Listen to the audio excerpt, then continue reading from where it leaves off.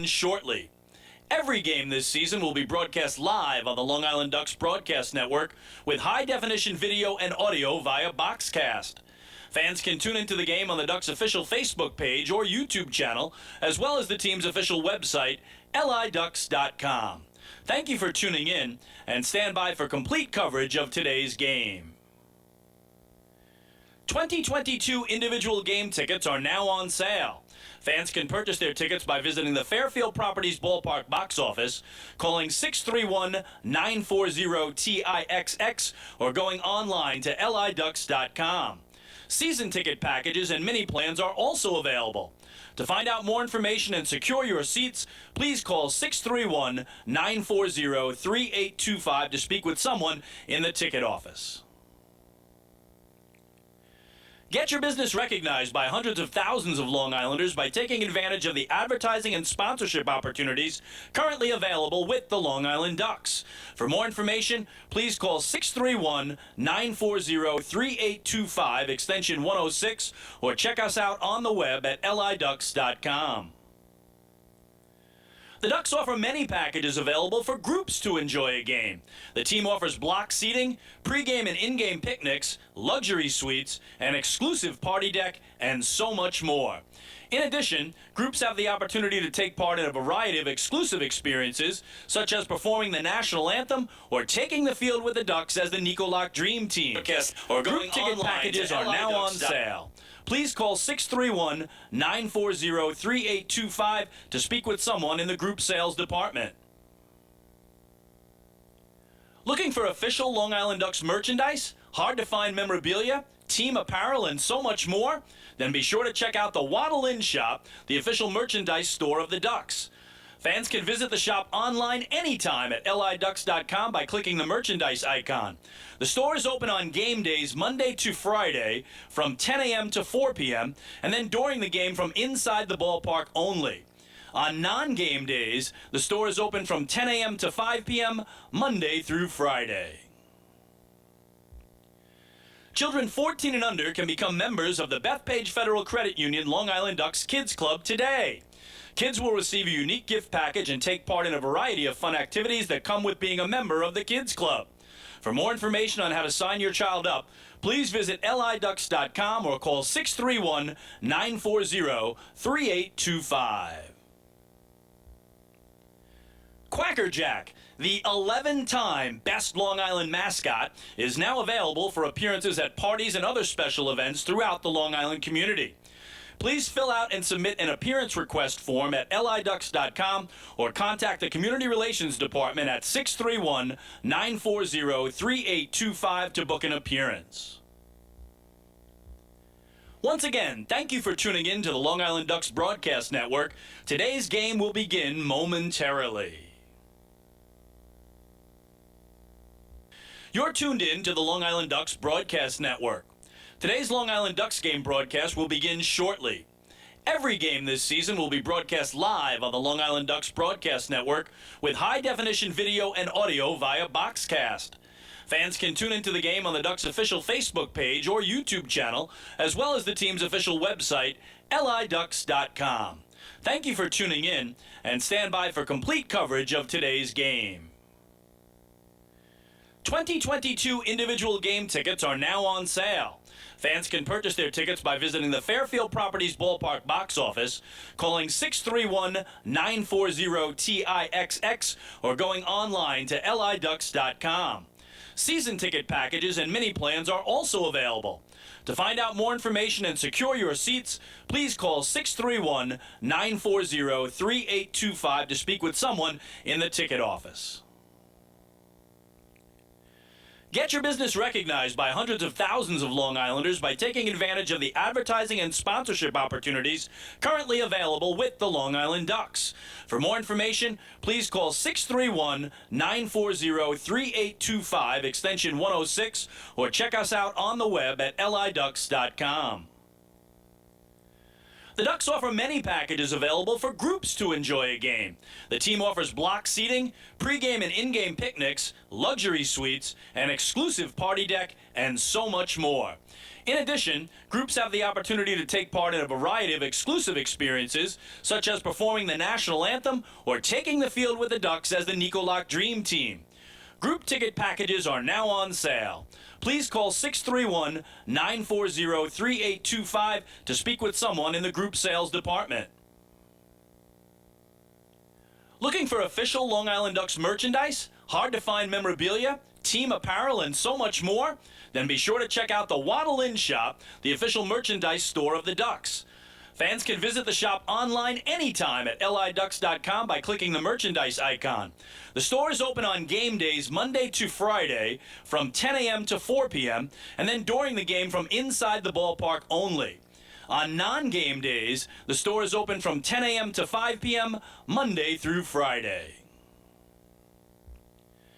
Children 14 and under can become members of the Bethpage Federal Credit Union Long Island Ducks Kids Club today. Kids will receive a unique gift package and take part in a variety of fun activities that come with being a member of the Kids Club. For more information on how to sign your child up, please visit liducks.com or call 631-940-3825. Quacker Jack, the 11-time Best Long Island mascot, is now available for appearances at parties and other special events throughout the Long Island community. Please fill out and submit an appearance request form at liducks.com or contact the Community Relations Department at 631-940-3825 to book an appearance. Once again, thank you for tuning in to the Long Island Ducks Broadcast Network. Today's game will begin momentarily. You're tuned in to the Long Island Ducks Broadcast Network. Today's Long Island Ducks game broadcast will begin shortly. Every game this season will be broadcast live on the Long Island Ducks Broadcast Network with high-definition video and audio via Boxcast. Fans can tune into the game on the Ducks' official Facebook page or YouTube channel, as well as the team's official website, liducks.com. Thank you for tuning in, and stand by for complete coverage of today's game. 2022 individual game tickets are now on sale. Fans can purchase their tickets by visiting the Fairfield Properties Ballpark box office, calling 631-940-TIXX, or going online to liducks.com. Season ticket packages and mini plans are also available. To find out more information and secure your seats, please call 631-940-3825 to speak with someone in the ticket office.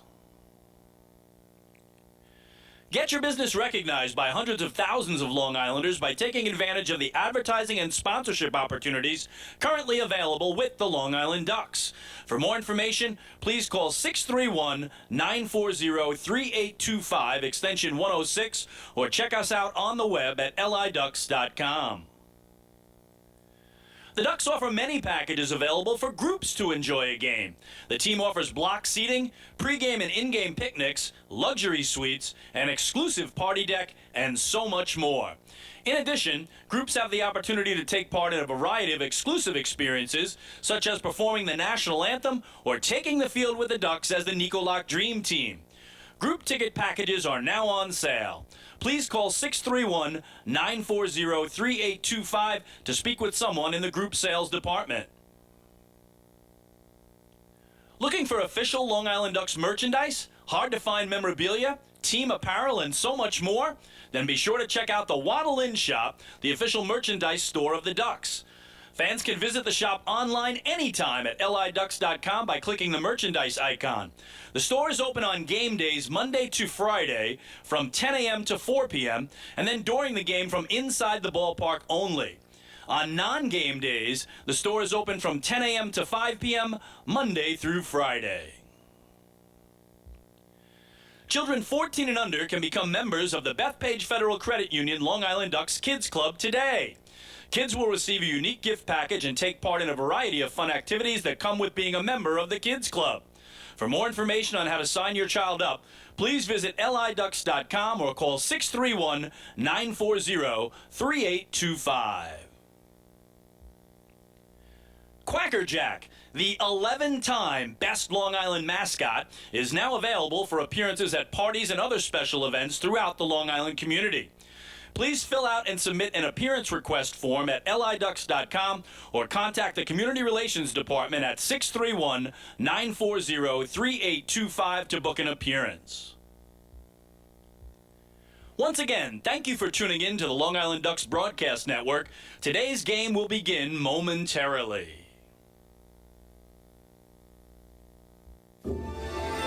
This is Long Island Ducks baseball. Justin Davies at the plate, the winning run at third. Crowd going nuts. Swung on, bouncing ball left side, off the mitt, up third baseman Brad Strauss. Here comes Willie Rodriguez. Justin Davies has done it again. The Ducks are one flag away from the championship. Jason Johnson makes the catch. He makes the catch, and the Long Island Ducks have swept the Camden River Sharks. They are the 2004 Atlantic League champions. Line bust up the third baseline. Esquivel charging in. They're not going to have a play, and the Ducks are the champions of the Atlantic League here in 2012. Going back is Adam Bailey. He settles under it. He makes the catch, and for a second straight year, the Atlantic League trophy will reside on Long Island. Swung on and missed for strike three. The Long Island Ducks have come to Texas, and they'll be bringing the trophy back home to Long Island. The Long Island Ducks are the 2019 Atlantic League champions. And now it's time for the Long Island Ducks pregame show. Live from Fairfield Properties Ballpark in central Islip, New York. It's time once again for Long Island Ducks baseball. And tonight, the Long Island Ducks take on the Staten Island FerryHawks in the middle game of a 3-game midweek series. Well, hello again, everyone. This is Mike Moore, and we thank you so much for tuning in to Ducks baseball across the globe at liducks.com, on youtube.com/ducksbaseball, and Facebook Live, making us a part of your Wednesday evening entertainment. The Ducks defeated the FerryHawks 6-3 last night in the opener of this 3-game midweek series. Long Island is back to 500 on the season overall at 42-42. They are 6-12 in the second half of play and 28-18 here at home. Long Island is currently in 5th place in the second half of the North Division standings, 5.5 games behind the Lancaster Barnstormers and Southern Maryland Blue Crabs. The Staten Island FerryHawks in their inaugural season in the Atlantic League are 28-56, but they are 10-9 in the second half of play and 10-33 on the road. They've lost 7 of their last 10 games overall and currently stand in 3rd place in the second half of the North Division standings, 2 games behind the Lancaster Barnstormers and Southern Maryland Blue Crabs. We'll take our first break of the night, and when we come back, we will look back at last night's highlights in the 6-3 victory for the Ducks over the Staten Island FerryHawks in the opening game of this 3-game midweek series here from Fairfield Properties Ballpark. Hey fans, this is manager Wally Backman, and you're listening to Ducks Baseball on the Long Island Ducks Broadcast Network. When we see Long Island, we see you. Because at Catholic Health, we know that it's your remarkable lives that breathe life into our island. So at every Catholic Health hospital, practice, and care facility, we're able to provide the highest quality, most innovative care for your body, because our culture cherishes your humanity. Long live Long Island. Take your group out to the game this season and enjoy all the fun of Ducks baseball at discounted prices with the picnic area, luxury suites, party deck, and so much more. Bringing your group to the game will be an unforgettable experience. The Ducks even offer opportunities to sing the national anthem, serve as the Ridgewood Savings Bank color guard, be the Nicolak Dream Team, or put on a pregame performance. To book your outing today, call 631-940-3825 and ask for the group sales department. Long Island Ducks baseball. Good times every time.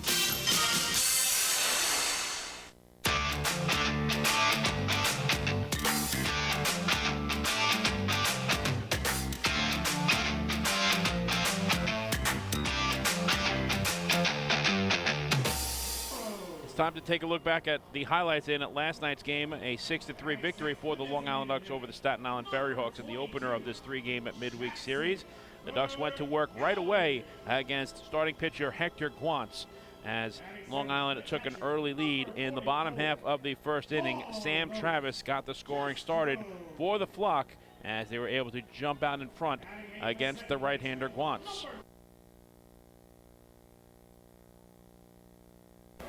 The 2-1 is a fly ball to shallow right center field, and it's going to drop in for a base hit.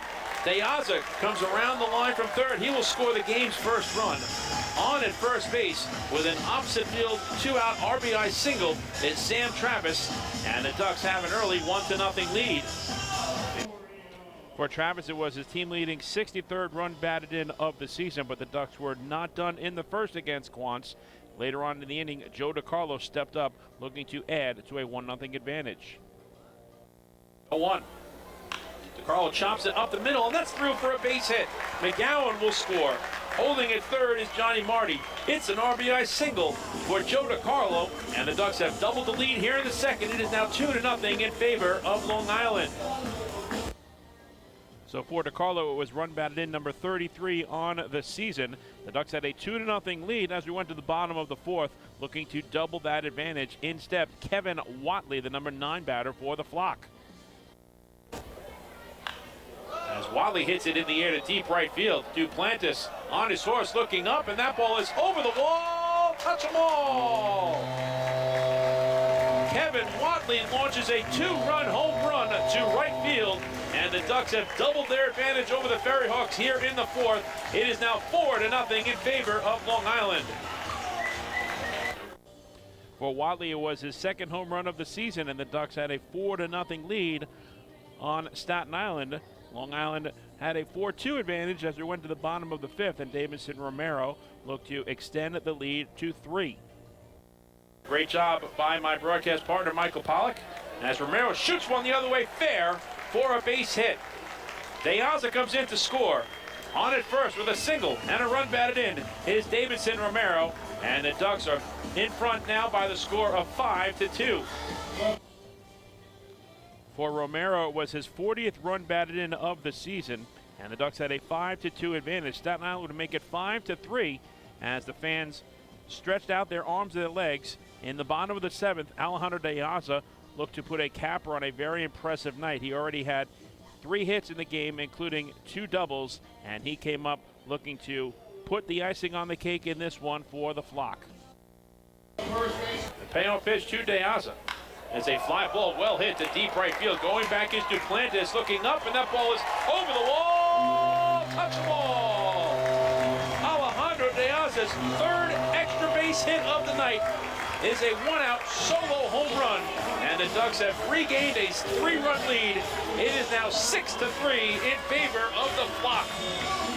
Deaza remains red hot for Long Island as he finished the game with 4 hits, including 3 of the extra base hit variety, 2 doubles, and that home run. Deaza now leading the Atlantic League in batting by 21 points over David Harris of the Southern Maryland Blue Crabs. Deaza hitting .363 on the season.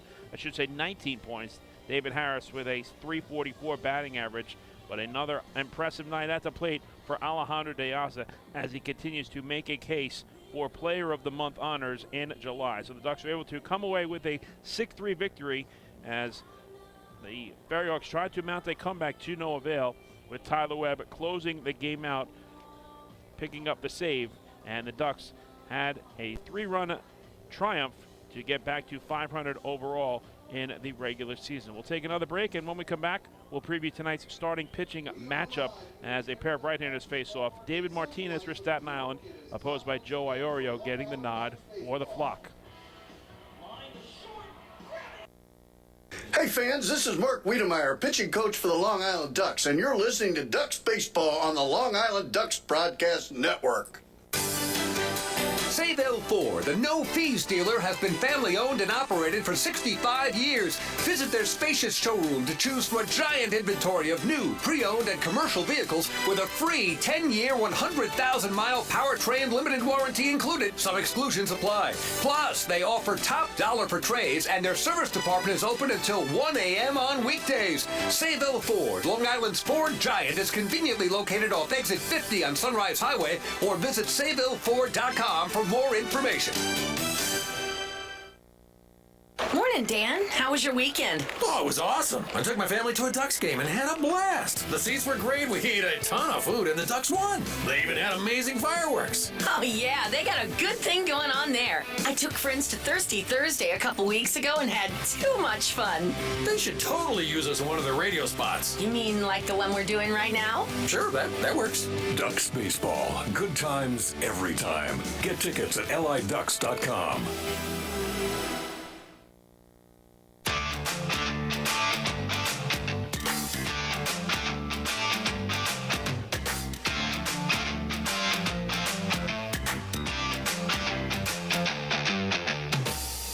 It's time to preview tonight's starting pitching matchup, and we'll begin with the visitors on the scoreboard, the Staten Island FerryHawks, as they send right-hander David Martinez to the mound. He's 1-2 on the season with a 6.26 earned run average. Martinez is making his 5th game start in 2022 and his first against Long Island. In his last outing against the Kentucky Wild Health Genomes back at Staten Island University Hospital Community Park, he suffered the loss, allowing 6 runs on 9 hits in 6 innings pitched, walking 1 and striking out 6. FerryHawks fell 7-4 in that game against the Kentucky Wild Health Genome. So Martinez is making his first start this season against the Long Island Ducks. Long Island counters with right-hander Joe Iorio. Iorio is 6-3 with a 4.22 earned run average, and he is already making his 5th appearance and 3rd game start against Staten Island this year. Thus far, Joe is 2-1 with an ERA of 2.5 in his prior outings versus the Staten Island FerryHawks. We'll take one final break, and when we come back, the singing of the Star Spangled Banner, and then first pitch as the Ducks and FerryHawks face off in Game 2 of this 3-game midweek series here in Central Islip. Hey fans, this is outfielder and hitting coach Lou Ford, and you're listening to Ducks Baseball on the Long Island Ducks Broadcast Network. Millennium Container Service is fulfilling the needs of businesses and homes across Long Island. They provide waste and recycling services, plus a variety of dumpster rental options for any project. Millennium Container Service offers convenient, on-time deliveries and pickups, as well as daily, weekly, and monthly commercial service. Need a quote? Call 516-826-5544 or visit millenniumcontainer.com. Millennium Container Service. Keep your home and business clean. The Waddle Inn Shop is your home for everything Ducks baseball.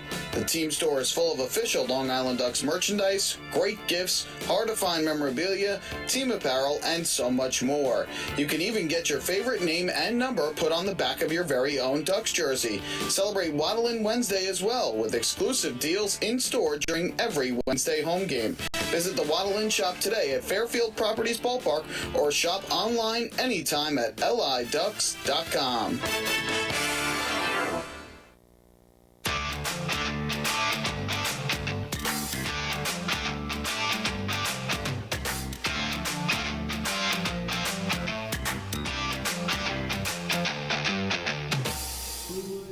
Stripes and bright stars through the perilous fight, for the ramparts we watched were so gallantly streaming, and the rockets' red glare, the bombs bursting in air, gave proof through the night that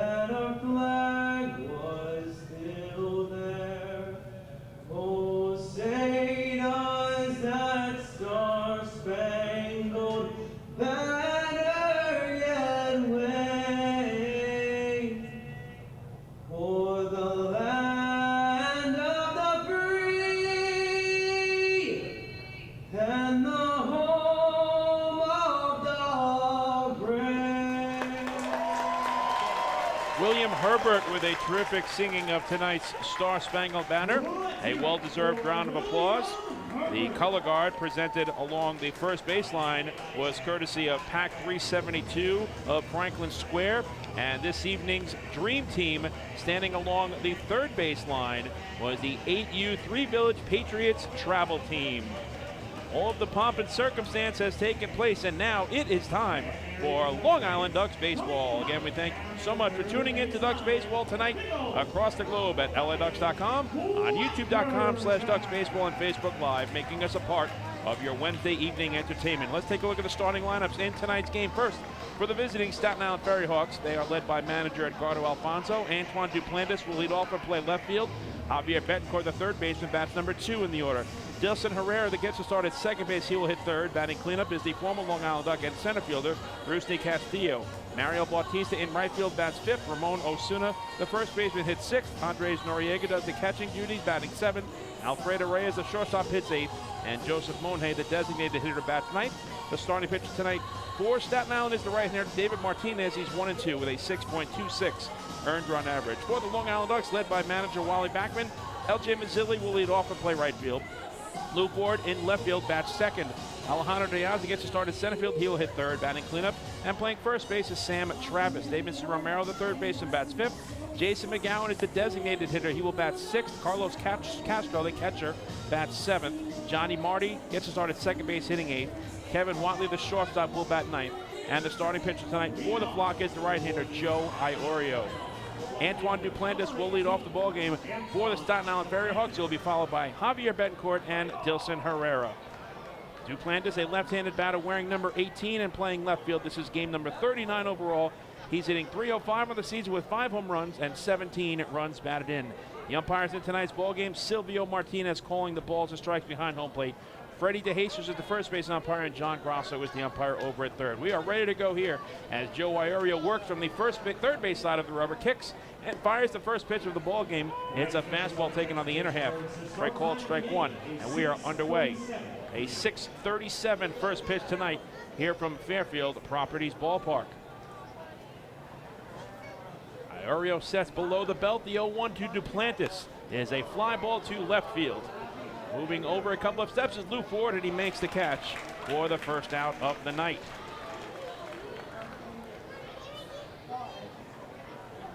In steps Javier Betancourt, a right-handed batter wearing number 7 and playing third base.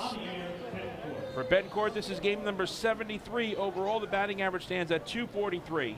He has 3 home runs and 21 runs batted in.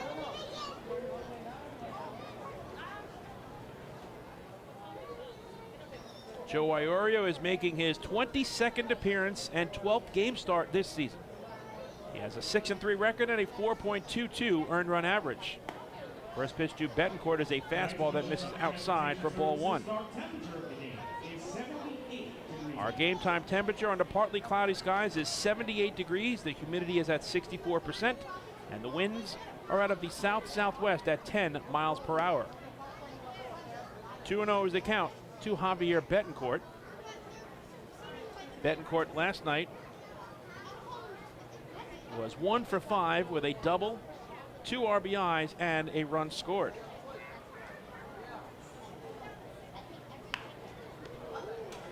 Zero pitch is chopped back to the mound, fielded by Iorio, and he underhands to Sam Travis for the second out.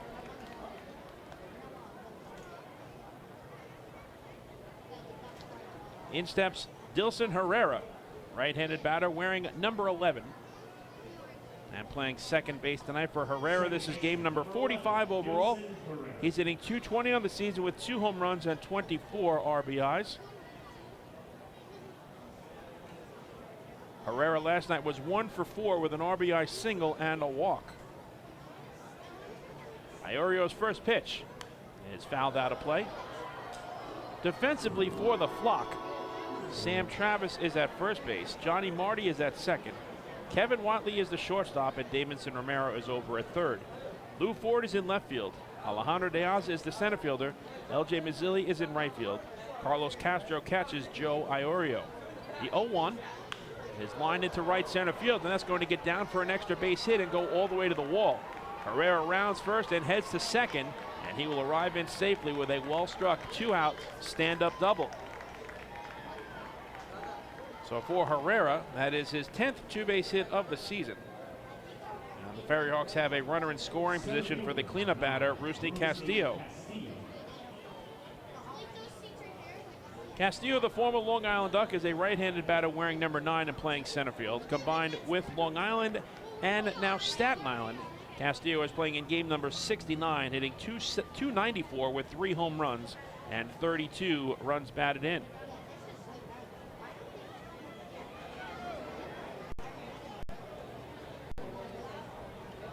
Uriel looking to put up a 0 here in this first inning. In his prior 11 starts, Joe has a first inning earned run average of 6.55, allowing 8 earned runs in 11 innings pitched. So he has settled in nicely after struggling a bit through inning number 1. First pitch fastball misses low and outside for ball 1. The 4.22 earned run average for Iorio is 9th best in the Atlantic League here in 2022. 1-0 to Castillo. It's grounded to the right side, and that's through for a base hit. Herrera is being waved home. It's fielded by Mazzilli, and the throw to the plate is not in time. Rusney Castillo has a 2-out opposite field RBI single, and 4 batters into the ballgame. The Staten Island FerryHawks take a 1-0 lead.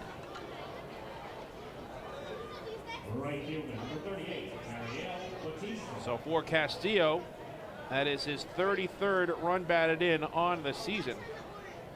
And after the FerryHawks had 2 out and nobody on, a double for Herrera and a single by Castillo gets the visitors on board. Here's Mariel Bautista, a right-handed batter wearing number 38 and playing right field. First pitch is up high, throw down to first, and getting back in standing is Castillo. For Bautista, this is game number 54 overall. The batting average stands at .224. He has 4 home runs and 19 runs batted in. Bautista hits a high fly ball to center field. Backpedaling is Alejandro De Aza, and he makes the catch to end the inning. But the FerryHawks grab the early lead against Joe Iorio here in the top of the first, as Staten Island picks up 1 run on 2 hits, and there was 1 runner left on base. After 1/2 inning of play, the score is the Staten Island FerryHawks 1 and the Long Island Ducks coming up to bat. Hey fans, this is infielder Elgin Mazzilli, and you're listening to Ducks Baseball on the Long Island Ducks Broadcast Network.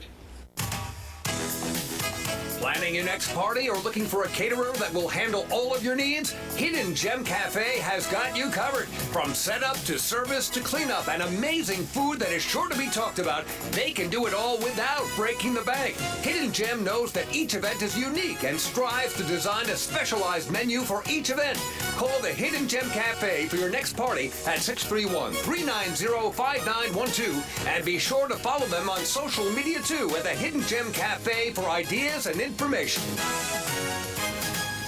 Can't get enough of the Long Island Ducks? Well, now you can get even more inside info on your favorite hometown team through Facebook and Twitter. The Ducks are constantly updating fans through social media with scores, transactions, ballpark promotions, and much more. You can even win great prizes. All you'll need to do is make a free account on Facebook and Twitter, and then visit us at facebook.com/LIDucks and twitter.com/LIDucks. Think you're Long Island's biggest Ducks fan? Get connected now.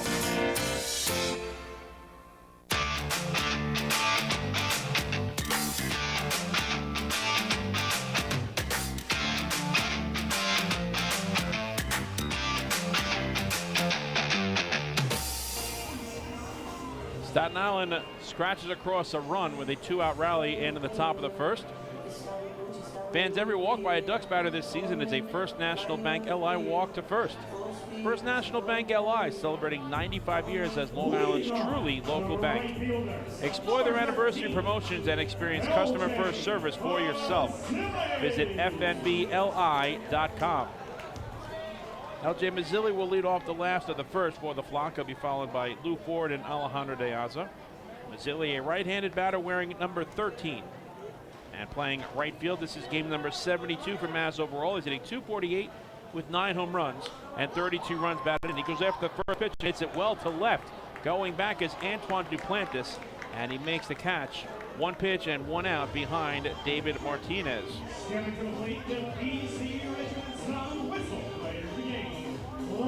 In steps Lou Ford, a right-handed batter wearing a number 20 and playing left field. For Ford, this is game number 16 overall. He's batting .263 with 2 home runs and 7 runs batted in.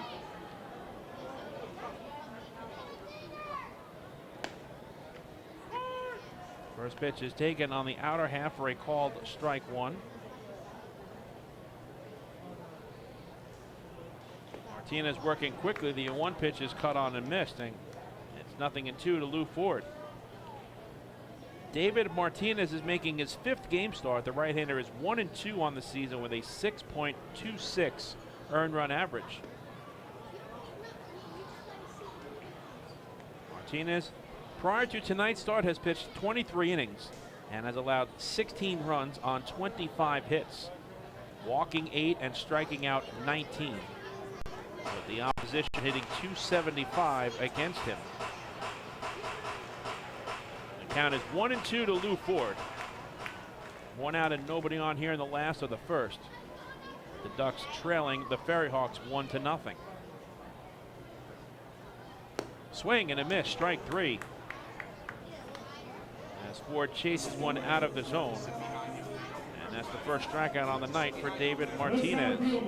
Number 33, Alejandro. In steps Alejandro De Haza, a left-handed batter wearing number 33 and playing center field. This is game number 69 for De Haza overall. He leads the Atlantic League in batting with a .363 average and has 8 home runs and 45 runs batted in.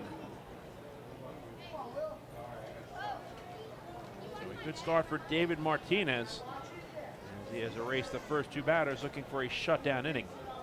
De Haza grounds the first pitch to the right side. Sliding to his left is Dilson Herrera, and he throws the pitcher David Martinez covering, and that retires aside.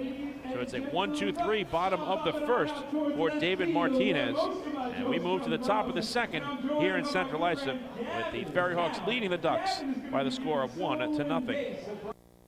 Hey fans, this is pitcher Bennett Perry, and you're listening to Ducks Baseball on the Long Island Ducks Broadcast Network. PSCG Long Island wants you to know how to save energy and money in your home.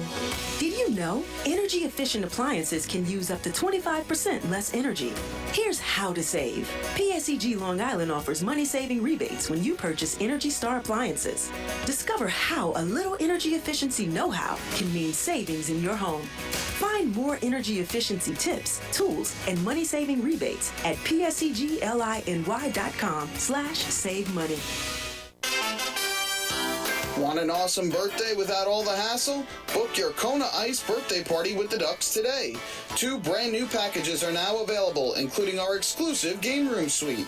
Along with enjoying an exciting Ducks game, your birthday child and his or her friends will have a blast playing video games on Nintendo Switch, Xbox, and PlayStation 4 in their very own private luxury suite. Plus, they'll be treated to food, beverages, snacks, and much more. Kona Ice birthday parties with the Long Island Ducks, the party of a lifetime.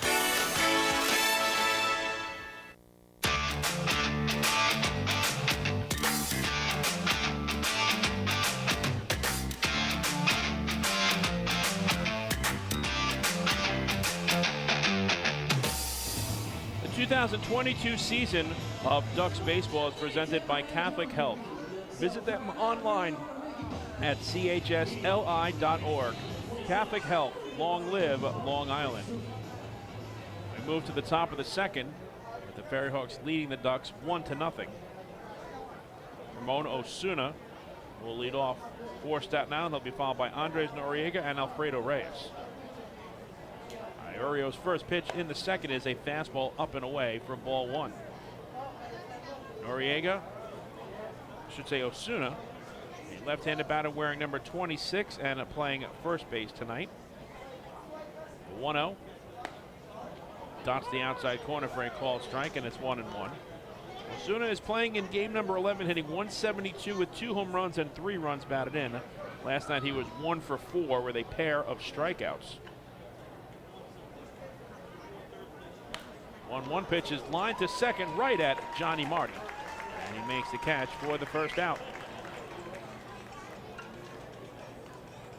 The catcher, 17, Andres Noriega. In steps Andres Noriega, a right-handed batter wearing number 17. He's the catcher tonight, playing in game number 27 overall, hitting .215 with 2 home runs and 8 driven in. Noriega last evening was 1 for 2 with a pair of walks and a run scored. Iorio's first pitch is taken belt high for a called strike 1. Joe Iorio enters this start having pitched 79 innings in his prior 21 appearances. In those 79 innings, 43 runs have been allowed on 76 hits. 37 of the 43 runs have been earned. Joe has walked 29 and struck out 48. And has hit 4 batters overall. Broken back ground ball to the left side under the glove of a diving Kevin Watley into the left field for a base hit. So Noriega will gladly trade a piece of lumber for a 1-out single. And that is the 3rd hit given up by Iorio in the first 7 batters faced tonight.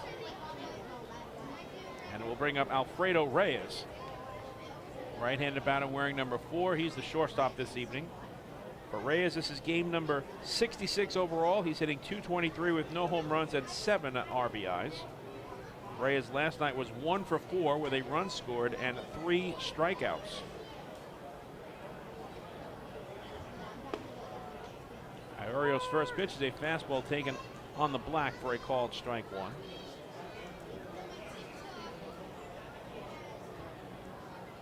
Iorio has surrendered 10 home runs this year in his prior 21 appearances. And has 4 hit batsmen as well. 0-1 is lined into center field, and that'll drop in front of De Aza for a base hit.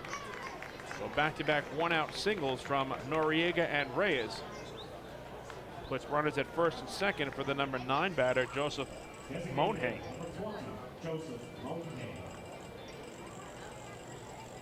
Iorio has also thrown 4 wild pitches this season, entering tonight's start. Monhe is a right-handed batter wearing number 20. He is the designated hitter this evening. This is his first appearance in this 3-game series. Iorio's first pitch is lifted in the air down the left field line, out of play.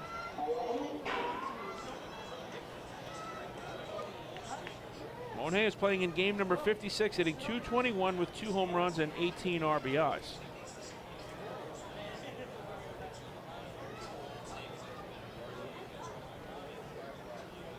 Iorio's 0-1 is grounded up the middle, knocked down by Iorio. He recovers and fires the first in time to retire Monhe for the 2nd out. That ball looked like it may have been ticketed for center field, but Iorio made the kick save and a beauty, and was able to gather himself nicely and erase Monhe on the 1-3 putout. Noriega advances to 3rd and Reyes to 2nd, but there's 2 away now for Antoine Duplantis. Duplantis gave the keynote in tonight's ballgame, flying out to Lou Ford in left field.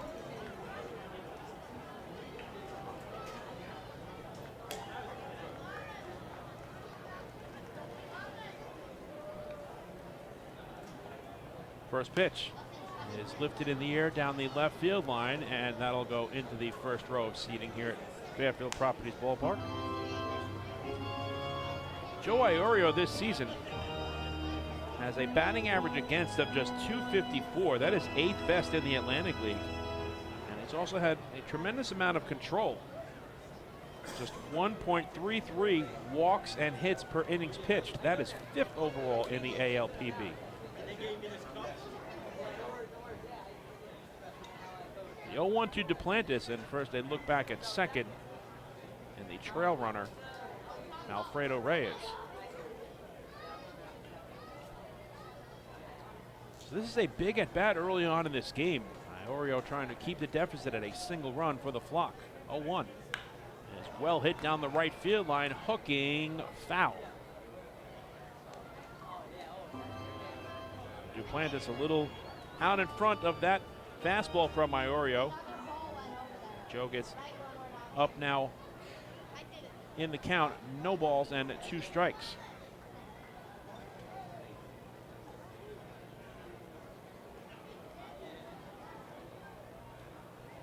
Iorio takes a long look into his batter, made Carlos Castro, now agrees and sets below the belt. Castro sets up away, and the pitch is fouled out of play. Duplantis this season is hitting just .143 with runners in scoring position and 2 outs. And the FerryHawks, with runners in scoring position and 2 outs as a club, have a team batting average of .173.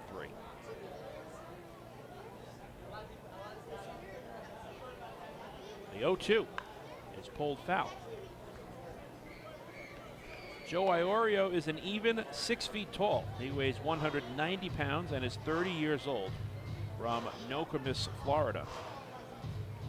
This is Iorio's 7th season of professional baseball, his 3rd season with the Ducks, and 3rd here in the Atlantic League as well. Again, the 0-2 to Duplantis. Fastball misses outside, 1 ball and 2 strikes. Duplantis has had very good numbers versus Long Island this season, piling a .353 batting average entering tonight's game.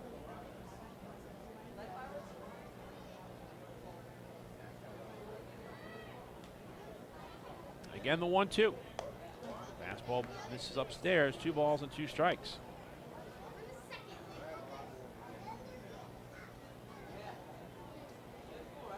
First base is open. Right-handed hitting Javier Betancourt stands in the on-deck circle for Staten Island.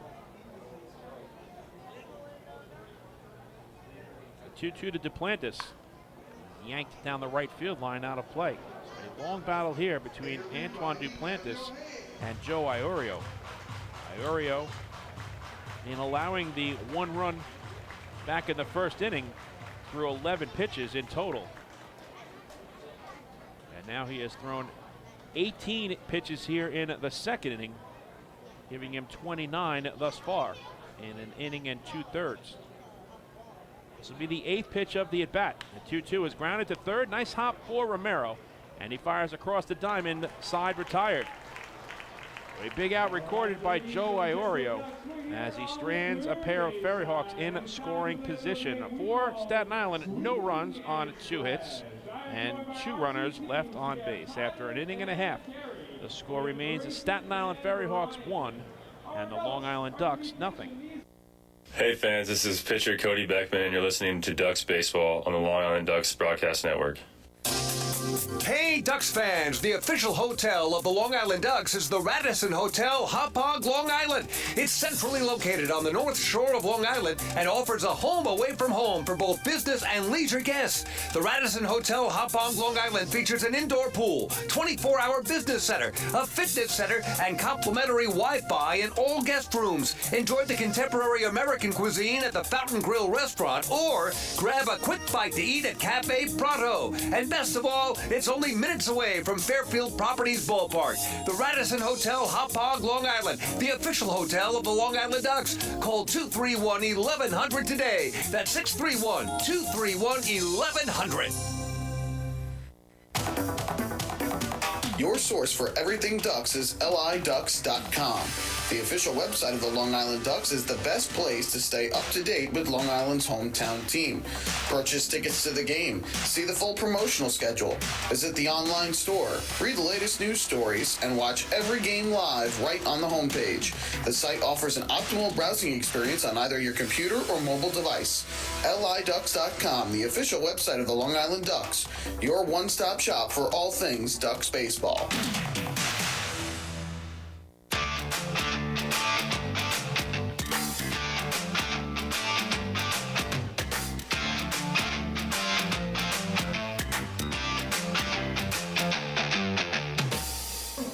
Long Island Ducks take on the Staten Island FerryHawks in the final game of a 3-game series tomorrow night, July 28th.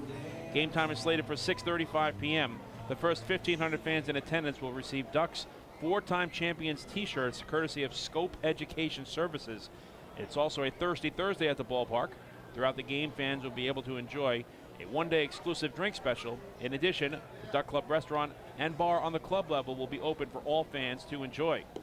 To purchase tickets to tomorrow night's game and all Ducks home games, visit the Fairfield Properties Ballpark box office, call 631-940-TIXX, or head to liducks.com. Sam Travis steps into the batter's box for the Flock.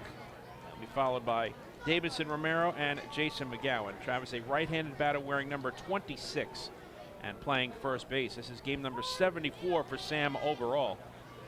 And on the season, he's hitting .301 with 9 home runs and 63 runs batted in. His 63 RBIs is 8th best in the Atlantic League. The 1-2 to Travis.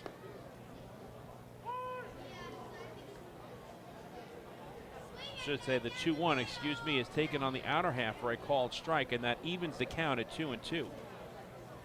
Travis was ahead 2 balls and no strikes, and now Martinez has gotten even. The 2-2 pitch is in the dirt, full count.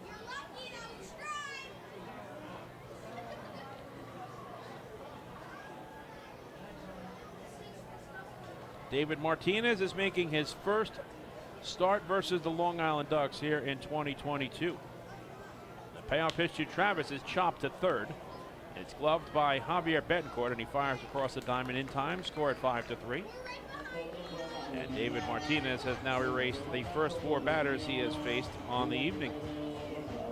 In steps Davidson Romero, right-handed batter wearing number 24 and playing third base. For Davidson, this is game number 74 overall. He's hitting .272 with 10 home runs and 40 runs batted in.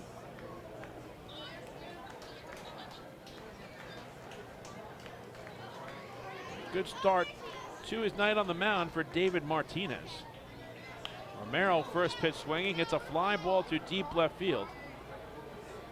Moving to his right is Antoine Duplantis, and he makes the catch for the second out.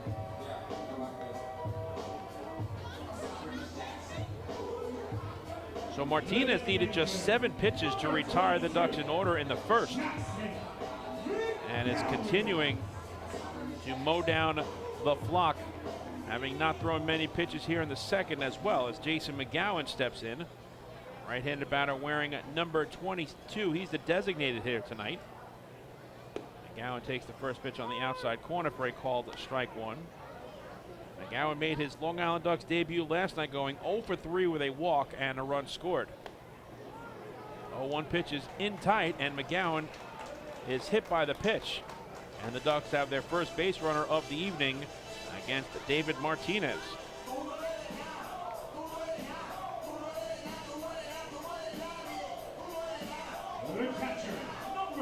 So that'll bring up Carlos Castro. Right-handed batter wearing number 44. He's the catcher tonight. This is game number 63 for Castro. That is combined with the York Revolution, Kentucky Wildtail Genomes, and Long Island Ducks. And he's hitting .307 with 10 home runs and 40 RBIs.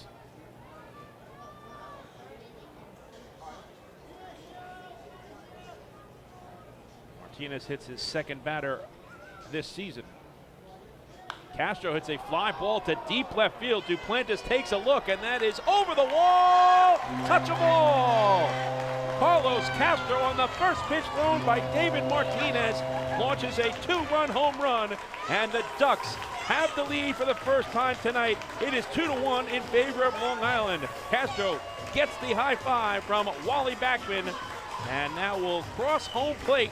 Looking up to the heavens, Carlos Castro has his 11th home run of the season. RBIs 41 and 42, and the Ducks are in front here by the score of 2-1.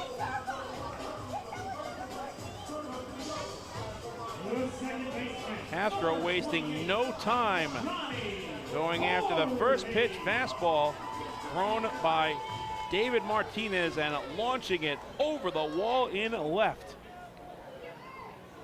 RBIs 41 and 42 on the season for Carlos Castro, as the Ducks mount a rally with 2 out and nobody on. A hit batsman of McGowan, and Castro's 2-run home run give the Flock the lead. Johnny Marty pops the 1-0 pitch up to the right side in foul territory. Moving under it is Ramon Osuna, and he makes the catch to end the inning, but not before the Ducks take the lead against David Martinez as they pick up 2 runs on 1 hit, and there was nobody left on base. We move to the top of the third in Central Islip, and the score is now the Long Island Ducks 2 and the Staten Island FerryHawks 1.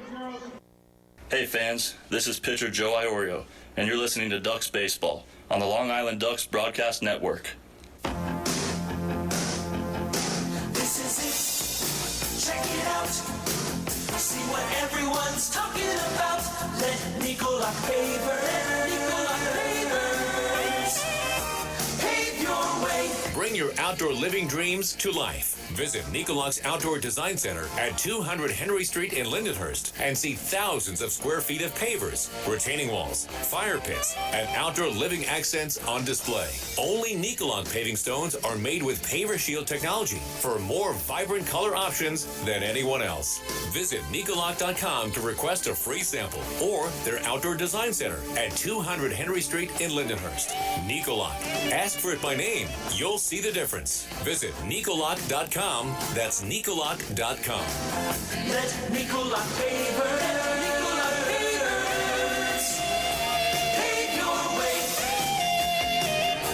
Pave your way.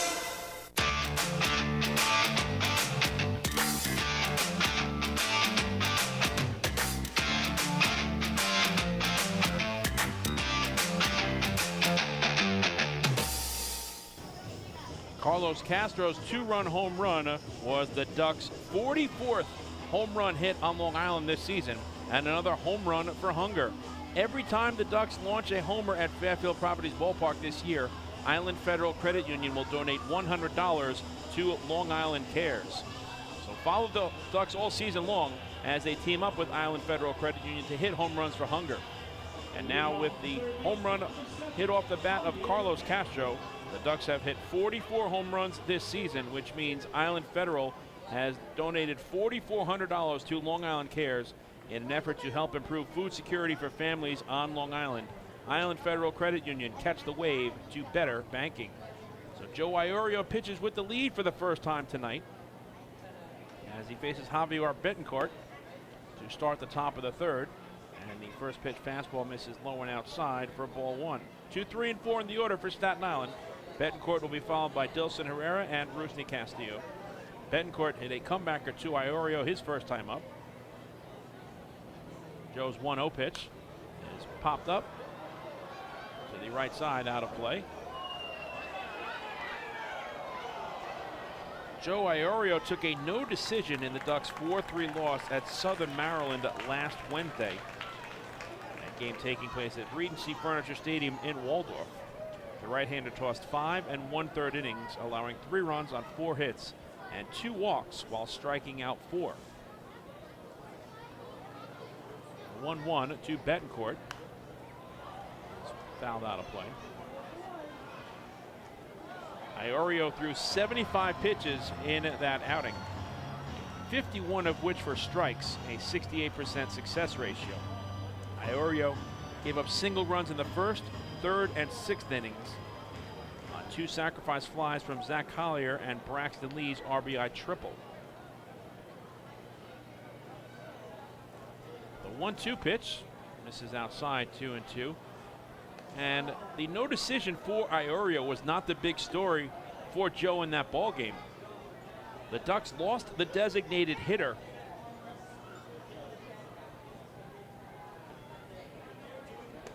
The pitch misses up high, full count. Actually, I have to correct myself. Iorio was the starting pitcher in that game, but in the series versus Southern Maryland, 3-2 pitch is lined down the left field line, giving chase is Lou Ford. He will not get there as it drops in for an extra base hit. Betancourt rounds first and heads to second and will arrive in safely with a leadoff stand-up double.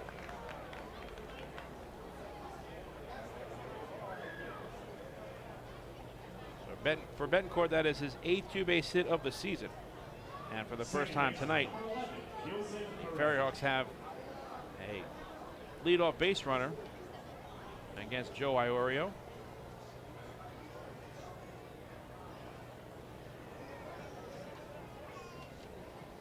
And we'll bring up Dilson Herrera, who doubled and scored the game's first run back in inning number 1. First pitch, fastball just misses away for ball 1.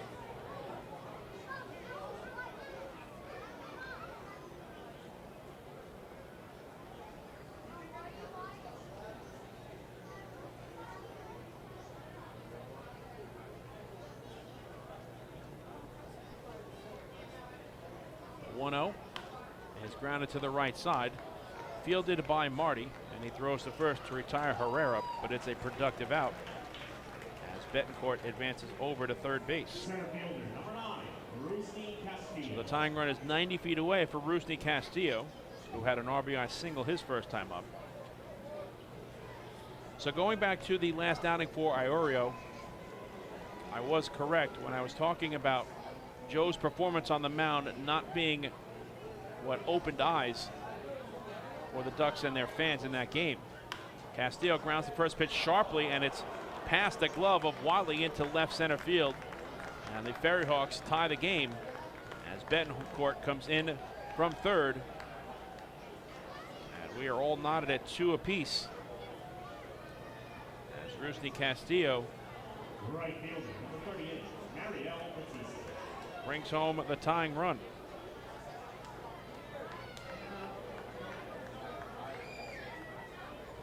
So we will wait for the official scoring as that ball came up on Kevin Watley. 2-2 is the score. First pitch swinging. Mariel Bautista chops it foul down the third baseline. Bautista flying out to center field his first time up.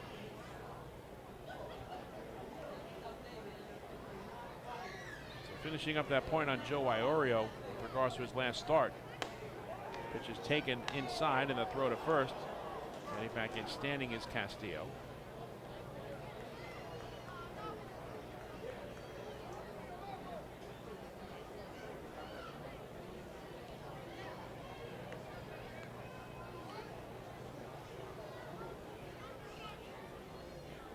It is going to be an error charge to Kevin Watley. His third of the season.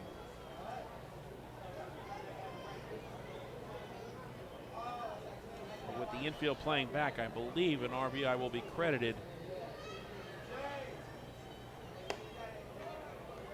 to Rusney Castillo.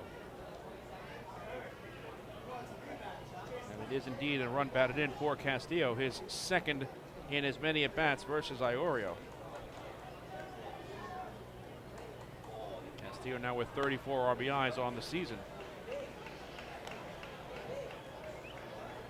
Joe has worked the count full against Bautista.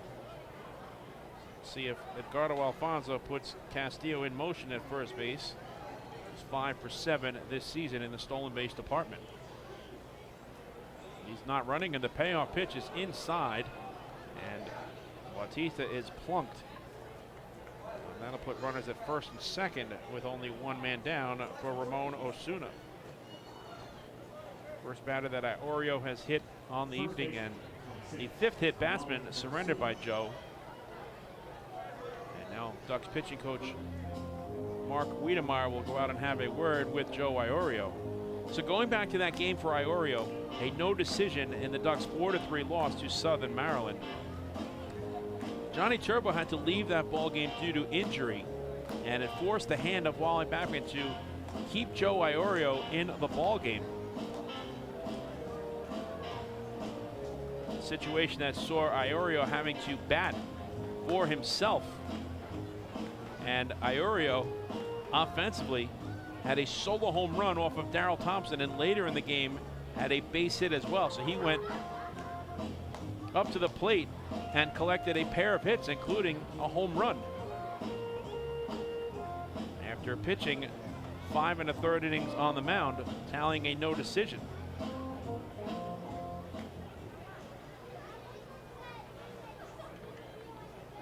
Ramon Osuna lined out sharply to Johnny Marty his first time up. Iorio misses on the first pitch inside for ball one. The error by Watley was his fourth of the season. Ducks, a pretty sure-handed team defensively, commit just their 64th error overall, second fewest in the Atlantic League, but they're second in this series. High Point has the fewest errors at 53, and the Ducks are second in fielding percentage at .979, only behind High Point's .982.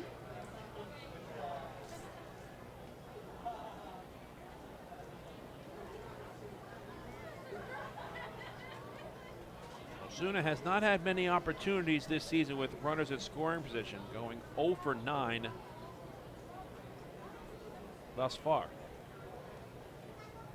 A 1-0 is lifted in the air to fairly deep center field.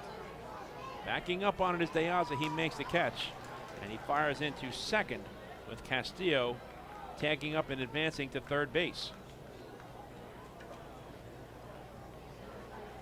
So the FerryHawks now have runners at the corners with 2 away for Andres Noriega, who singled his first time up against Joe Iorio. The FerryHawks have 5 hits thus far versus Joe. Just trying to limit the damage here to a single run and get the Ducks back into the first base dugout all square with the FerryHawks. First pitch fastball is taken belt high for a called strike one.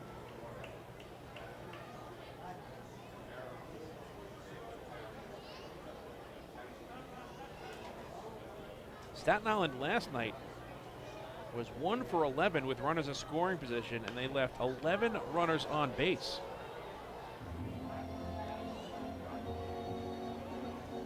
Advantage Iorio up in the count to Noriega, 0-2.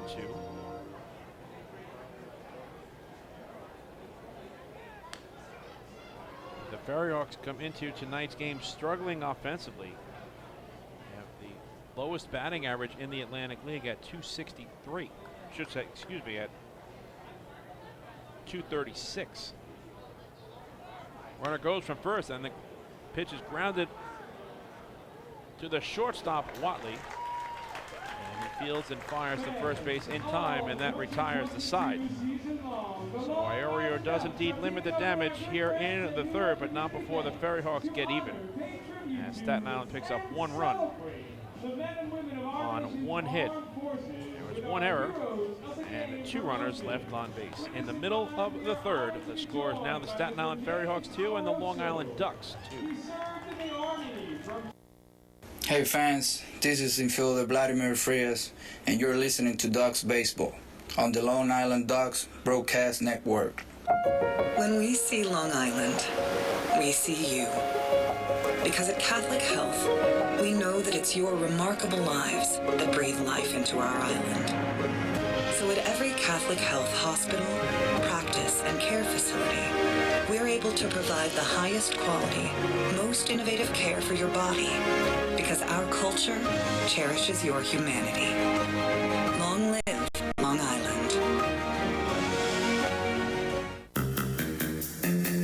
Take your group out to the game this season and enjoy all the fun of Ducks baseball at discounted prices with the picnic area, luxury suites, party deck, and so much more. Bringing your group to the game will be an unforgettable experience. The Ducks even offer opportunities to sing the national anthem, serve as the Ridgewood Savings Bank color guard, be the Nicolak Dream Team, or put on a pregame performance. To book your outing today, call 631-940-3825 and ask for the group sales department. Long Island Ducks baseball. Good times every time.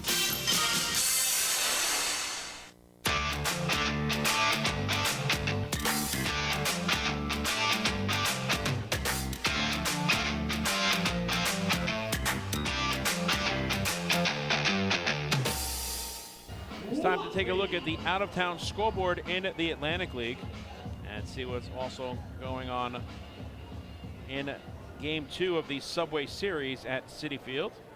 Kevin Watley will lead off for the Flock in the bottom of the third of a 2-2 game. He'll be followed by L.J. Mazzilli and Lou Ford. Watley, a switch hitter, batting left against the right-hander Martinez, wearing number 29 and playing shortstop. Takes ball one up high from the FerryHawks right-hander. Watley's playing in game number 17, hitting .226 with 2 home runs and 5 RBIs.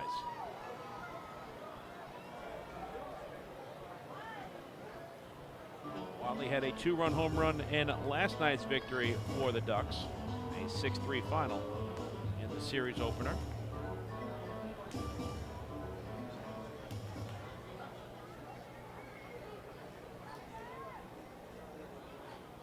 The 1-2, up and away, 2-2.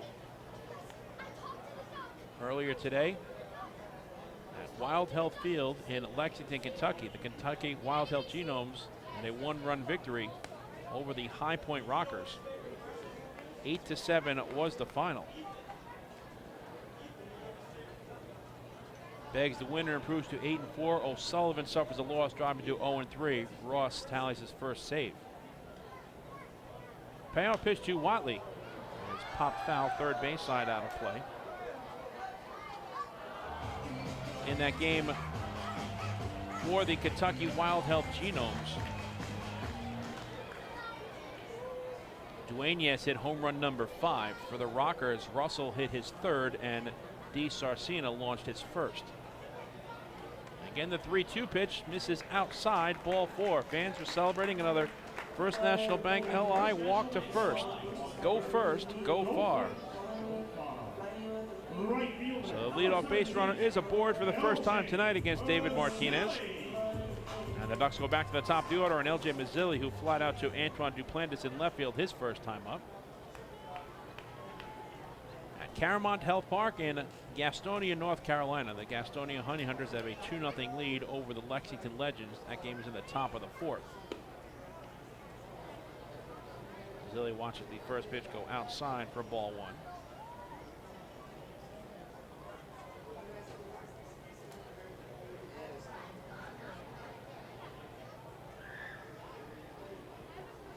The 1-0, Watley is running, and it's lined to right.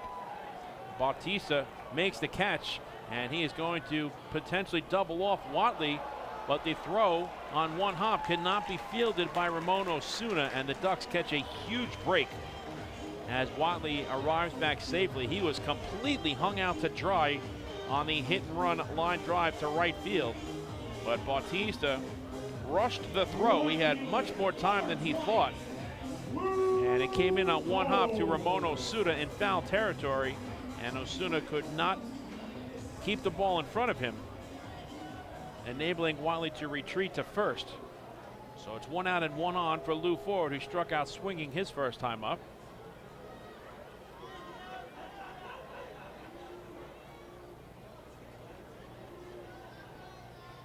Watley is running again. This pitch is taken inside, and the throw is airmailed into center field. And Watley will try to advance to third, and will do so safely standing up, as Castillo could not handle the bare hand cleanly. So Kevin Watley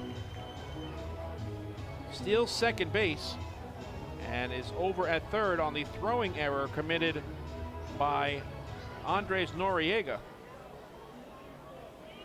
And the go-ahead run is 90 feet away with the count 1-0 to Lou Ford.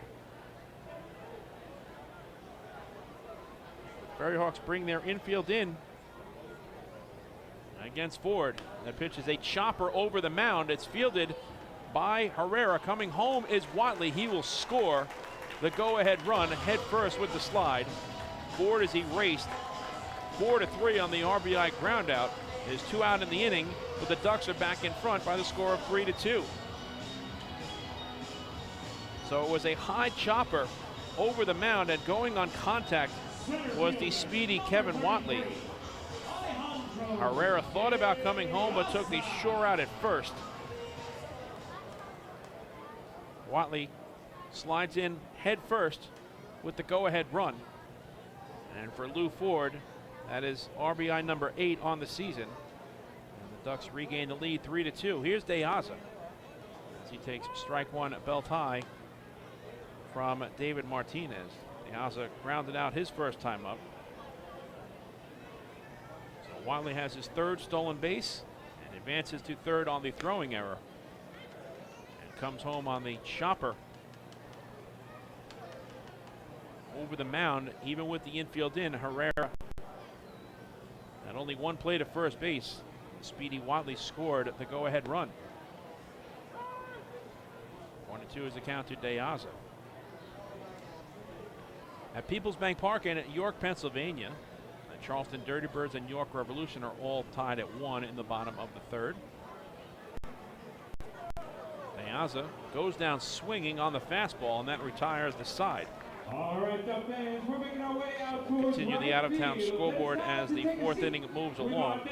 Second strikeout in the ballgame for David Martinez, but the Ducks regain the lead as they pick up one run on no hits.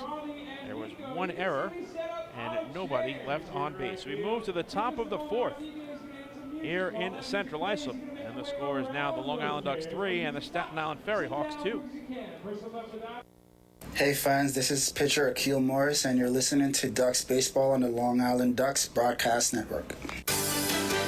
Sayville Ford, the no-fees dealer, has been family-owned and operated for 65 years. Visit their spacious showroom to choose from a giant inventory of new, pre-owned, and commercial vehicles with a free 10-year, 100,000-mile powertrain limited warranty included. Some exclusions apply. Plus, they offer top dollar for trays, and their service department is open until 1 a.m. on weekdays. Sayville Ford, Long Island's Ford giant, is conveniently located off exit 50 on Sunrise Highway, or visit SayvilleFord.com for more information. Morning, Dan. How was your weekend? Oh, it was awesome. I took my family to a Ducks game and had a blast. The seats were great. We ate a ton of food, and the Ducks won. They even had amazing fireworks. Oh, yeah. They got a good thing going on there. I took friends to Thirsty Thursday a couple weeks ago and had too much fun. They should totally use us in one of their radio spots. You mean like the one we're doing right now? Sure, that works. Ducks Baseball. Good times every time. Get tickets at liducks.com.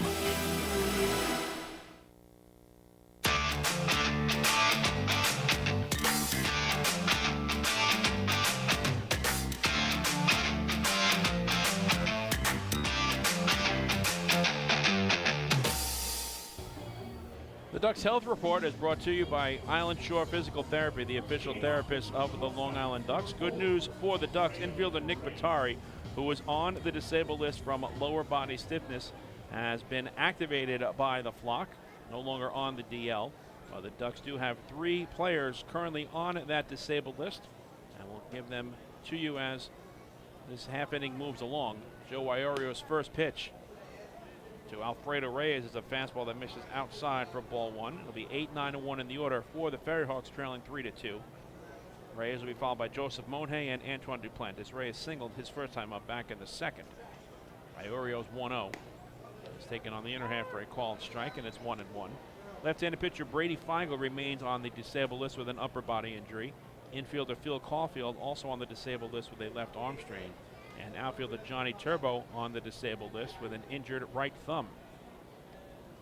1-1 pitch. This is high, 2-1. And that is tonight's Long Island Ducks Health Report, brought to you by Island Shore Physical Therapy, the official therapist of the Long Island Ducks.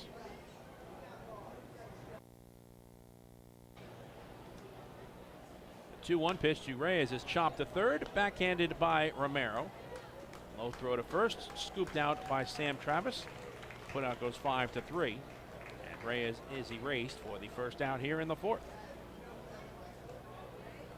Designated hitter, number 20, Joseph Monhay lined one. It looked like it was ticketed for center field up the middle, but it was knocked down off of the foot of Joe Iorio, and he recovered and threw to first to erase Monhay back in the second inning. First pitch fastball misses outside for ball 1.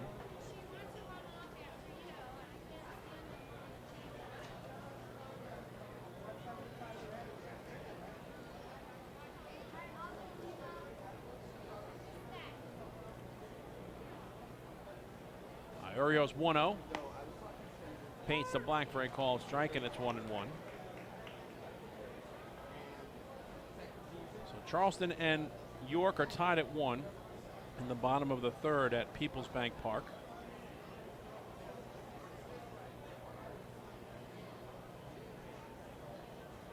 For the Dirty Birds, Bertram has hit his third home run of the season. Mario gets ahead on the count to Monhay 1-2.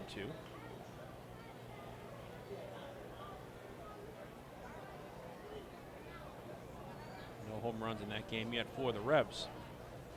At Clipper Magazine Stadium in Lancaster, Pennsylvania, the battle for first place in the second half of the North Division standings continues. Southern Maryland and Lancaster are tied atop the division entering play tonight. Southern Maryland winning the first half North Division, punching their ticket to the postseason. And the Blue Crabs and Barnstormers are all tied at 1, moving to the fourth inning tonight in the Keystone State. 2-2 pitches, fisted foul out of play.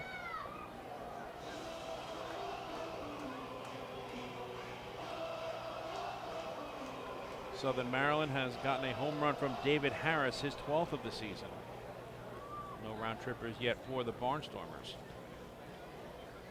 Round 1 of the Subway Series concludes tonight in Flushing. The Mets coming from behind last evening to defeat the Yankees. 6-3 was the final. Full count now to Monhay. And tonight, early on, the Mets have a 1-0 lead over the Yankees in the bottom of the second. Max Scherzer on the mound against Herman, towing the rubber for the Pinstripes. Entering round 1 of the Subway Series last night for the first time in the history of both franchises, the Yankees and Mets faced off against one another, with each club leading atop their respective divisions. Many calling this a potential Subway Series preview in terms of the postseason. Obviously, this is the Subway Series during the regular season. Again, the 3-2 pitch is grounded to the right side, and that's through for a base hit.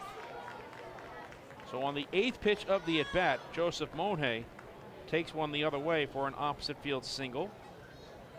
The FerryHawks have had at least one hit in every inning against Joe Iorio. That is their 6th overall. And it's back to the top of the order on Antoine Duplantis, who has flied to left and grounded out to second, 0 for 2 thus far.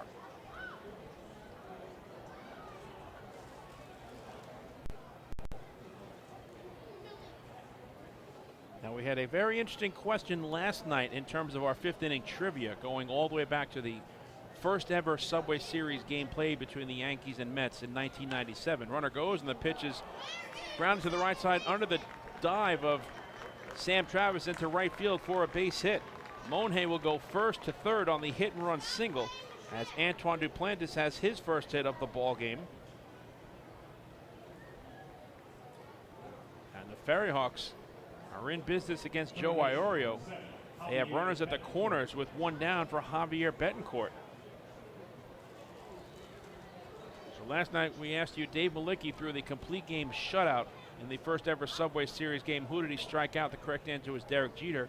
My broadcast partner and our Vice President of Communications, Michael Pollack, came up with the correct answer and then sent me a message in between innings saying, let's not forget about what happened in the 2000 Subway Series.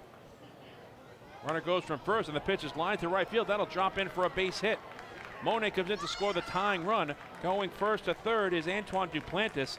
It's an opposite field RBI single for Javier Betancourt, and the FerryHawks have tied this game up at 3-3, and they still have runners at the corners with only one down for Dilson Herrera. So for the second consecutive at-bat, Staten Island goes to the hit and run and picks up a productive single for Betancourt. That is RBI number 22 on the season. And this FerryHawks team once again has battled back to tie the game.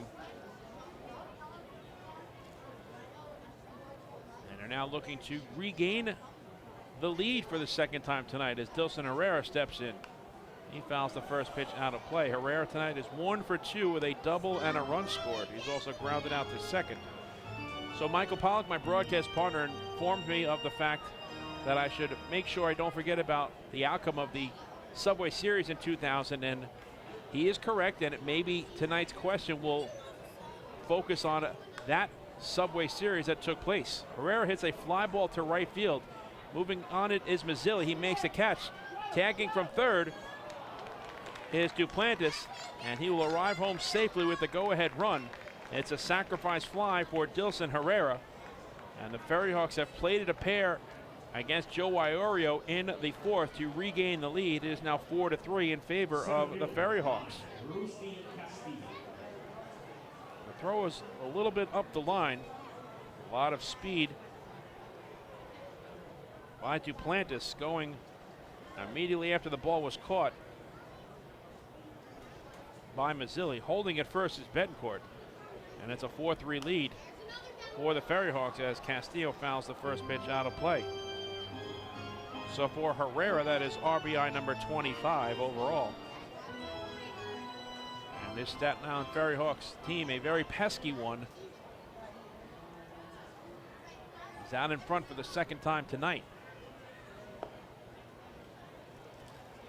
1-1 to Castillo. Castillo tonight is 1 for 2. He had an RBI single in the first and reached on an error and collected a run batted in the third, giving him 34 RBIs overall.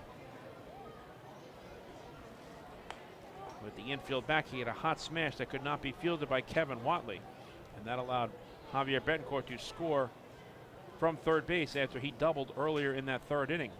So they credited Castillo with the run batted in, and now Castillo lines it into center field for a base hit. So the hit parade continues as Castillo has his second hit in 3 at-bats against Iorio. Advancing to second is Javier Betancourt. That's 4 hits in the inning now against Joe Iorio. And the FerryHawks, leading 4-3, are looking for more as they have runners at first and second with 2 out for Mariel Bautista. Bautista has flied to center and been hit by a pitch, 0 for 1 in his first 2 plate appearances. Iorio's first pitch goes under the glove of Castro, and both runners will advance. Betancourt over to third, and Castillo into scoring position at second base.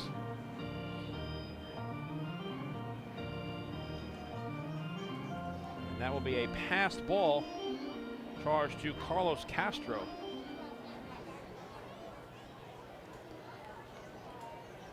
Now another big at bat early on in this ballgame for Joe Iorio. A 1-0. Pulled foul.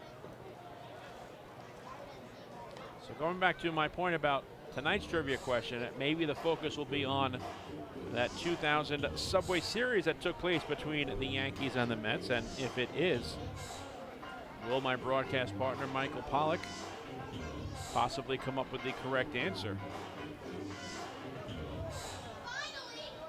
Testing the knowledge of our line score operator as well, Howard Kaplan, with tonight's question moving forward. Mark Wiedemeyer makes another trip out to the mound to have a discussion with Joe Iorio. He has labored through this 4th inning.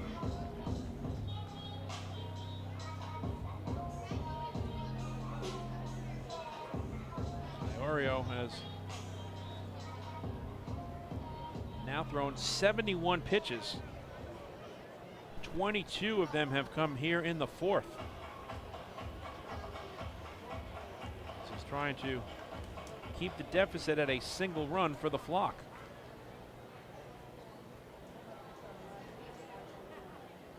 A 1-1.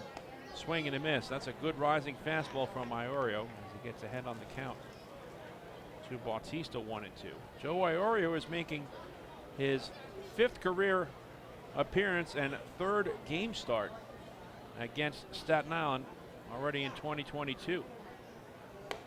1-2 pitch misses inside, 2-2. In 4 games and 2 starts, Iorio is 2-1 with an earned run average of 2.5, allowing 5 runs on 17 hits in 18 innings, walking 5 and striking out 9. The 2-2 pitch just misses high, full count.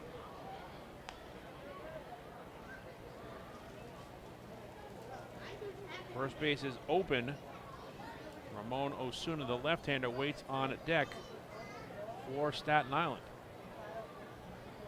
2 runs are home for the FerryHawks. They've regained the lead 4-3. The payoff pitch. Swing and a miss. Strike 3. Side retired. So Iorio picks up his first strikeout of the night, and it's a big one as he strands 2 FerryHawks in scoring position. But Staten Island takes the lead against the right-hander as they score 2 runs on 4 hits. And there were 2 runners left on base. In the middle of the 4th, the score is now the Staten Island FerryHawks 4 and the Long Island Ducks 3. Hey fans, this is outfielder Johnny Turble, and you're listening to Ducks Baseball on the Long Island Ducks Broadcast Network. Last night while my husband was sleeping, he shouted, "Baby, I want more." And I said, "What more could you want? You got me." And he said, "I was dreaming about a new house." So we went online to First National Bank of Long Island and applied for a mortgage. Best night of my life. With competitive mortgage rates and flexible solutions, First National is the local bank that always puts you first. Let's connect at fnbli.com. First National. Go first. Go far. The First National Bank of Long Island. Member FDIC. Equal opportunity lender. Equal housing lender. Loan subject to credit approval. Hey kids, are you ready to be part of the coolest club in town? If so, sign up today for the Long Island Ducks Kids Club presented by Bethpage Federal Credit Union. Children 14 and under will receive exclusive perks that only come with being a member, including a free ticket to a Ducks game, a free commemorative yearbook, 10% off at the Waddle Inn Shop, and much more. They'll also receive priority access to skip the line during Kids Run the Bases at all Sunday home games. Sign up today by visiting liducks.com or by calling 631-940-3825, and we'll see you at the ballpark.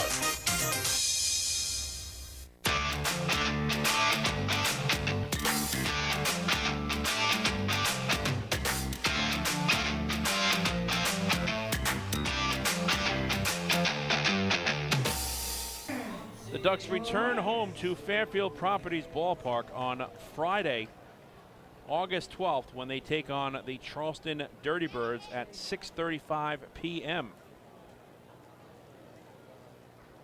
It will be Boy Scouts night, with the first 1,500 fans in attendance receiving Ducks baseball caps presented by Dime Bank. To purchase tickets, head to the Fairfield Properties Ballpark box office, call 631-940-TIXX, or go online to liducks.com. Sam Travis takes ball 1 low from David Martinez to start the home half of the 4th. Travis will be followed by Davidson Romero and Jason McGowan, 4, 5, and 6 in the order. Travis grounded out to Javier Bencourt at third base in his opening turn at the plate. So the Ducks once again find themselves trailing in this game.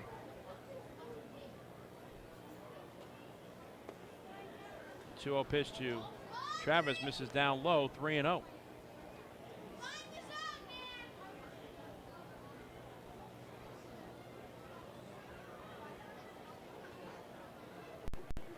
The 3-0 pitch misses inside, ball 4. Fans are celebrating another First National Bank LI walk to first.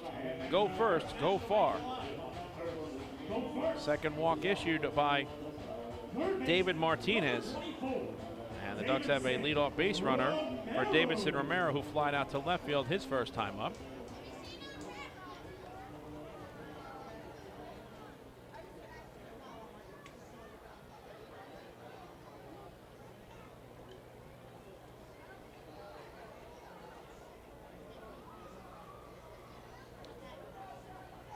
First pitch to Romero is right down the middle for a called strike 1.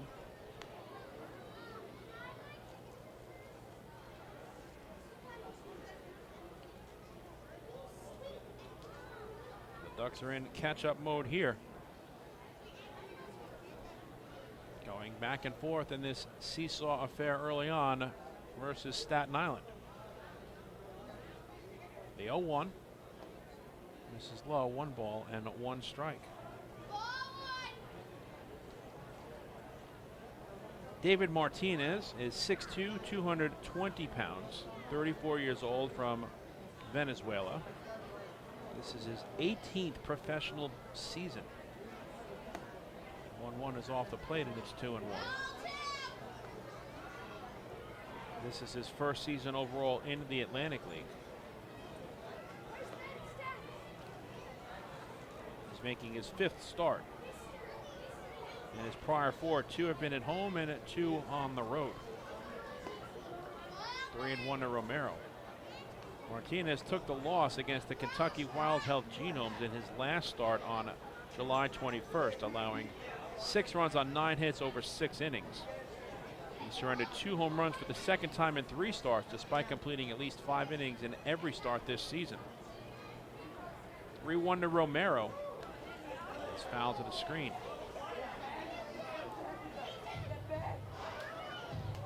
So he has had some issues with the long ball, giving up a 2-run home run to Carlos Castro back in the 2nd inning.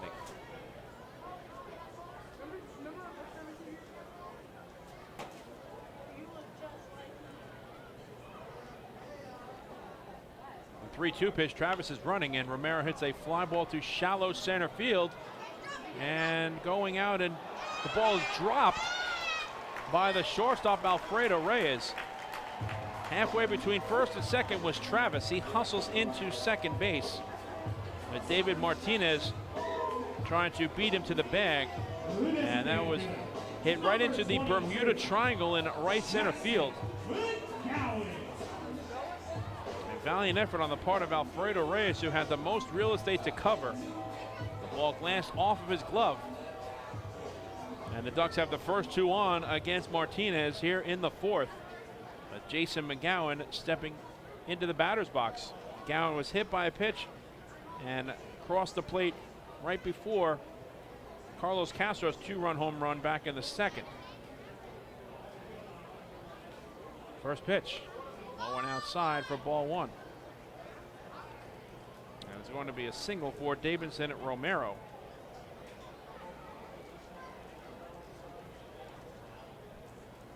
Just the 2nd hit allowed by David Martinez in this ball game. 1-0. This is inside. 2-0. The Ducks are hitting .273 this season with runners in scoring position. Last night they were 3 for 6 and left 6 runners on base.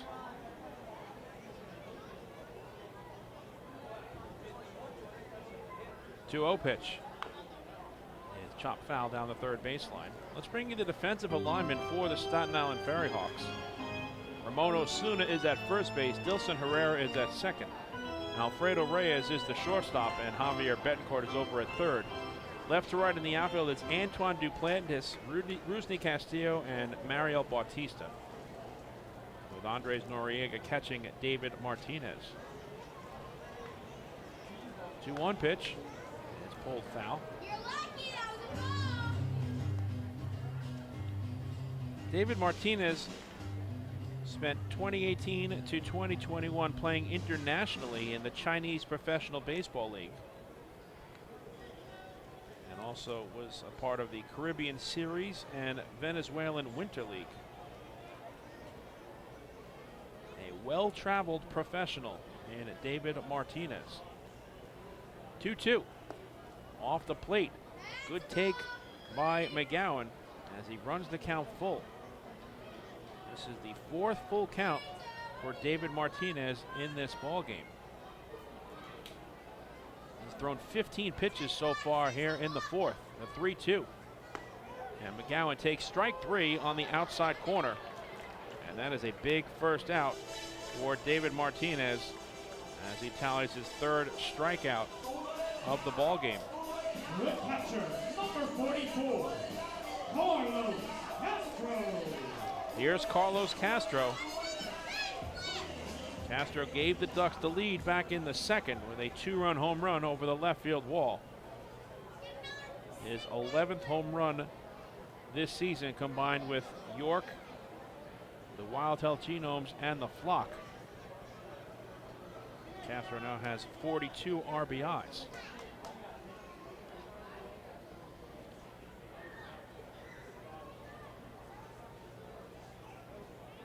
First pitch, upstairs for ball 1. Castro is playing in his 10th game with Long Island. He came in hitting .286 and now has 5 home runs and 9 RBIs in a Ducks uniform. 1-0 is lifted in the air down the left field line, out of play. David Martinez is a former big leaguer. He appeared in 7 games with the Houston Astros in 2013 and 2014, posting a 1-0 record with a 6.38 earned run average over the course of 18 1/3 innings pitched. He works from the first base side of the rubber. The 1-1 to Castro is in the dirt. 2 balls and 1 strike. Rodriguez also spent time in the Rangers, Tigers, and Twins organizations.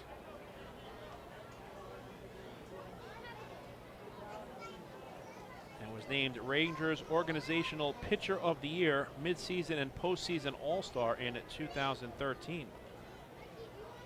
He's currently the oldest pitcher on the FerryHawks roster at 34 years of age. Castro lines it up the middle and through for a base hit. Travis is being waved home. He will score the tying run without a throw. It's an RBI single for Carlos Castro.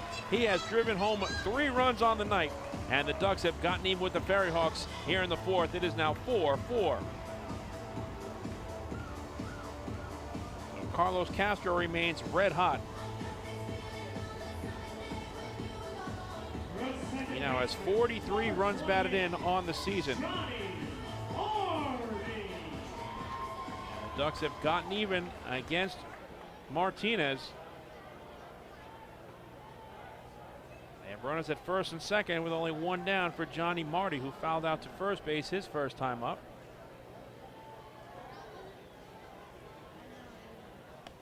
First pitch misses high for ball 1.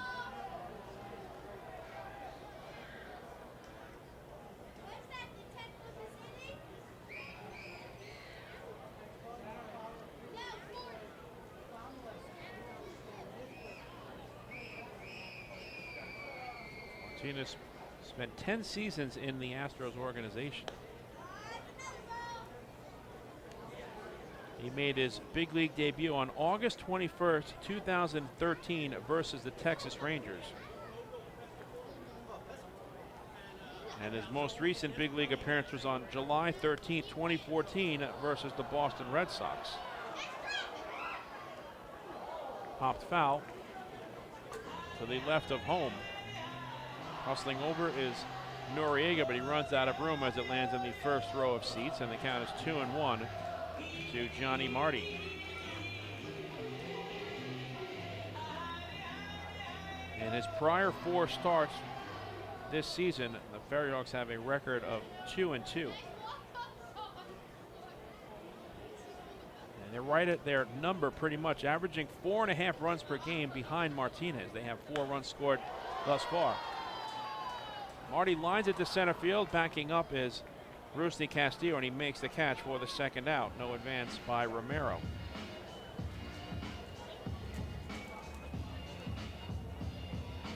So now 2 on and 2 out for the number 9 batter, Kevin Watley, who in the 3rd inning walked, stole his 3rd base of the season, advanced to 3rd on the throwing error committed by Andres Noriega, and scored later in the frame. An RBI ground out off the bat of Lou Ford.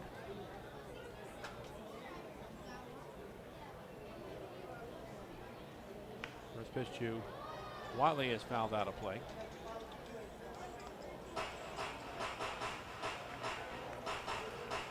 David Martinez,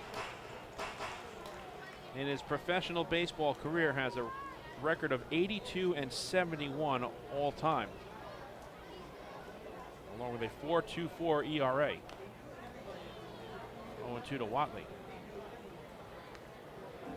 The veteran has appeared in 407 games, 189 as a starter, and has 950 strikeouts in 1,343 1/3 innings pitched. 1-2 to Watley.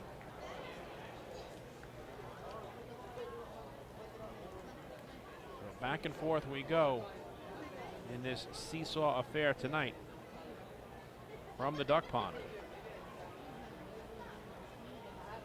1-2. Swing and a miss. Strike 3, and that retires the side. And that is the 4th strikeout on the night for David Martinez. But the Ducks get even against the right-hander here in the 4th as Long Island picks up 1 run on 2 hits. And there were 2 runners left on base. We have a brand new ball game as we move to the top of the 5th. From Fairfield Properties Ballpark, the score is now the Staten Island FerryHawks 4 and the Long Island Ducks 4. Hey fans, this is Scott Harkin, right-handed pitcher, and you're listening to Ducks Baseball on the Long Island Ducks Broadcast Network. Planning your next party or looking for a caterer that will handle all of your needs? Hidden Gem Cafe's got you covered. From setup to service to cleanup and amazing food that is sure to be talked about, they can do it all without breaking the bank. Hidden Gem knows that each event is unique and strives to design a specialized menu for each event.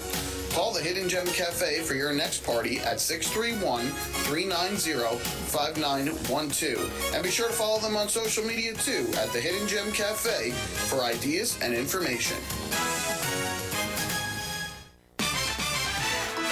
Hey kids, are you looking for even more fun when you come out to a Long Island Ducks game? Then be sure to head on over to the Ducks Fun Zone. It's located on the main concourse down the right field line. There you'll find 3 fun-filled inflatables, including the Duck Tail Slide, the Bounce House, and an obstacle course. Enjoy unlimited access to all 3 inflatables for just $5 every game. That's the Long Island Ducks Fun Zone, open during all home games at Fairfield Properties Ballpark.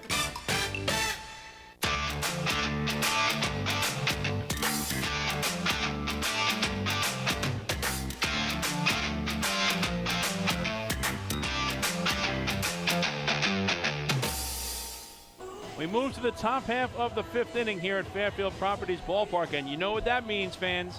It's time for tonight's 5th inning trivia, where we test your knowledge of the Long Island Ducks and baseball as a whole. We focus once again on the Subway Series, with round 1 concluding tonight at Citi Field between the Yankees and the Mets. Joe Iorio out on the mound for his 5th inning of work. Ramon Osuna leads off, and the first pitch. This is inside for ball 1. It'll be Osuna, Andres Noriega, and Alfredo Reyes, 6, 7, and 8 in the order. Osuna tonight is 0 for 2. He has lined to second and flied out to center. For tonight's trivia question, we go back to the Subway World Series of 2000 between the New York Yankees and New York Mets. And since the question last night focused on who made the last out in the first ever Subway Series game between the Yankees and Mets, with the correct answer being Derek Jeter striking out looking on a curveball from Dave Malicki as he tallied a complete game. Tonight's question for the fans focuses on the last out of the Subway World Series back in 2000. A 1-2 pitch is fouled to the screen. So for tonight's trivia question, we ask you, the fans, what New York Mets player recorded the final out in the 2000 Subway World Series in Game 5 at Shea Stadium between the New York Yankees and New York Mets? The end result, a 3-peat for the Pinstripes. 1-2 pitch inside, 2-2. Who recorded the last out of the ball game against Mariano Rivera in game number 5 of the Subway Series back in 2000 between the New York Yankees and New York Mets? Fastball misses up and away, and that levels the count at 2-2. It's actually 3-2, excuse me. 4th full count of the night for Iorio.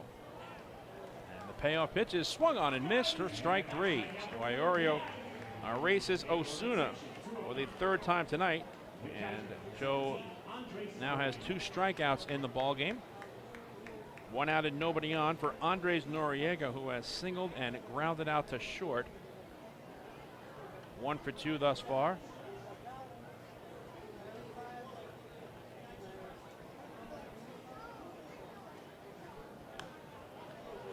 First pitch is fouled out of play.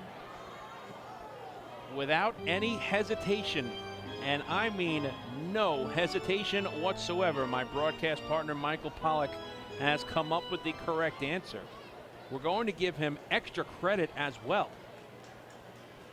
Moving forward.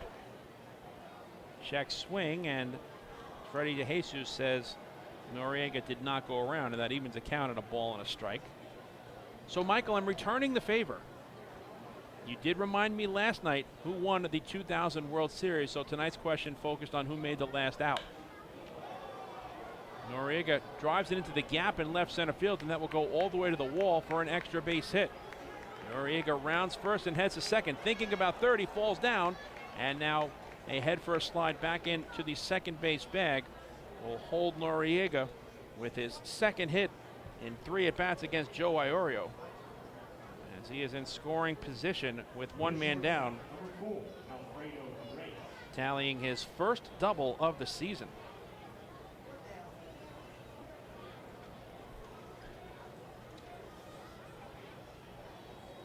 Howard Kaplan, tonight's scoreboard operator, alongside my broadcast partner Michael Pollack, also came up with the correct answer and the extra credit question.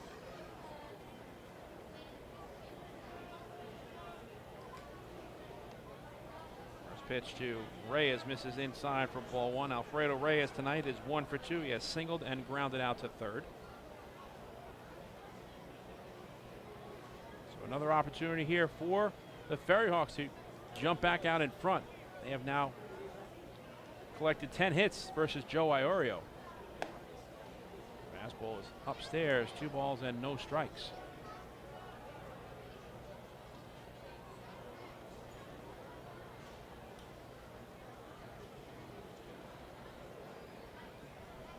Iorio looks back at the runner at second in at Noriega, and the 2-0 pitch is taken on the outside corner for a called strike. It's 2-1 now to Alfredo Reyes, who is hitting just 185 this season with runners in scoring position.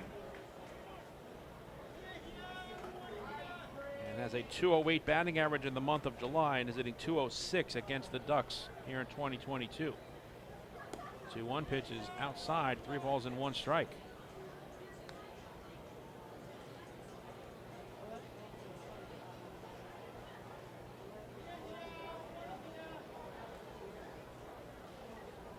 Joe Iorio about to throw his 90th pitch in this ball game.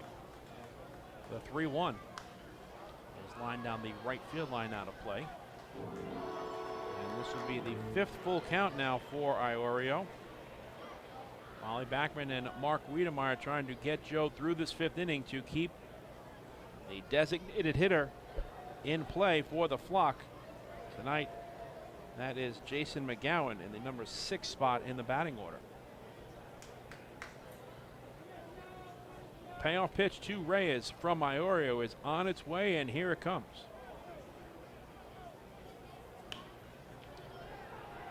Line drive into shallow left field. That'll drop in for a base hit. It's fielded by Lou Ford, and he fires it back into Sam Travis, the cutoff man, in front of the pitcher's mound. It's a base hit for Alfredo Reyes. He is now 2 for 3. Noriega had to watch and see if that ball was going to be caught, so he got a late jump over to third, but he is there now, and the FerryHawks have runners at the corners with 1 down for Joseph Monhe. Monhe is 1 for 2 tonight. He has grounded back to the mound, singled, and scored a run.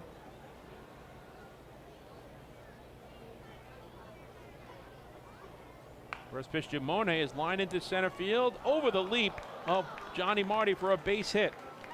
Noriega comes in to score. Going first to third is Reyes, and Monhe takes the extra base at second. Joseph Monhe has a go-ahead RBI single. And the FerryHawks are back out in front. It's now 5-4 Staten Island. And they have 2 in scoring position and only 1 down as they go back to the top of the order.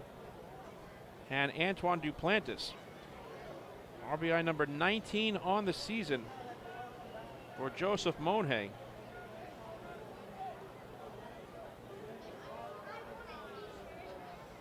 The 7, 8, and 9 batters tonight against Joe Iorio in Noriega, Reyes, and Monje are 6 for 9. Infield comes in against Antoine Duplantis, who's 1 for 3 with a single and a run scored.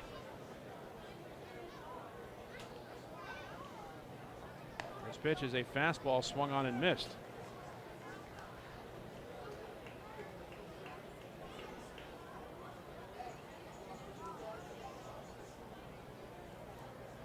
The 11 hits allowed, 12 now by Iorio, a season high. Prior to this season, I was 8 hits allowed on July 13th against the Lexington Legends. Rounded up the middle, past the dive of Marty into right center field for a base hit, and this will score 2 more runs as Reyes and Monje come in on the 2-run single off the bat of Antoine Duplantis. And the FerryHawks have now opened up a 7-4 lead here in the 5th against Joe Iorio. For Duplantis, it is his second hit in as many at-bats against the Ducks right-hander. RBIs 18 and 19 on the season. And after Iorio struck out Ramon Osuna to begin the inning, since then, 4 consecutive hits, a double and 3 singles, and 3 runs are in for Staten Island. First pitch swinging, Betancourt pops it up. Backpedaling onto the outfield grass is the shortstop, Kevin Wiley, and he makes the catch for the second out. As Betancourt is retired, he is now 2 for 4 on the night. They single, a double, an RBI, and a run scored.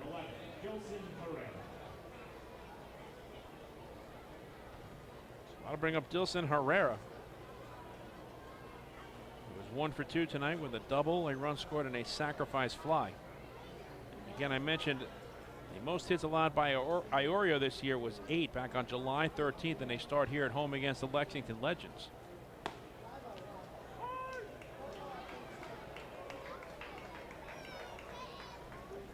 Joe suffered the loss in that outing, allowing 6 runs on 8 hits in 5 innings. Walking 2 and striking out 1, Lexington came away with an 11-6 victory.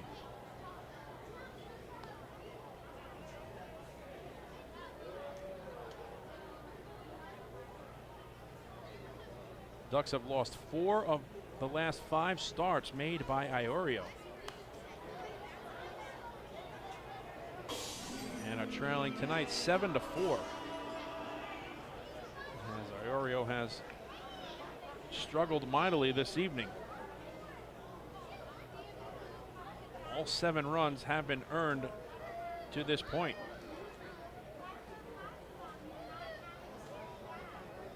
One-two to Herrera. It's grounded to the right side under the dive of Johnny Marty for a base hit. Mazzilli fires it back in. And Dilson Herrera has his second hit of the game. Advancing to second is Duplantis. And Wally Backman will make the slow walk out to the mound. And that's going to be it for Joe Iorio, as he is forced to be lifted from this ball game. So we'll take a break, and when we come back, we'll let you know who's coming on in relief for the Ducks. 3 runs are home for Staten Island here in the 5th, and they have runners at first and second with 2 down, leading by the score of 7-4.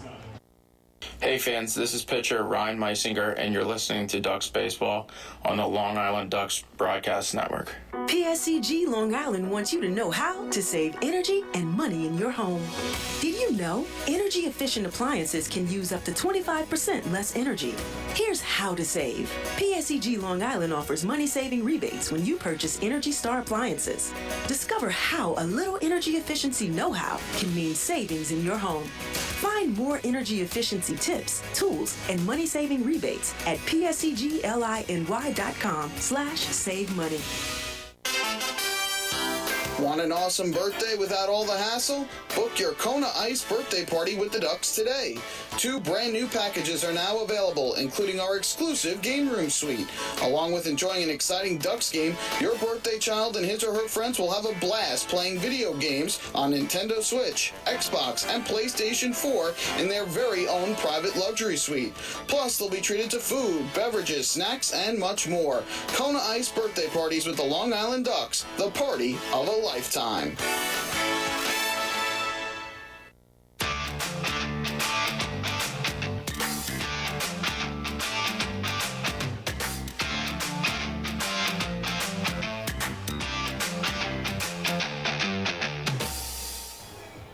Right-hander Sandy Baez comes on in relief of Joe Iorio. And for Baez, this is his 32nd appearance out of the bullpen.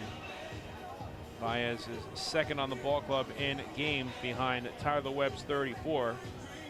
Baez on the season is 3-2 with a 2.55 earned run average. In 35 1/3 innings pitched, he has allowed 18 runs on 27 hits. 10 of the 18 runs have been earned. He has walked 31, 4 intentionally, and struck out 29, with the opposition hitting .205 against him. So Sandy Baez comes on in relief of Joe Iorio. He inherits runners at first and second with 2 men down. 3 runs have come across for the FerryHawks in this 5th inning. And they have a 7-4 lead on the Ducks. Baez is 6'2", 219 pounds, 28 years old, from San Cristobal in the Dominican Republic. And he is going to try and put out a fire here with the Ducks now down 7-4.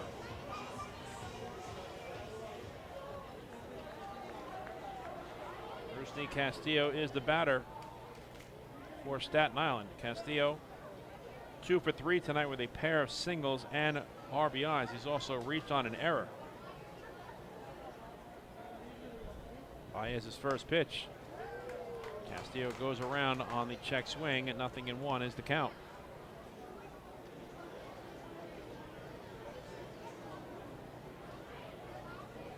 Baez last pitched on July 23rd. Saturday game here at Fairfield Properties Ballpark versus the Southern Maryland Blue Crabs. 0-1. He's fouled out of play. Baez fired an inning and 2/3 of scoreless baseball, not allowing a hit, walking 1 and striking out 2.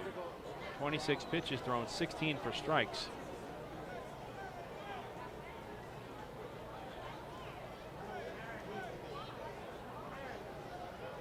He's ahead 0-2 to Rusney Castillo.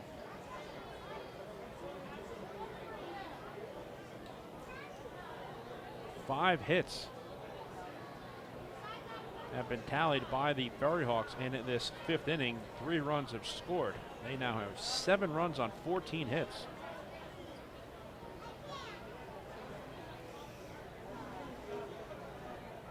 The 0-2, the runners go, and the pitch is a chopper to third. Charging it is Romero. It goes under his glove. It's fielded on the bare hand by Watley, and the throw home is going to be not in time as it is dropped by Castro. And the FerryHawks add to the lead. It is now 8-4 Staten Island. What a wild sequence there. The runners were in motion. Duplantis from second and Herrera from first. And Castillo hit a chopper to third. The only chance for Romero was to try to field it on the bare hand. He was unable to do so. It trickled away from him. And Duplantis rounded the third base bag and was heading home.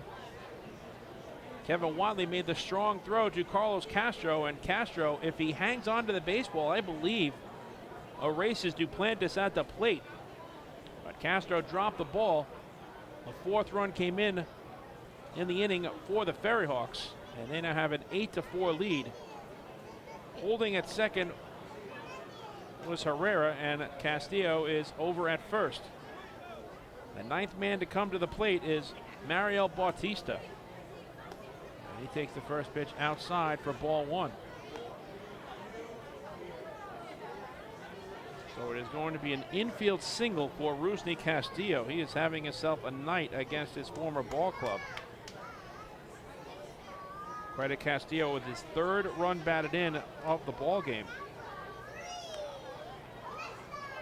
And now Bautista pops it up to the left side of the infield, and the pitcher Baez calls off Romero, and the side is retired. But not before the Staten Island FerryHawks send 9 batters to the plate and regain the lead as they score 4 runs. on 6 hits. There were no errors and 2 runners left on base. We've reached the midway point of tonight's ball game. After 4.5 innings of play, the score is now the Staten Island FerryHawks 8 and the Long Island Ducks 4. Hey fans, this is first baseman Sam Travis, and you are listening to Ducks Baseball on the Long Island Ducks Broadcast Network. Millennium Container Service is fulfilling the needs of businesses and homes across Long Island. They provide waste and recycling services plus a variety of dumpster rental options for any project. Millennium Container Service offers convenient, on-time deliveries and pickups, as well as daily, weekly, and monthly commercial service. Need a quote? Call 516-826-5544 or visit millenniumcontainer.com. Millennium Container Service. Keep your home and business clean. Want an awesome birthday without all the hassle? Book your Kona Ice birthday party with the Ducks today. 2 brand new packages are now available, including our exclusive game room suite. Along with enjoying an exciting Ducks game, your birthday child and his or her friends will have a blast playing video games on Nintendo Switch, Xbox, and PlayStation 4 in their very own private luxury suite. Plus, they'll be treated to food, beverages, snacks, and much more. Kona Ice birthday parties with the Long Island Ducks, the party of a lifetime.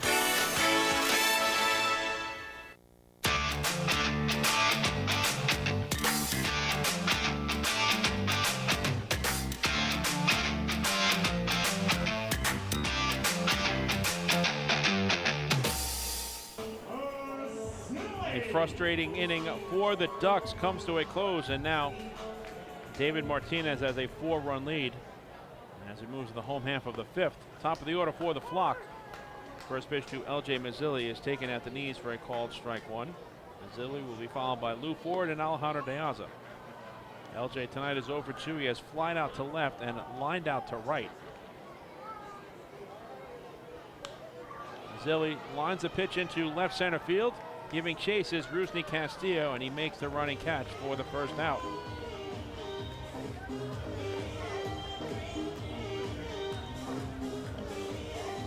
And that'll bring up Lou Ford, who tonight has struck out swinging and tallied an RBI ground out to second. 0 for 2 thus far. Ford now with 8 runs batted in on the season.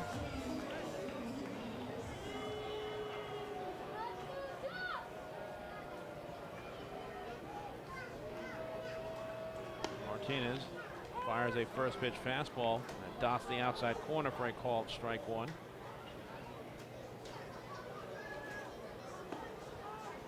Martinez working quickly. Misses away, and the count is even at a ball and a strike. You can see Martinez getting the baseball back and then firing it in as Ford grounds one up the middle, and that's through for a base hit. So Lou Ford has his first hit of the night.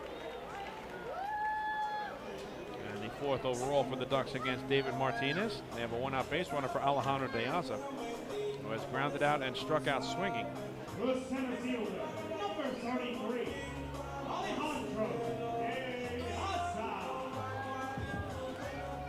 De Aza enters this game tonight, leading the Atlantic League in batting at .363, 19 points ahead of Southern Maryland's David Harris, who's hitting .344. De Aza is first in the Atlantic League in on-base percentage at .467. Joseph Rosa of the Gastonia Honey Hunters second at .434. First pitch fastball is swung on and missed. Alejandro is 7th in the Atlantic League in slugging at .560.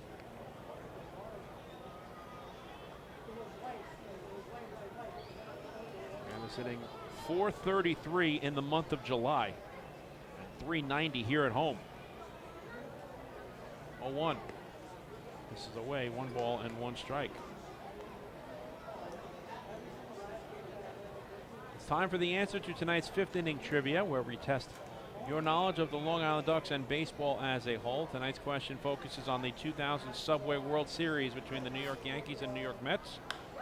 De Aza hits a fly ball to shallow center field. In a few steps now, backpedaling is Castillo, and he makes the over-the-shoulder catch for out number 2.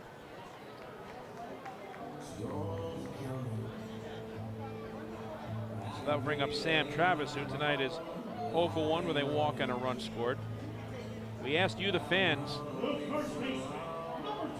in game number 5, when the Yankees defeated the Mets by the final score of 4-2 at Shea Stadium to win their 3rd consecutive World Series championship, who made the last out in that ball game against Mariano Rivera.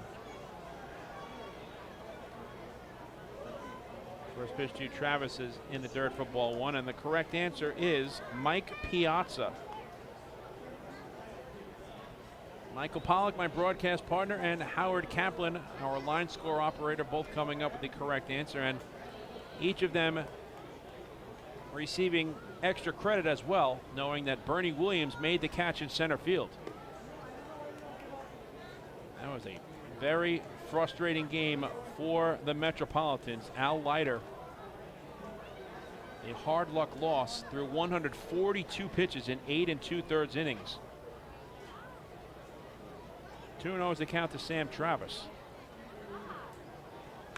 Travis lines it in the air to right. Bautista to his right, makes the catch. Side retired. So we'll talk a little bit more about that World Series game as this contest moves along. David Martinez has a shutdown inning after being handed a 4-run lead, as the Ducks in the bottom of the 5th scored no runs on 1 hit, and there was 1 runner left on base. We move to the top of the 6th here on the Duck Pond, and the score remains the Staten Island FerryHawks 8 and the Long Island Ducks 4. Hey fans, this is Tyler Webb, left-handed pitcher, and you're listening to Ducks Baseball on the Long Island Ducks Broadcast Network.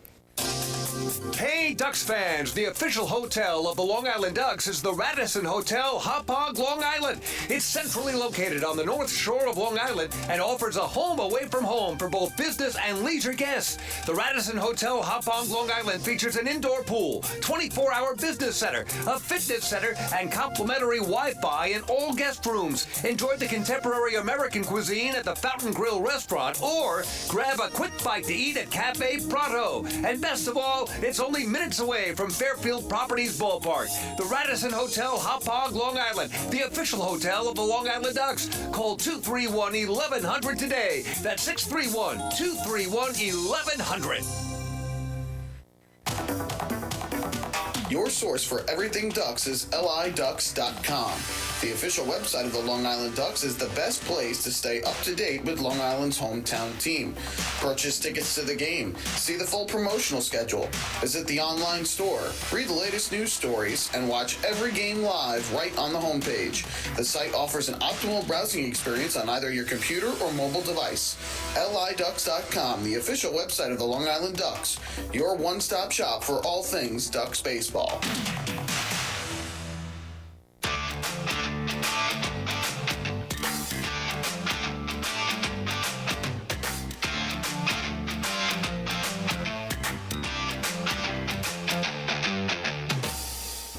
Fans, don't forget to stop by the Waddle Inn shop on your next visit to the Duck Pond, where exclusive, hard-to-find Ducks memorabilia is now on sale. Proceeds benefit the Quacker Jack Foundation, the charitable arm of the Long Island Ducks. It is another Waddle Inn Wednesday tonight here at Fairfield Properties Ballpark. The Ducks trail the FerryHawks 8-4. Staten Island has out-hit Long Island 15-4. Sandy Baez on for his 2nd inning of relief. Ramon Osuna is the batter. Leading off for Staten Island. And Baez's first pitch is a fastball foul to the screen. Osuna will be followed by Andres Noriega and Alfredo Reyes, 6, 7, and 8 in the order. Osuna struck out swinging to start the 5th against Joe Iorio. But then 6 of the next 7 batters recorded hits against the right-hander. Iorio eventually had to be pulled after 4 2/3 innings pitched for the reliever in Sandy Baez. Osuna is 0 for 3. He chops this one foul to the right side. Osuna has lined to second, flied out to center, and struck out swinging. So here's the final line on Joe Iorio. He struggled tonight in 4 2/3 innings. He allows 8 runs on 14 hits. No walks and 2 strikeouts and 1 hit batsman as well. His roughest outing of the year. Along with his 2 strikeouts, Iorio recorded 7 groundouts and 4 flyouts. The 0-2 is trickled foul.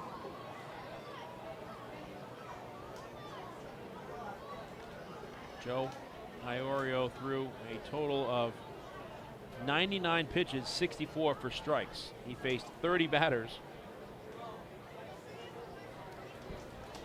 in the ball game.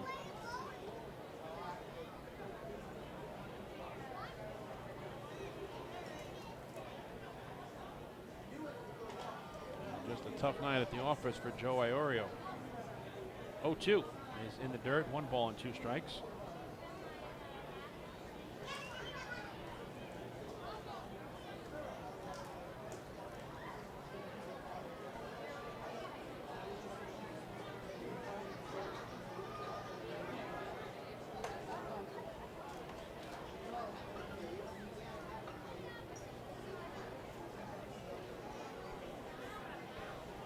Baez's 1-2 is fouled back.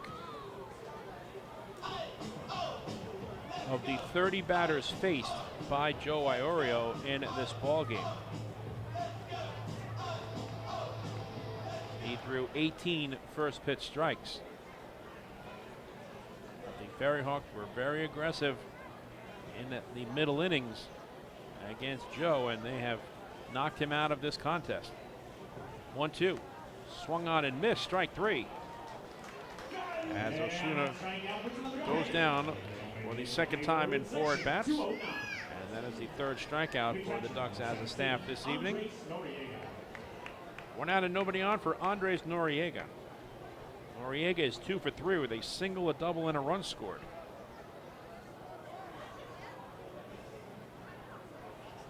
Trio of Noriega, Alfredo Reyes, and Joseph Monje, 7, 8, and 9 in the batting order against Joe Iorio.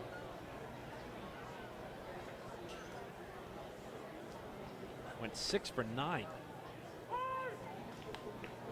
0-1 the count to Noriega.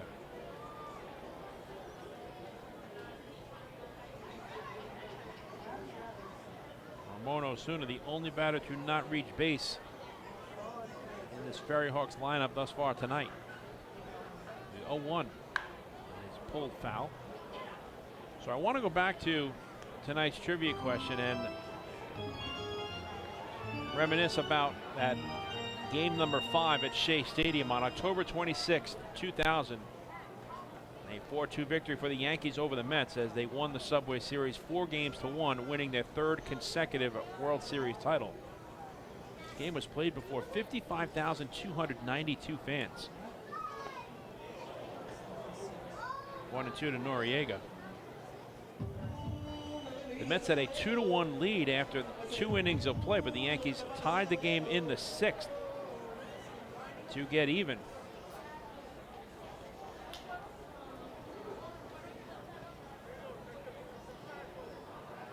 Al Leiter looked like he was mowing down the opposition, and Derek Jeter launched a home run over Leiter, against Leiter, I should say, to get the Yankees even in that game. And then moving forward, they came away with the victory. 1-2 pitch is a little flare to the left side of the infield, and Watley calls off Romero and makes a catch for the 2nd out. Base is empty for Alfredo Reyes, who's 2 for 3 tonight with a pair of singles and a run scored. So 2-2 was the score as the game went to the top half of the 9th inning. Now Leiter picked up back-to-back strikeouts of Tino Martinez and Paul O'Neill. And it looked like the Mets would have a chance to walk off and force a game 6 back in the Bronx, but then Jorge Posada drew a walk, and I remember saying, oh, I hope this walk, as a diehard New York Mets fan, does not come back to haunt Al Leiter. And the $1 million question after that was, does Bobby Valentine take Leiter out of the game? He had thrown well over 100 pitches at that point. He left him in the game. Scott Brocious followed with a single, putting runners at first and second. And then the light hitting, as referred to by Joe Buck. Luis Sojo came to the plate. 2-0 to Reyes. And I was sitting on the couch watching the game with my mom and dad and several other friends who were in attendance at the Moore household that evening. And I said, I just don't like this situation because everyone's talking about the light hitting Luis Sojo, and well, Luis Sojo is the batter, and the Yankees had such a tremendous lineup 1 through 9, and well, at least Sojo is at the plate and Leiter can get him out. Well, obviously the rest is history. Luis Sojo hits a seeing-eye single up the middle, scoring Posada with the tying run. Jay Payton then throws home, and the ball gets away on the attempt to erase Posada, and Brocious scored as well. 3-1 to Reyes. So Leiter was pulled after that for John Franco. Glenn Allen Hill then flied out to left. The Yankees had the lead, and Mr. Postseason Mariano Rivera came on looking to close the game out and give the Yankees a three-peat. A 3-1 is taken on the inner half for a called strike, and it's 3-2. The Mets weren't done. The late Darrell Hamilton struck out swinging. Benny Agbayani then drew a walk and advanced to second on defensive indifference. The tying run was at the plate in Staten Island FerryHawks manager Edgardo Alfonso. 3-2 pitch is grounded to the right side. It's fielded by Johnny Marty, and the throw to first is not in time as Alfredo Reyes legs out an infield single. Great hustle by Reyes as he picks up his third hit tonight. And the inning continues for the number 9 batter, Joseph Monhay. So Edgardo Alfonso was at the plate representing the tying run. He had a fly ball to right field that was caught by Paul O'Neill. The Yankees were 1 out away from the three-peat, but standing in the way of that was future Hall of Famer Mike Piazza. Runner goes, the pitch is taken down low, and the throw to second is going to be in time, side retired. I'll conclude the story in the bottom of the 6th and have a little follow-up as well. The caught stealing of Reyes goes 2-4, and that allows Sandy Baez to face the minimum here in the top of the 6th. For Staten Island, no runs on 1 hit, and with the caught stealing, nobody left on base. In the middle of the 6th, the score remains the Staten Island FerryHawks 8 and the Long Island Ducks 4. Hey fans, this is catcher Joe DiCarlo, and you're listening to Ducks Baseball on the Long Island Ducks Broadcast Network. This is it. Check it out. See what everyone's talking about. Let Nicolak pave your way. Bring your outdoor living dreams to life. Visit Nicolak's Outdoor Design Center at 200 Henry Street in Lindenhurst and see thousands of square feet of pavers, retaining walls, fire pits, and outdoor living accents on display. Only Nicolak paving stones are made with Paver Shield technology for more vibrant color options than anyone else. Visit Nicolak.com to request a free sample or their Outdoor Design Center at 200 Henry Street in Lindenhurst. Nicolak. Ask for it by name. You'll see the difference. Visit Nicolak.com. That's Nicolak.com. Let Nicolak pave your way. Pave your way.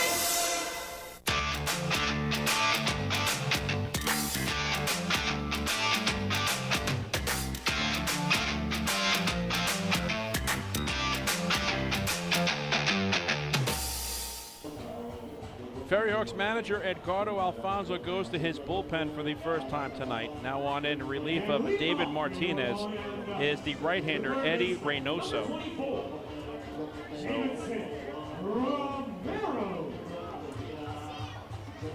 David Martinez is on the long end of an 8-4 score. He required 5 innings to qualify for the win. And Davidson and Romero will lead off for the Ducks. They'll be followed by the pitcher spot in the order, Sandy Baez and Carlos Castro, 5, 6, and 7. Romero tonight is 1 for 2. He has flied out to left and singled. And Reynosa's first pitch is taken at the knees for a called strike 1. So I'll finish the story about the conclusion of that Game 5 Subway Series between the Yankees and Mets in 2000 is that Romero hits it well to left. Playable for Antoine Duplantis, and he makes the catch for the first out.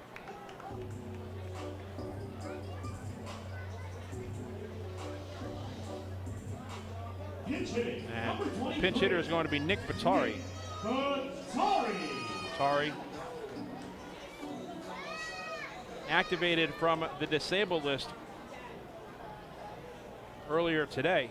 So welcome back Nick Batari to the lineup as he's batting now for Sandy Baez, a right-handed batter wearing number 23.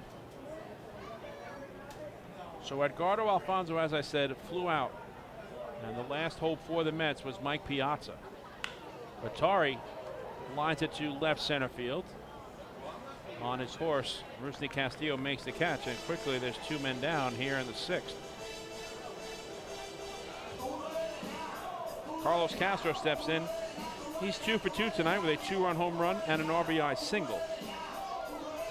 So I have watched and been to many, and I mean many games as a baseball fan in my career at Shea Stadium. I've seen a ton in person and watched even more at home on television. And I would have to say for the first time, and I really mean this, the first time in my life as a fan, I misjudged a ball hit from a batter because I was thoroughly convinced that Mike Piazza launched a game-tying 2-run home run against Mariano Rivera. I jumped off of the couch, got so excited and said, here we go. And then it landed just in front of the warning track into the glove of Bernie Williams, and the rest is history. It really was the first time that I misjudged a ball hit while watching the game on television. 0-2 is the count to Carlos Castro. 2 out and nobody on here in the last of the 6, with the Ducks trailing the FerryHawks 8-4. They've been out hit in this ball game 16-4. And there is another little follow-up story on that at bat. We may have to share in the 7th inning based on this at bat. The 0-2. It's fouled out of play. My first career job as a play-by-play broadcaster in the Atlantic League was with the Bridgeport Bluefish, and one season that the Bluefish were in the Atlantic League, they had guest managers throughout the course of the season, and one of those guest managers was Paul O'Neill. I'll continue that story as we move along in the 7th, as Castro is retired for the first time tonight, going down on strikes, and that is now 5 strikeouts in the ballgame for Staten Island pitchers. The Ducks go in order in the 6th. We move to the top of the 7th from the Duck Pond, with Staten Island leading Long Island by the score of 8-4. Hey fans, this is left-handed pitcher Brady Feigl, and you're listening to Ducks Baseball on the Long Island Ducks Broadcast Network. When we see Long Island, we see you. Because at Catholic Health, we know that it's your remarkable lives that breathe life into our island. So at every Catholic Health hospital, practice, and care facility, we're able to provide the highest quality, most innovative care for your body, because our culture cherishes your humanity. Long live Long Island.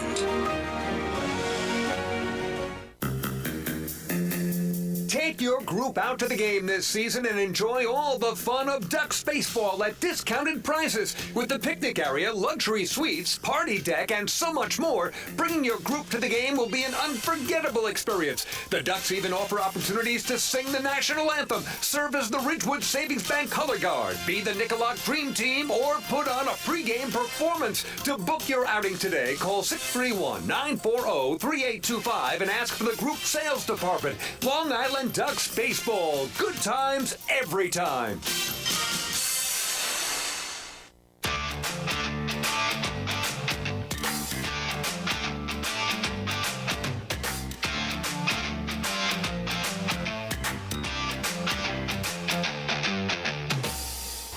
Fans, the Long Island Ducks 2022 season is presented by Catholic Health. With a talented and experienced roster plus exciting promotions every game, a day at the ballpark is truly a good time every time. Tickets are now on sale for all Ducks home games at the Fairfield Properties Ballpark box office, online at LADucks.com, or by calling 631-940-TIXX. Catholic Health, long live Long Island. Right-hander Chad Hawken is on in relief of Sandy Baez as the FerryHawks come to bat in the top of the 7th, leading 8-4. Sandy Baez finishes his evening with an inning and a third of scoreless baseball on 2 hits allowed and a strikeout. And now it's Chad Hawken on for the 2nd consecutive night against Staten Island. For Hawken, this is his 30th appearance in relief. He's 2-2 with a 2.86 earned run average in 28 1/3 innings pitched. 13 runs allowed on 21 hits. 9 of the 13 runs have been earned. 18 walks, 2 intentional, 28 strikeouts, and a 202 batting average against. Chad Hawken on in relief with the Ducks trailing Staten Island by the score of 8-4. It'll be 9-1-2 in the order for the FerryHawks. Joseph Monhay, Antoine Duplantis, and Javier Betancourt. Monhay was in the batter's box when Alfredo Reyes was caught stealing to end the 6th, 2-4. Castro to Johnny Marty. Reyes was erased on the base paths for just the 5th time I should say, in 18 attempts. The FerryHawks are now 1 for 2 in the stolen base department in this series. Monhay is 2 for 2 with a pair of singles, an RBI, and 2 runs scored. As he faces Hawken here to start the top of the 7th. Hawken's first pitch is a fastball that misses low for ball 1. So getting back to my point, the Bridgeport Bluefish had guest managers throughout the course of one season that they were having when I was their play-by-play broadcaster, and one of those games saw Paul O'Neill as the guest manager. 1-0 pitch is upstairs, and the count is 2 balls and no strikes. And I had an opportunity to just sit down and have a conversation with Paul O'Neill prior to his involvement as the Bridgeport Bluefish guest manager. And I asked him a question about that 2000 Subway Series Game 5. 2-0 pitch is fouled back. Now, if you've watched Yankeeography, and I'm sure many Yankees fans have, and as a Mets fan, I really enjoy that series. I've watched it as well. One of the Yankeeographies was on the 2000 New York Yankees team that won their 3rd consecutive World Series. And so they show highlights over the course of the regular season and postseason involving the Yankees, and a lot of them came during the Subway Series. 2-2 is the count to Monhay. And of course, they flash back to the Mariano Rivera at bat against Mike Piazza.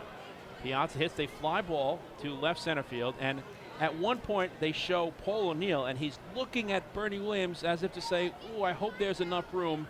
Come on, Bernie, make the catch, make the catch." And he was kind of talking the baseball into the glove of Bernie Williams, so to speak. The 2-2 pitch is fouled to the screen.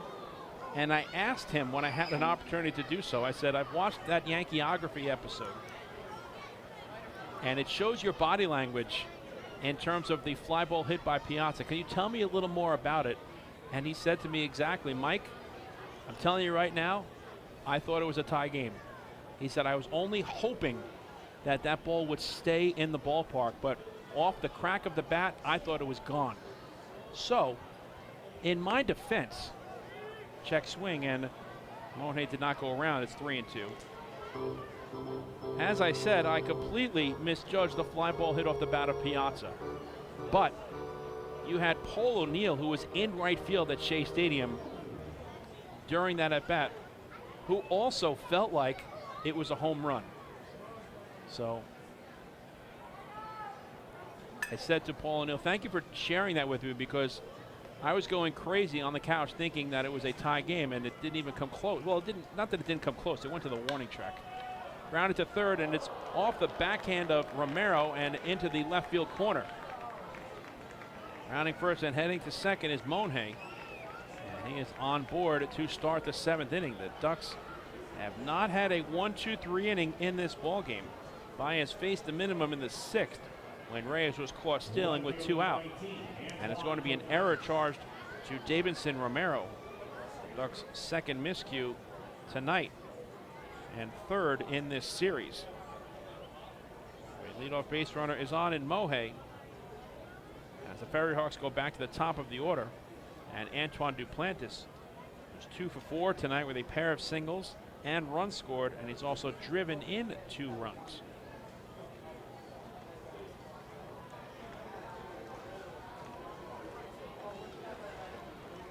First pitch to Duplantis, dots the outside corner for a called strike 1. So I was just trying to defend my fandom here as a follower of the New York Mets, because I don't know about many other Yankees or Mets fans who thought the same as yours truly, but I was thoroughly convinced that Mike Piazza had hit a game-tying 2-run home run against Mariano Rivera. And if you look at Piazza's reaction after he hits the ball, I think he felt that there was a chance as well. Obviously, Shea Stadium was considered by many to be a pitcher's ballpark, and there's a lot of room in the power alley in left and right center field. But Piazza had so much power, and he knew he was going to be challenged by a Rivera cut fastball, and he just missed it by a little bit, and the rest is history.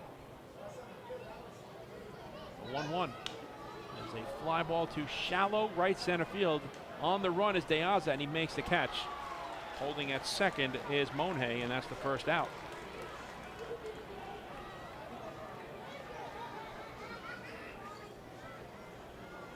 So that will bring up Javier Betancourt, who was 2 for 3 tonight with a single and a double. He's also scored a run and driven in 1.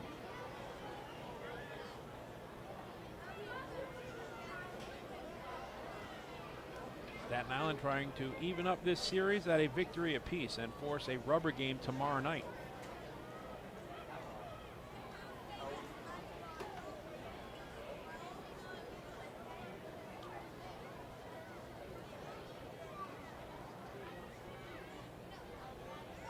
First pitch to Betancourt is taken on the outer half for a called strike 1. The Ducks are right in the postseason picture, both in terms of the second half North Division title and a potential wild card. The Gastonia Honey Hunters won the first half South Division title and are currently 14-4 in first place in the second half. 4.5 games ahead of the Charleston Dirty Birds, who are at 10-9. So if they repeat, you need at least one wild card winner for the postseason moving forward. 0-1. Inside, 1 ball and 1 strike. Right now, Lancaster and Southern Maryland are also tied for first in the second half of the North Division standings. The Ducks are 5.5 games behind. Lancaster and Southern Maryland are facing off again tonight. So if the Blue Crabs and Honey Hunters both repeat, then you need 2 wild card teams. It doesn't happen very often in the Atlantic League, but it could this year. Right now, the first wild card is occupied by the High Point Rockers and the Kentucky Wild Health Genomes, both at 43 and 41. So every game is important for the Ducks moving forward. 1-1 pitch is in the dirt, and it's 2-1. The Ducks are at 42 and 42.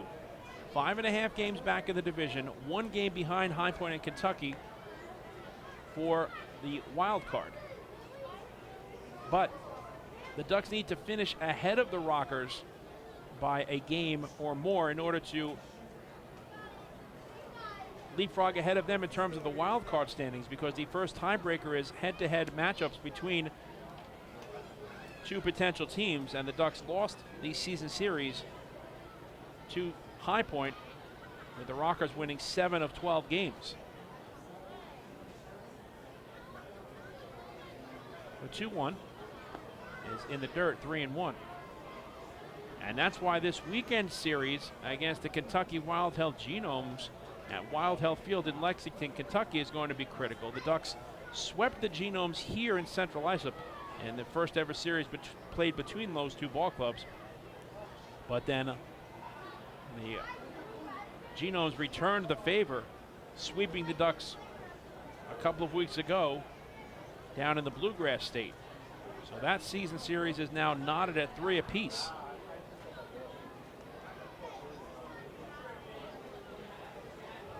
A 3-1 pitch. Misses for ball 4. Throw down to second. And arriving back in safely is Monhay.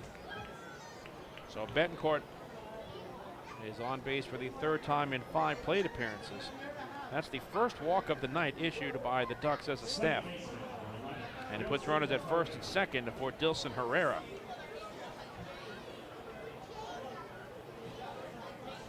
Herrera tonight is 2 for 3 with a single, a double, and a sacrifice fly. He now has 25 runs batted in on the season.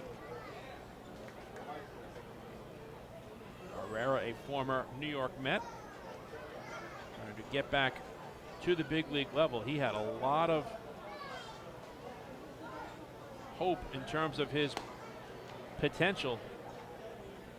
A big prospect in the Mets organization.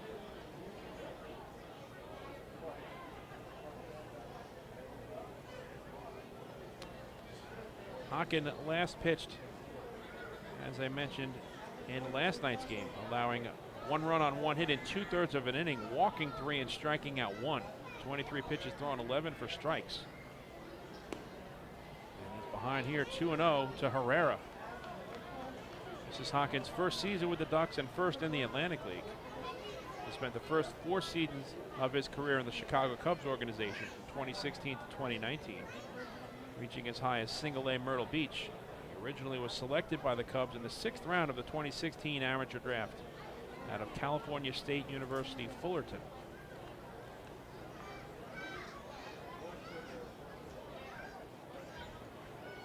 Two-0 to Herrera is fouled back. Hawken is 6'2", 210 pounds, 27 years old, from Pomona, California.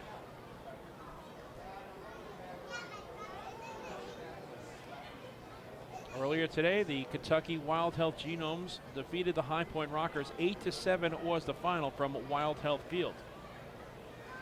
Beggs the winner, improves to 8-4. O'Sullivan, the loss, drops to 0-3. Ross picks up his first save.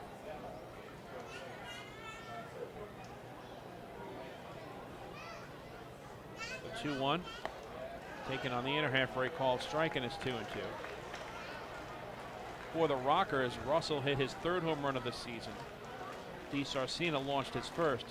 Dueñez hit home run number 5 for the Genomes. So the Genomes leapfrog ahead of the Rockers for the top spot in terms of the wild card standings at 44 and 41, 1 game in front of High Point, who was 43 and 42.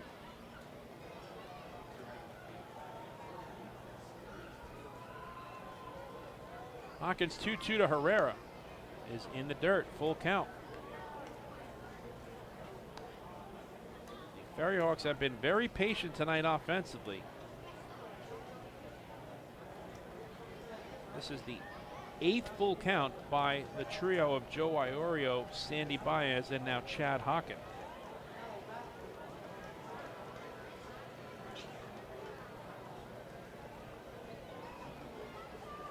Keep an eye on the runners.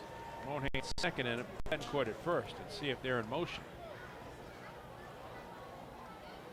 They are running in the 3-2 pitch. That's fouled out of play.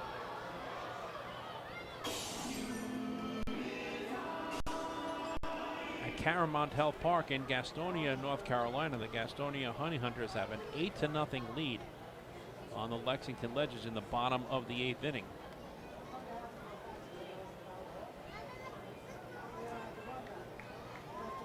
Gastonia, with a victory, would improve to 15-4 in the second half and open up a 6-game lead over the Legends, who are in 3rd place, 5 games behind entering tonight's contest. Again, the runners do not go this time. The 3-2 pitch is grounded up the middle. It might be 2. Watley has it to second for 1. Marty on to first. Double play. Side retired. Just what the doctor ordered for Chad Hockin as he induces Dilson Herrera to bounce into the 6-4-3 inning-ending double play. For the FerryHawks in the top of the 7th, no runs on no hits. There was a walk, 1 error, and 1 runner left on base after 6.5 innings of play. Get up and stretch out those arms and those legs in the middle of the 7th. Staten Island leads Long Island by the score of 8-4. Hey fans, this is pitcher Gene Varela, and you're listening to Ducks Baseball on the Long Island Ducks Broadcast Network. Sayville Ford, the no-fees dealer, has been family-owned and operated for 65 years. Visit their spacious showroom to choose from a giant inventory of new, pre-owned, and commercial vehicles with a free 10-year, 100,000-mile powertrain limited warranty included. Some exclusions apply. Plus, they offer top dollar for trays, and their service department is open until 1 a.m. on weekdays. Sayville Ford, Long Island's Ford giant, is conveniently located off exit 50 on Sunrise Highway, or visit SayvilleFord.com for more information. Morning, Dan. How was your weekend? Oh, it was awesome. I took my family to a Ducks game and had a blast. The seats were great. We ate a ton of food, and the Ducks won. They even had amazing fireworks. Oh, yeah. They got a good thing going on there. I took friends to Thirsty Thursday a couple weeks ago and had too much fun. They should totally use us in one of their radio spots. You mean like the one we're doing right now? Sure, that works. Ducks Baseball. Good times every time. Get tickets at liducks.com.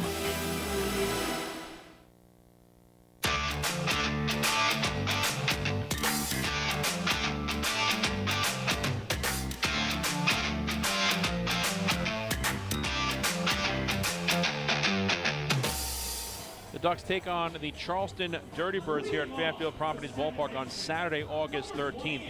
It'll be a 6:35 p.m. first pitch and breast cancer awareness night. Following the game, the Ducks will put on a post-game fireworks spectacular, and there will also be a jersey auction presented by Decision Women in Commerce and Professions. To purchase tickets, visit liducks.com, call 631-940-TIXX. or head on down to the Fairfield Properties Ballpark box office. Johnny Marty fouls the first pitch down the right field line against Eddie Reynoso in his second inning of work. It'll be Marty, Kevin Watley, and L.J. Mazzilli, 8, 9, and 1 in the order. Marty tonight is 0 for 2. He has fouled out to first and lined out to center. Eddie Reynoso had a 1-2-3 6th inning. Trying to put up another 0 here in the 7th with the Ducks trailing 8-4.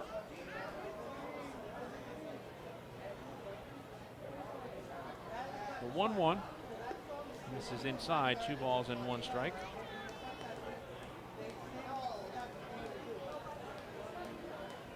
At Peoples Bank Park in York, Pennsylvania, the York Revolution are blowing out the Charleston Dirty Birds. 15-1 is the score. Marty hits a fly ball to left field. Giving chase is Antoine Duplantis, and he makes the catch for the first out. So now that's 4 up and 4 retired in relief by Eddie Reynoso. 1 out and nobody on for Kevin Watley. Watley in 2 plate appearances has walked, stolen a base, scored a run, and struck out swinging.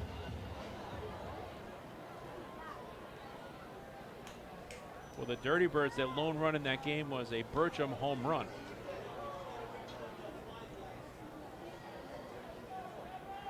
But it's all revs tonight.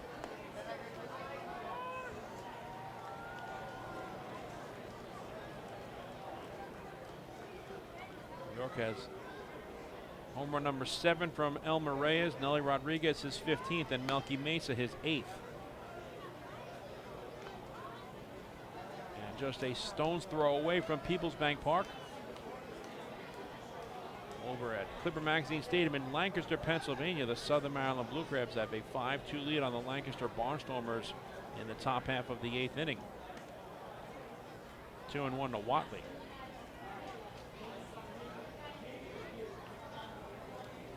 David Harris has hit his 12th home run for Southern Maryland. Jack Sundberg his 2nd. Fastball cut on and missed, and the count is even at 2-2.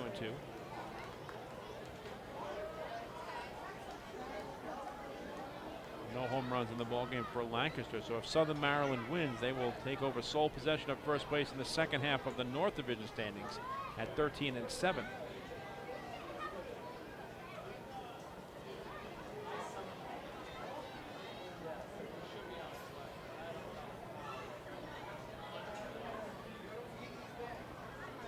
The Mets have a 2-0 lead on the Yankees in the top of the 6th. In the second and final game of a 2-game series between those two teams in Flushing. 2-2 to Watley is swung on and missed for strike 3. Second strikeout in relief for Reynoso.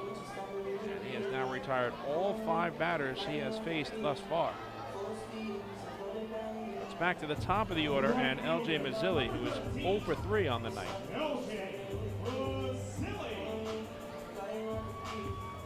Max Scherzer, 5 2/3 scoreless innings thus far on just 3 hits allowed. Herman has been lifted for Lutke. 1-0 the count to L.J. Mazzilli. Mazzilli was 1 for 4 last night.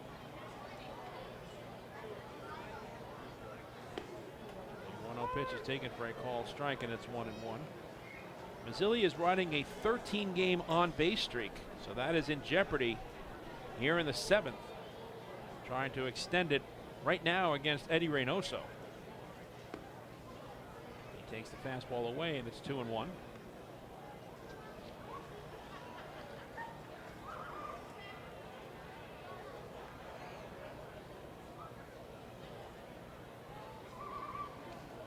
Also works from the first base side of the rubber and fires a 2-1 to LJ. Inside 3-1. Eddie Reynoso is an even 6 feet tall. He weighs 230 pounds and is 27 years old, from Santo Domingo in the Dominican Republic.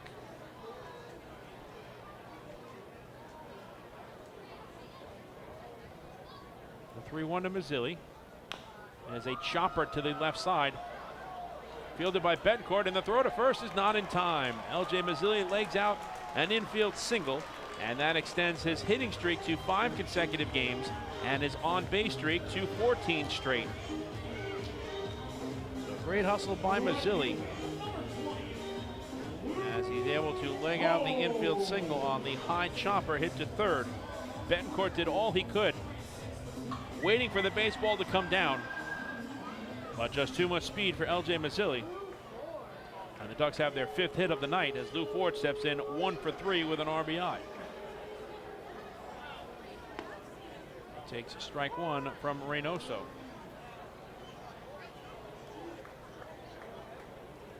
Ford was 1 for 4 last night. That was his first appearance offensively against Staten Island this year. Reached for and fouled out of play, and quickly it's 0-2. The Ducks hitting coach in his 12th season here on Long Island and 8th as a player coach, the longest tenured player on this Long Island Ducks roster.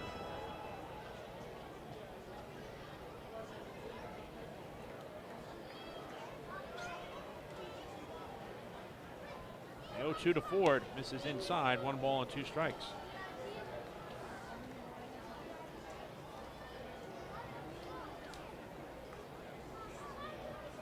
Eddie Reynoso is in his 8th season of professional baseball and first here in the Atlantic League. Mazzilli is running. The pitch to Ford is lined past the dive of Osuna into right field for a base hit. Mazzilli will go first to third. It's a hit and run single for Lou Ford.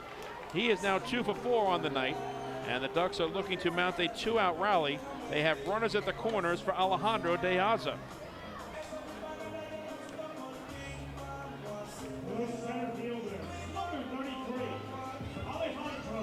So for Lou Ford,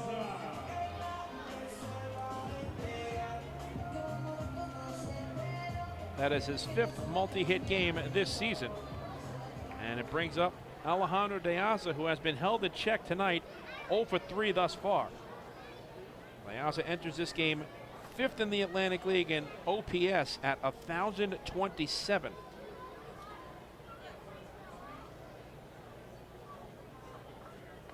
First pitch is taken for a called strike one.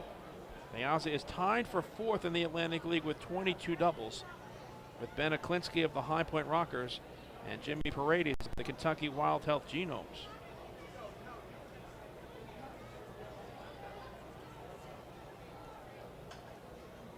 The 0-1. Taken on the outside corner for a called strike two. De Aza not happy with home plate umpire Silvio Martinez. So Reynoso working both sides of the plate against De Aza. Is ahead here 0-2. De Aza this season is hitting .320 with runners in scoring position and 2 outs. The Ducks are hitting .238 in these situations as a club. 0-2.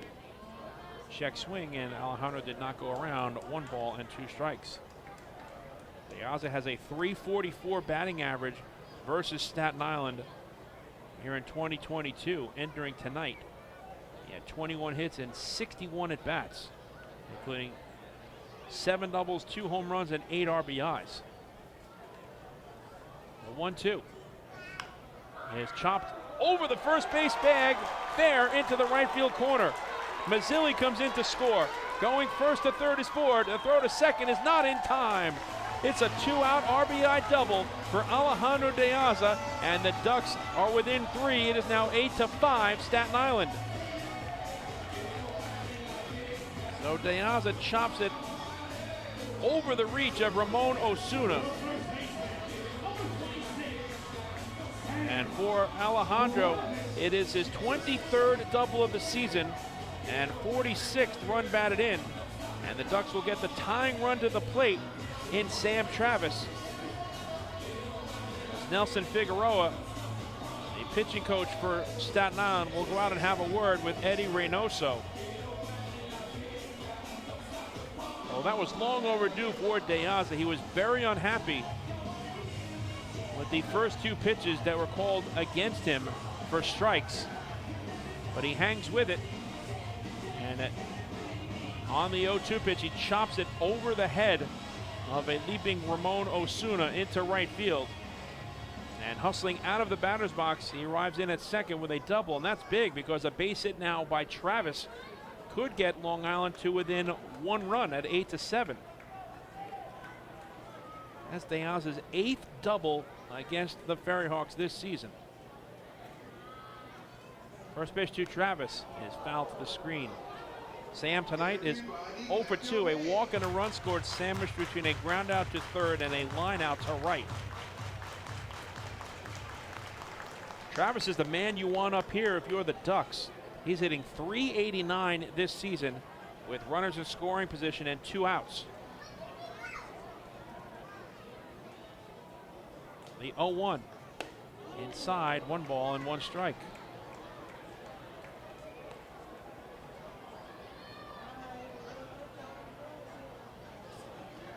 The Ducks are 2 for 6 tonight with runners in scoring position. 5 for 12 in the series. They've left 3 men on this evening and 9 overall thus far. The 1-1. Travis fouls it out of play.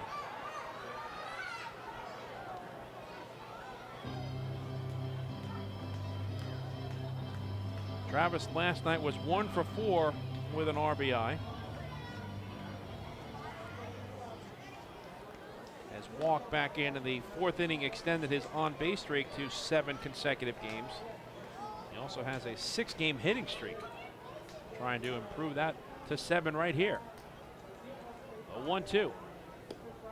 In the dirt, backhanded by Noriega. 2 balls and 2 strikes.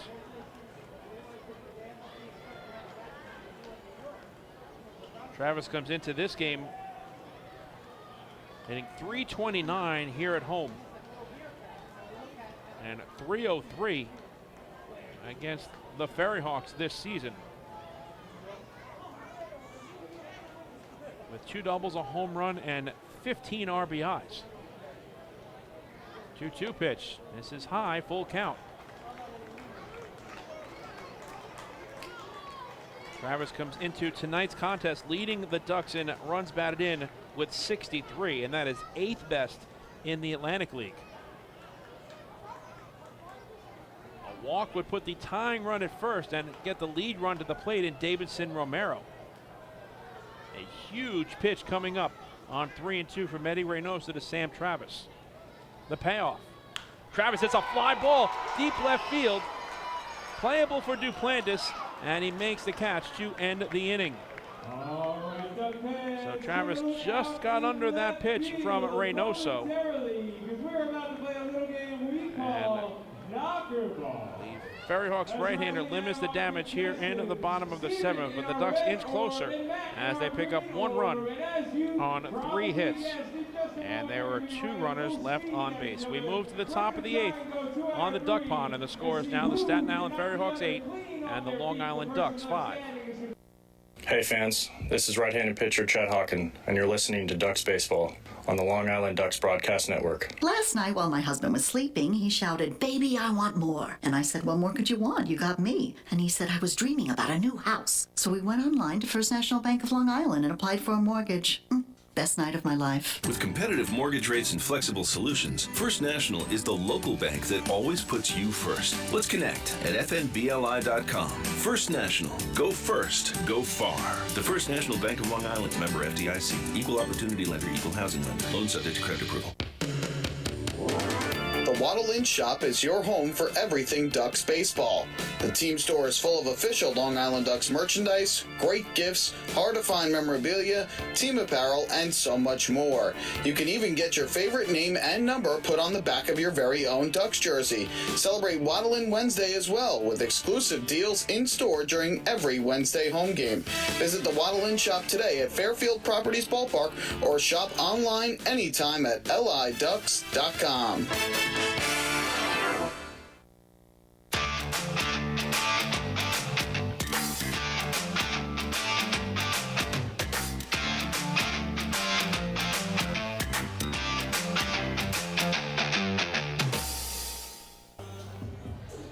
The Ducks go back to their bullpen for the third time tonight, I should say.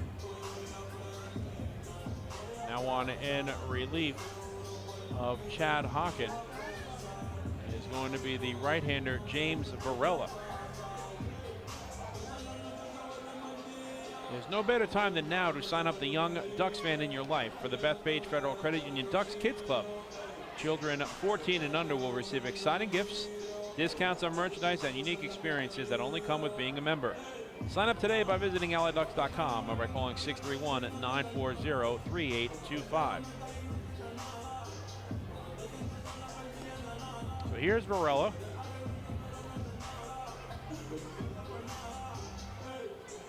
Coming on for Chad Hawken. Hawken worked around an error and a walk by inducing Dilson Herrera to bounce into an inning-ending 6-4-3 double play. So he tallies a scoreless top of the 7th and now hands the baseball off to Varela. The Ducks will send up, the FerryHawks will send up 4, 5, and 6 in the order. Rusney Castillo, Mariel Bautista, and Ramon Osuna. Castillo tonight is 3 for 4 with 3 runs batted in, and he's also reached on an error. Varela's first pitch is taken on the outside corner for a called strike 1.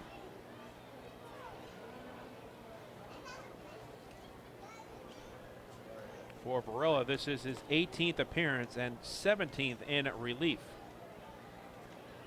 1 is lined into center field for a base hit. Rusney Castillo has 4 hits tonight against his former ball club as he registers a leadoff single here in the 8th. Unbelievable. Rusney Castillo getting the job done. He's hitting .321 in the month of July, and that number will go up with his 4 for 5 performance this evening. Mariel Bautista is 0 for 3 and has been hit by a pitch. Varela is 1-0 on the season with a 6.14 earned run average.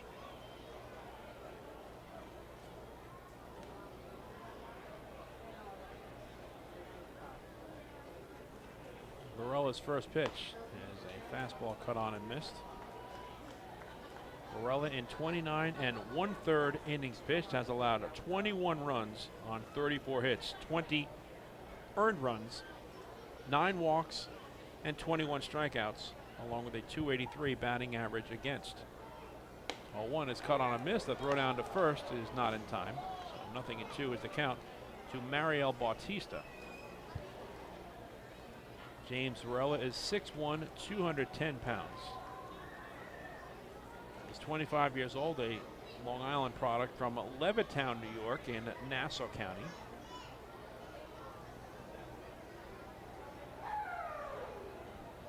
About a half an hour west of Fairfield Properties Ballpark.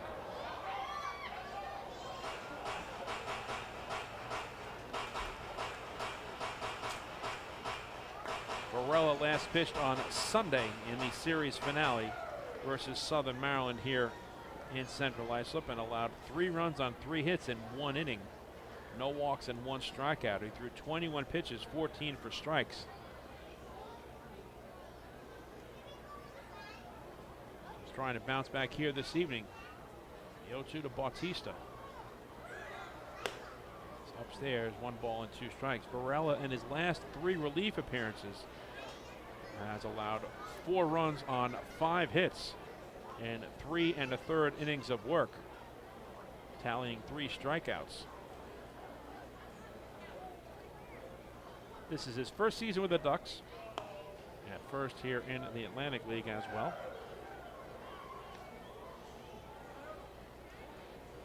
He spent 2021 with the Grand Junction Rockies of the Pioneer League and pitched in 2019 with the Los Angeles Angels organization.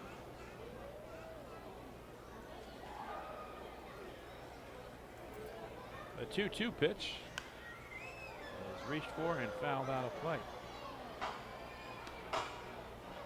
Varela played collegiate baseball locally at Long Island University's CW Post campus in Brookville, New York.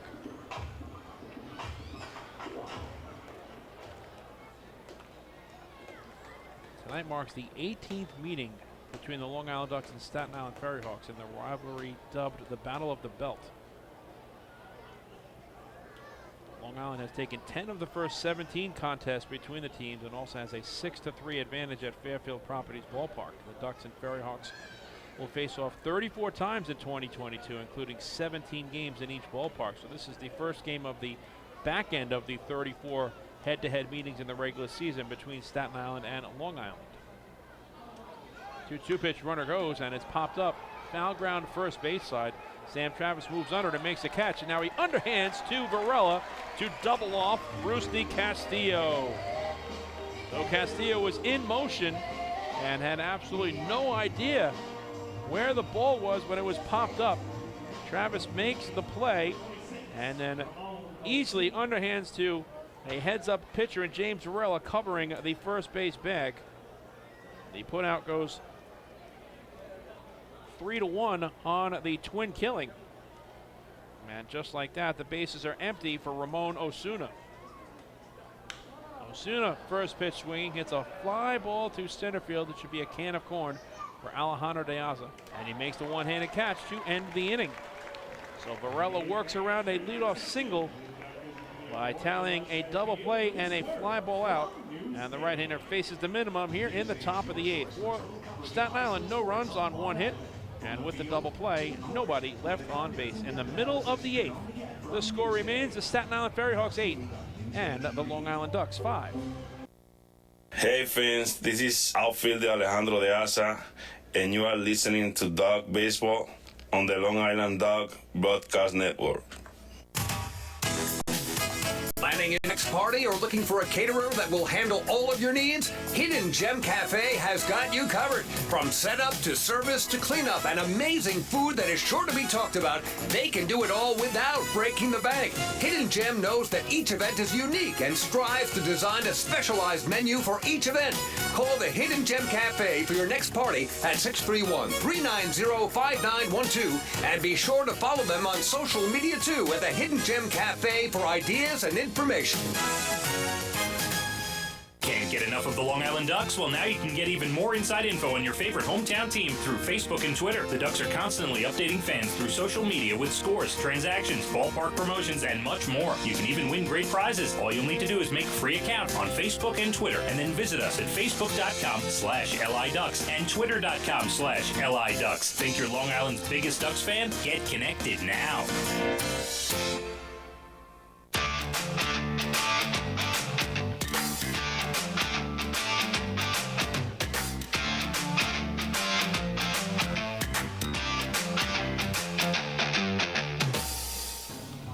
Edgardo Alfonso goes back to his bullpen for the second time tonight. Now on in relief of Eddie Reynoso is the right-hander Joe Cuja. Reynoso in 2 innings allows 1 run on 3 hits, striking out 2. So here is Cuja. Coming on in the bottom of the 8th with the FerryHawks leading 8-5 for Cuja. This is his 33rd appearance. He's 2-2 with a 2.68 earned run average. In 43 2/3 innings, he's allowed 18 runs on 36 hits. 13 of the 18 runs have been earned. He's walked 27 and struck out 36, with the opposition hitting .226 against him. Joe Cuja is 6'5", 190 pounds. He's 28 years old, from Seymour, Connecticut. He will face 5, 6, and 7 in the order. Davidson Romero, the pitcher spot, occupied by James Varela and Jason McGowan. Joe DiCarlo is in the on-deck circle. He will bat for Varela. But first it's Romero, who is 1 for 3 tonight, facing Varela to start the 8th. The Ducks trail 8-5. They've been out hit 17-7 in this ball game.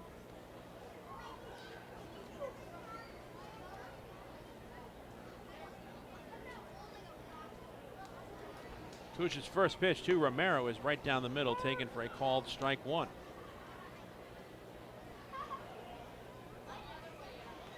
Joe Cuja is in his 7th professional season and 3rd overall in the Atlantic League. He works from the first base side of the rubber. The 0-1 to Romero. In the dirt, 1 ball and 1 strike. He enters tonight with the most appearances by a Staten Island FerryHawks pitcher. This is his 33rd overall.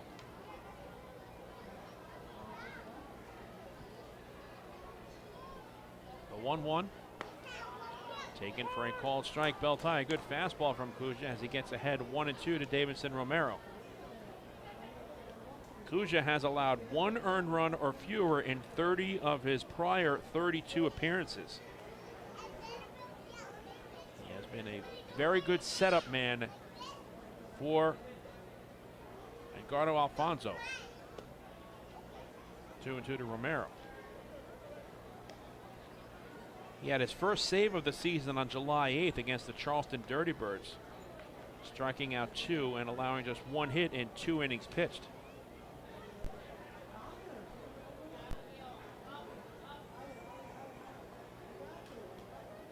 A 2-2 to Romero. There's a broken bat line drive down the left field line, and that is going to be a foul ball.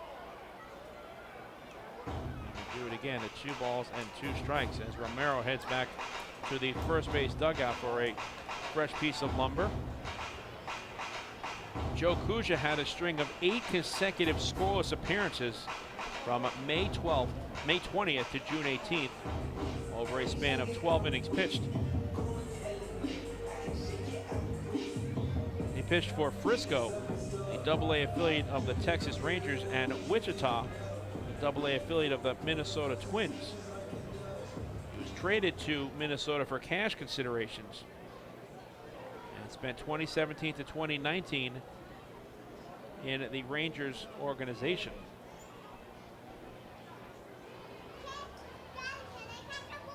Again, the 2-2 to Romero. Outside, full count.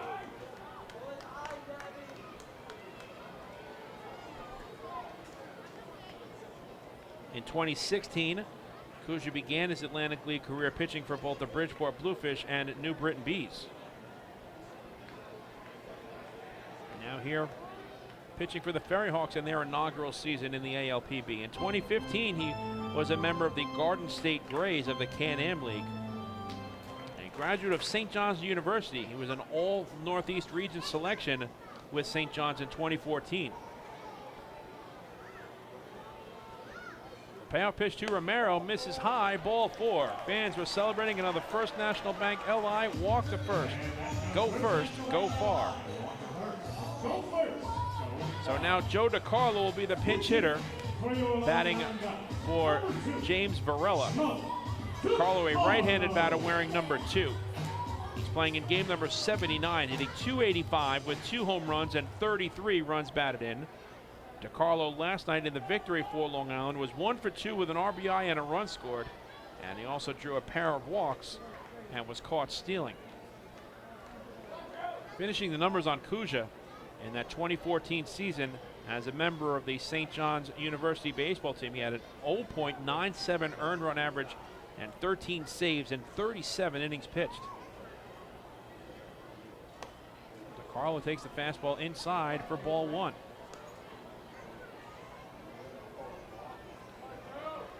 Kuja's younger brother, Nick, was a pitcher in the Detroit Tigers organization and was teammates with FerryHawks pitcher Alex Katz at St. John's University.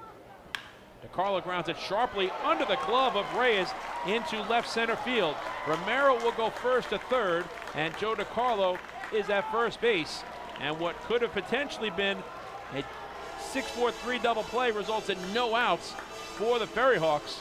The Ducks have runners at the corners for Carlos Castro as he represents the tying run here for the Ducks.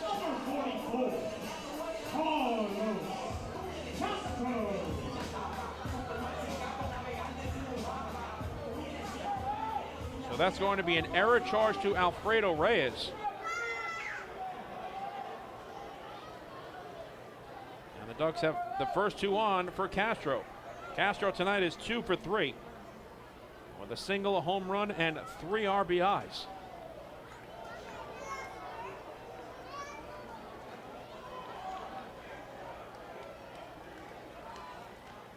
First pitch. This is outside for ball 1.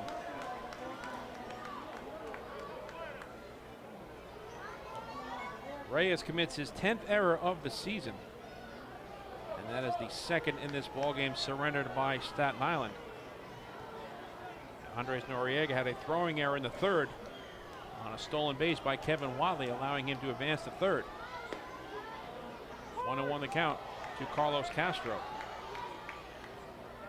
That is now 78 errors committed by the FerryHawks this season. They came in 5th in the Atlantic League in errors. They were tied with Southern Maryland for 6th in fielding percentage at .974. Can the Ducks take advantage? The 1-1. This is away, 2 balls and 1 strike. The Ducks have a .261 team batting average versus right-handed pitching this season. And Castro is hitting .296 versus righties overall in his time with York, the Genomes, and now the Ducks. 2-1. Misses, 3 balls and 1 strike. Noriega comes out of the crouch position and fires the baseball back in frustration to Joe Kuja, and then with his mask on looks back and has a few words for home plate umpire Silvio Martinez.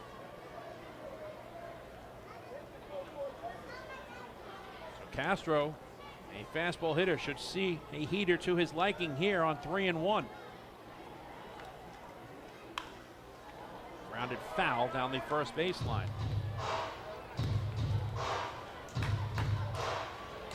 Both of these pitching staffs have thrown a lot of pitches in this game. This is the 7th full count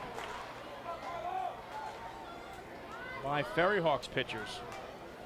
The Duck staff has had 8 full counts.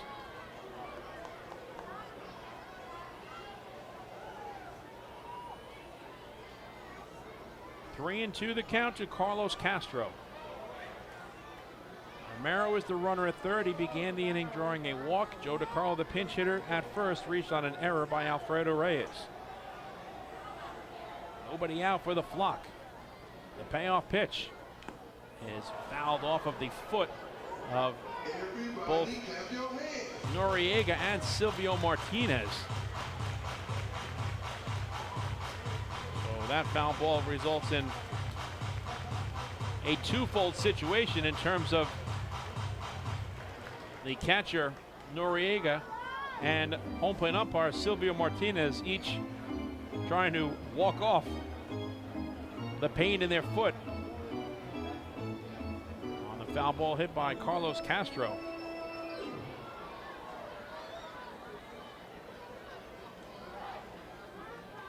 There is so much protection for both the catcher and home plate umpire, and it always seems like a baseball finds the one area that is not protected by either or both of those men in the game. This will be the 7th pitch of the at-bat and second payoff. And Castro stays alive, fouling it out of play.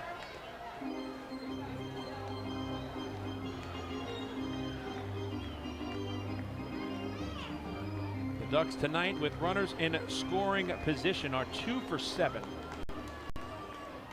And are now 5 for 13 in this series.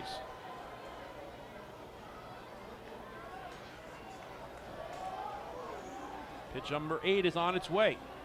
It's the second payoff. And Castro goes down swinging on the fastball for the first out.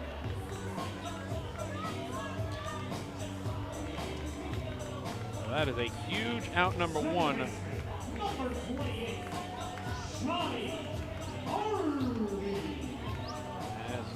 Cuja wins the battle, blowing the heater by Carlos Castro.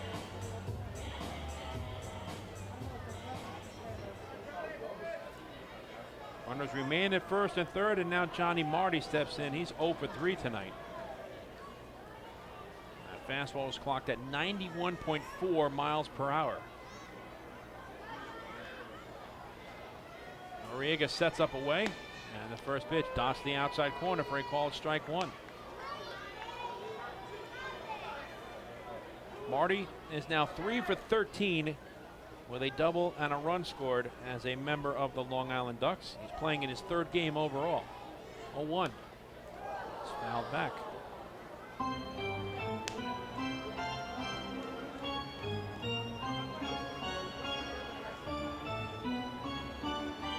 Cuja wasting no time on the first 2 pitches thrown to Johnny Marty. Good velocity again. 90 plus miles per hour in each of those first 2.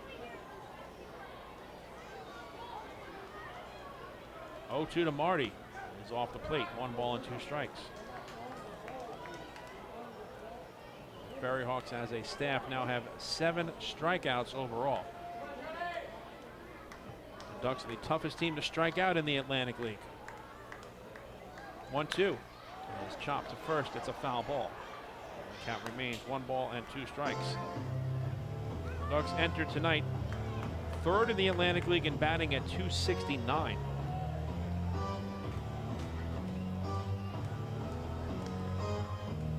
They're hitting .272 in the month of July and have a very impressive .294 batting average here at Fairfield Properties Ballpark.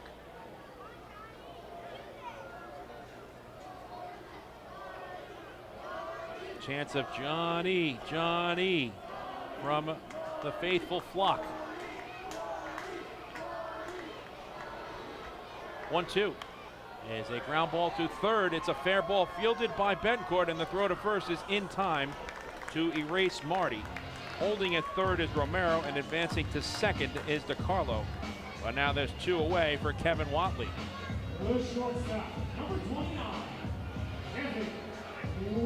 That was a nice play by Betancourt as he wanted to field the ball in front of the bag to make sure it didn't hit off of the third base bag.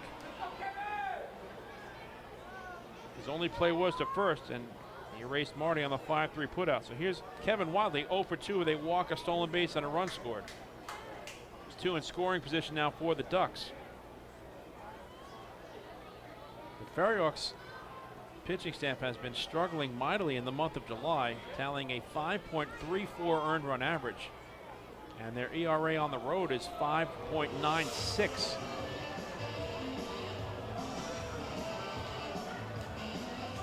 FerryHawks are 6th in the Atlantic League in ERA at 4.84. But they've had success against the Ducks this year. They have a 3.12 earned run average versus Long Island entering tonight. And on the flip side, the Ducks have a team batting average of 249 versus FerryHawks pitchers coming into tonight's game.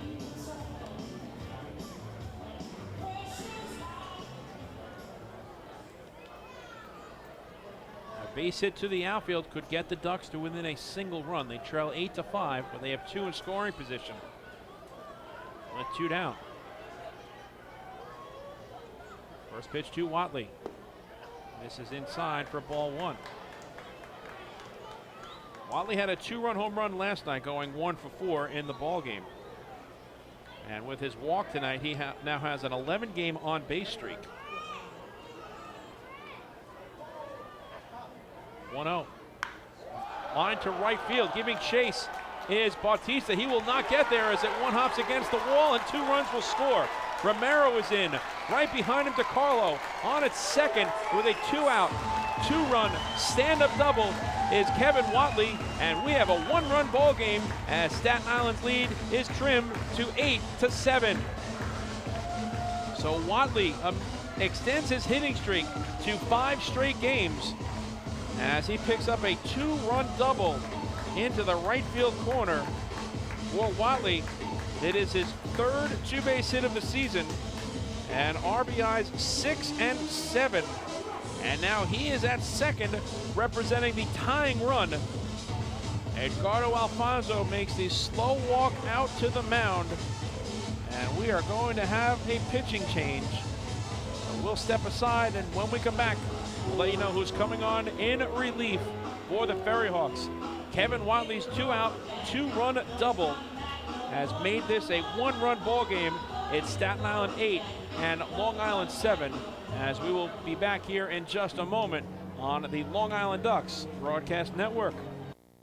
Hey fans, this is manager Wally Backman, and you're listening to Ducks Baseball on the Long Island Ducks Broadcast Network. Last night I told my husband, baby, I'm ready to grow. And he said, are we having a baby? I said, no, but I do want to expand our business. So First National Bank of Long Island really delivered. At First National, we offer competitive rates in the financing you need and access to expert local lenders. We also underwrite and service every loan. Let's connect at fnbli.com. First National. Go first. Go far. The First National Bank of Long Island, member FDIC. Equal opportunity lender, equal housing lender. Loan subject to credit approval. Take your group out to the game this season and enjoy all the fun of Ducks baseball at discounted prices with the picnic area, luxury suites, party deck, and so much more. Bringing your group to the game will be an unforgettable experience. The Ducks even offer opportunities to sing the national anthem, serve as the Ridgewood Savings Bank color guard, be the Nicolak Dream Team, or put on a pregame performance. To book your outing today, call 631-940-3825 and ask for the group sales department. Long Island Ducks baseball. Good times every time.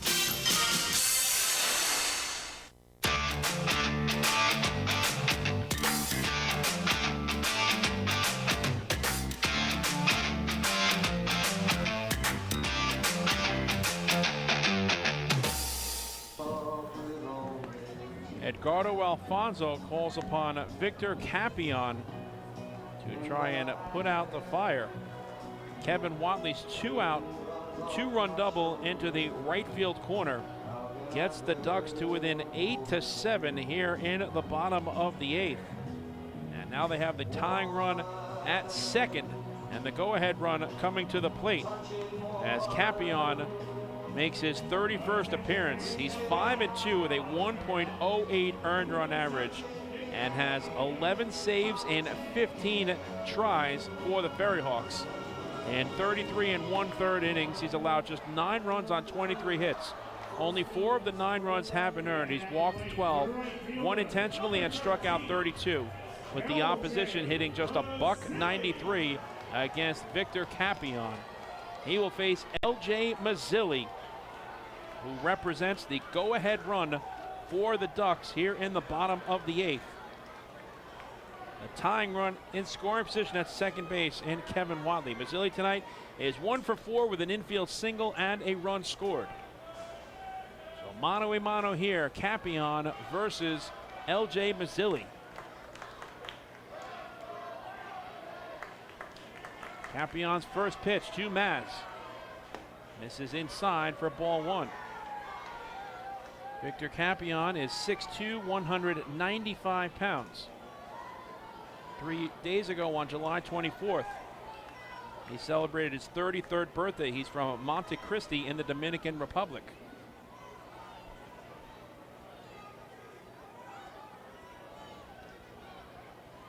The 1-0 to Mazzilli. Inside, 2 balls and no strikes. Capion is in his 15th professional season and 3rd in the Atlantic League. He has gone 21 consecutive appearances without an earned run. Over 25 innings, 24 strikeouts, and 6 walks. The runner at second is the responsibility of Joe Cuja. 2-0 to Maz. Taken for a called strike. A fastball makes it 2-1. Capion had recorded saves on 3 consecutive days from July 6th to July 8th. This is his 9th consecutive indie ball season.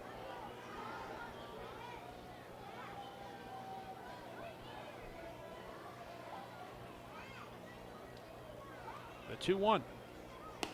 Off the plate, 3 balls and 1 strike.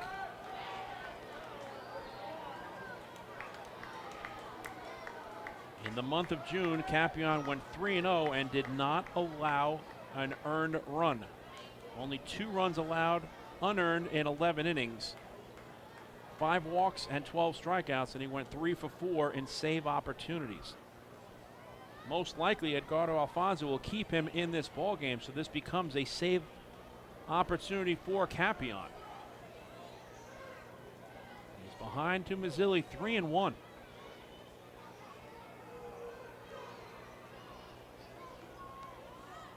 Mazzilli hits a check swing grounded to the right side, backhanded by Osuna, and he throws to the pitcher Capion covering, side retired.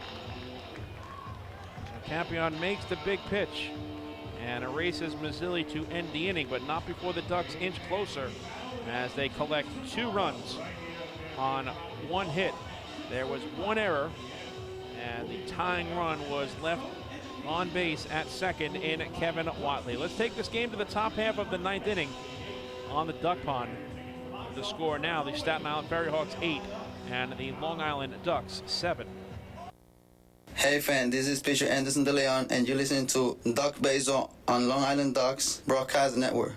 PSCG Long Island wants you to know how to save energy and money in your home. Did you know energy efficient appliances can use up to 25% less energy? Here's how to save. PSCG Long Island offers money saving rebates when you purchase Energy Star appliances. Discover how a little energy efficiency know-how can mean savings in your home. Find more energy efficiency tips, tools, and money saving rebates at pscgliny.com/save money. Want an awesome birthday without all the hassle? Book your Kona Ice birthday party with the Ducks today. 2 brand new packages are now available, including our exclusive game room suite. Along with enjoying an exciting Ducks game, your birthday child and his or her friends will have a blast playing video games on Nintendo Switch, Xbox, and PlayStation 4 in their very own private luxury suite. Plus, they'll be treated to food, beverages, snacks, and much more. Kona Ice birthday parties with the Long Island Ducks, the party of a lifetime.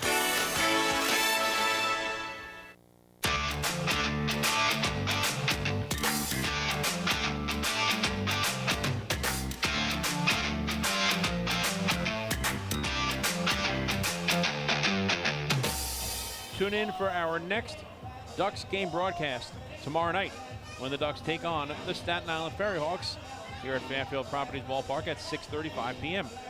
Pre-game show will begin 15 minutes prior to first pitch at 6:20, and you can follow all the action right here on the Long Island Ducks Broadcast Network. Live streaming video and audio will be available online at LADucks.com, Facebook.com/LADucks, and YouTube.com/DucksBaseball. Ed Dubre Ramos comes on in relief of James Varela. The Ducks trail now 8-7 here in the top of the ninth. It'll be the lower third of the order for the FerryHawks against Ramos. Andres Noriega, Alfredo Reyes, and Joseph Monhey.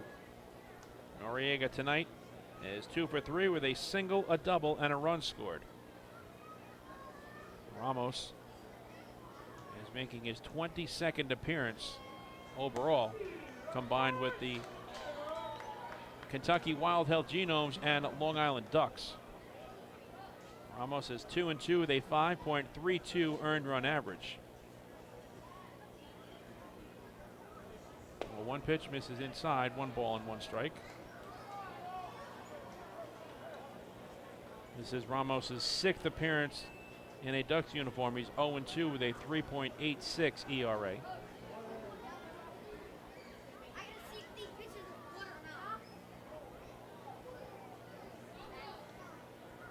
One pitch is fouled off. Ed Dubre Ramos is an even 6 feet tall. He weighs 225 pounds. And he is 29 years old from Phoenix, Arizona.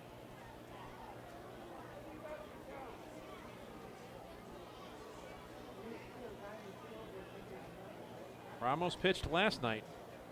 A scoreless inning out of the bullpen on 2 hits allowed and a strikeout. 14 pitches thrown, 10 for strikes. 1-2. Line down the left field line, foul.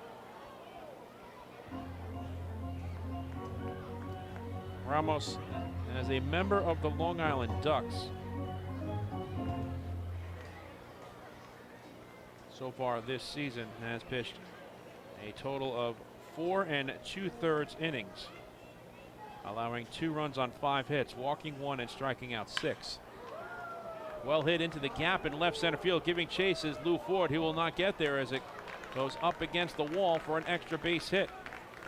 Andres Noriega has had himself a night. That is his 3rd hit and 2nd double. And the FerryHawks have an insurance run in scoring position with nobody out.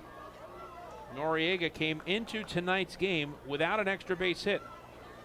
In terms of the doubles or triples category, he had a pair of home runs, but now he has 2 doubles. He's 3 for 5, and that is the 18th hit overall for the FerryHawks. Bunted to the right side. It's gloved by Ramos, and does he slap the tag? No, he does not. Safe at first is Alfredo Reyes. Wally Backman coming out, and his issue here is going to be with Freddie DeJesus. Freddie DeJesus was asking for help from Silvio Martinez, the home plate umpire, and Silvio said no, that tag was not made. So it's going to be a bunt base hit, and now Martinez will have a word with Wally Backman. Alfredo Reyes has his 4th hit, and it's a bunt single.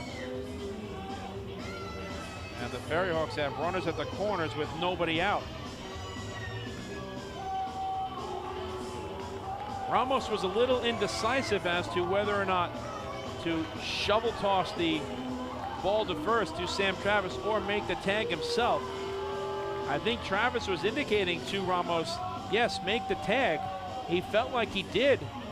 Freddie DeJesus was behind the bag and could not get a good look. So he asked for help from Silvio Martinez, and Martinez said no, tag was made. So the FerryHawks are in business. They have runners at the corners with nobody out. And now Martinez is getting an earful from the Ducks' first base dugout as Joseph Monhey steps in. He's 2 for 4 tonight with an RBI and 2 runs scored. Runner from first goes. The pitch is up high. The throw down to second is not in time. As Marty thought he made the tag on Alfredo Reyes, but no dice, says John Grasso. Now the double play is no longer in order as Reyes has his 14th stolen base.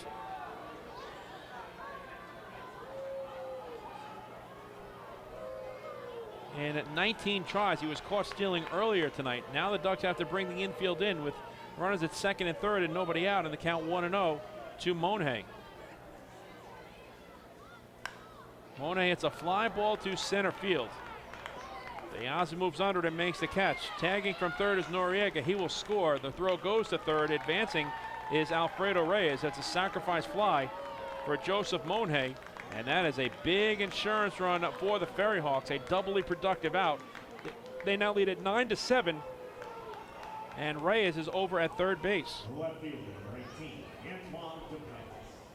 So it's a 2 RBI night for Joseph Monhay.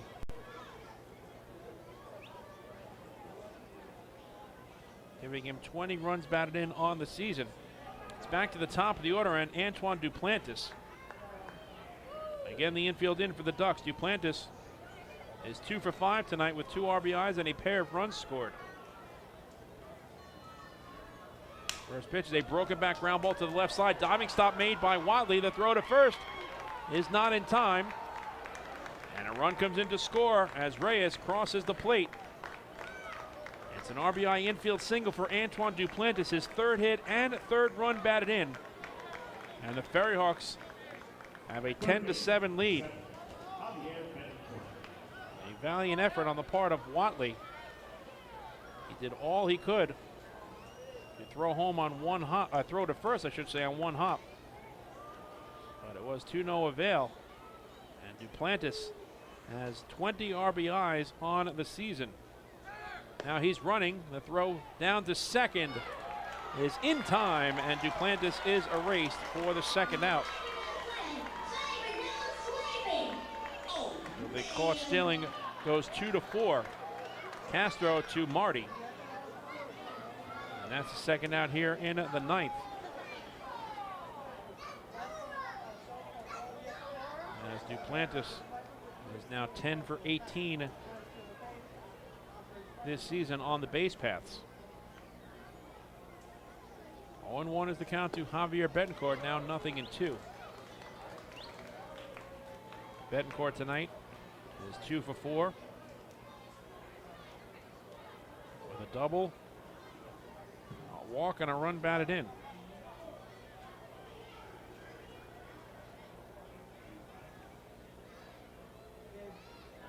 The 0-2 goes to the backstop, 1 ball and 2 strikes.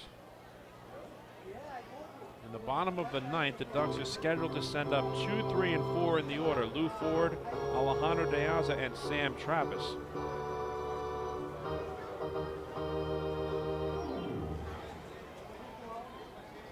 The pitcher spot now in the lineup occupied by Ramos is due to bat 5th in the inning. The 1-2. There's a line drive to left center field, and he'll drop in front of Deaza for a base hit. Javier Betancourt has his 3rd hit. And that is the 4th surrendered by Ed Dubre Ramos in this inning. The FerryHawks have now tallied 21 hits overall. And that is a season high given up by the Ducks. The Ducks gave up 20 hits on July the 12th against the Lexington Legends in a 16-15 game. Rounded up the middle, and it's off of the glove of Johnny Marty. He kicks it into left center field and hustles and is able to recover. But it's another hit for the FerryHawks as Dilson Herrera has his 3rd base knock of the game. The FerryHawks have runners at first and second. With 2 out for Rusney Castillo. Mark Wiedemeyer will go out and have a word with Ed Dubre Ramos.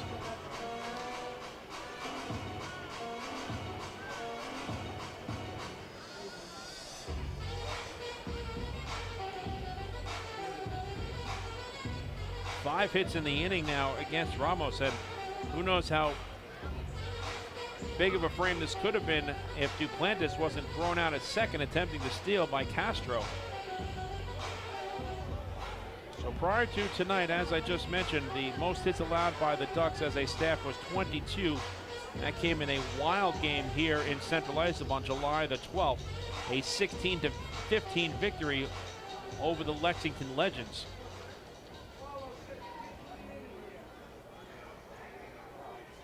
This Staten Island FerryHawks team has had their hitting shoes on tonight. They came into this game last in the Atlantic League in batting at .236. Castillo, first pitch swing. It's a fly ball to deep center field, but it's playable for Alejandro De Aza, and he makes the catch to end the inning. But the damage has been done here in the top of the ninth as the FerryHawks add 2 big insurance runs on 5 hits. There were no errors and 2 runners left on base. Last chance for the Ducks. We move to the bottom of the ninth here in Central Islip with Staten Island out in front 10-7. Hey fans, this is outfielder Dustin Woodcock, and you're listening to Ducks Baseball on the Long Island Ducks Broadcast Network. Hey, Ducks fans! The official hotel of the Long Island Ducks is the Radisson Hotel, Hauppauge, Long Island. It's centrally located on the north shore of Long Island and offers a home away from home for both business and leisure guests. The Radisson Hotel, Hauppauge, Long Island features an indoor pool, 24-hour business center, a fitness center, and complimentary Wi-Fi in all guest rooms. Enjoy the contemporary American cuisine at the Fountain Grill restaurant, or grab a quick bite to eat at Cafe Prato. And best of all, it's only minutes away from Fairfield Properties Ballpark. The Radisson Hotel, Hauppauge, Long Island, the official hotel of the Long Island Ducks. Call 231-1100 today. That's 631-231-1100. Your source for everything Ducks is liducks.com. The official website of the Long Island Ducks is the best place to stay up to date with Long Island's hometown team.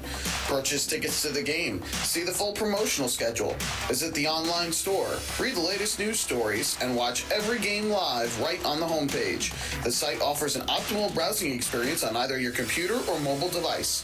liducks.com, the official website of the Long Island Ducks, your one-stop shop for all things Ducks baseball.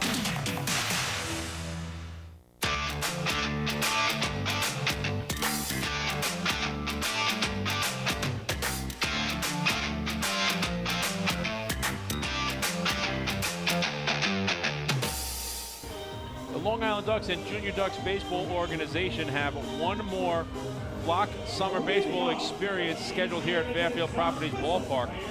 It will be a 3-day-long baseball camp for children between the ages of 5 and 12 of all skill levels. Session number 3 will be Monday, August 15th to Wednesday, August 17th. And for more information, just go to liducks.com and under the kids banner, click on Baseball Clinics. Lou Ford will lead off the last of the ninth. And the Ducks trailing now 10-7. Victor Campion is on. Here he retired L.J. Mazzilli on a check swing ground ball to the right side with the tying run at second in Kevin Watley. So this remains a save situation for Campion. Ford tonight is 2 for 4 with a run batted in. He'll be followed by Alejandro De Aza and Sam Travis. Lou just wants to get on base here and start the rally for the flock. Chance of Lou here at Fairfield Properties Ballpark. Campion's first pitch to Ford. This is inside for ball 1. Tomorrow night, the finale of this 3-game series and 6-game homestand. Brian Meisinger gets the nod, the right-hander for the Ducks. Staten Island is yet to announce their starting pitcher. A 6:35 first pitch. Pre-game show begins at 6:20. 1-0 to Ford. This is inside, 2 balls and no strikes. Victor Campion in 2021 pitched for the York Revolution and in the Mexican League. He spent 5 years in the Diamondbacks organization, making it as high as Reno, their AAA affiliate. His other independent stops include Laredo, Joplin, and Winnipeg.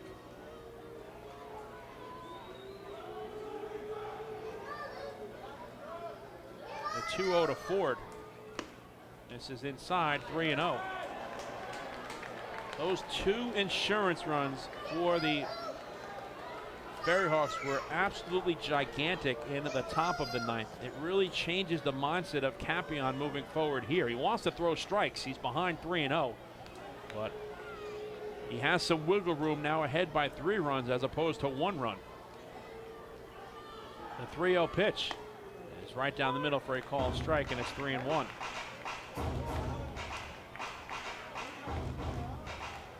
The red-hot Alejandro De Aza waits on deck.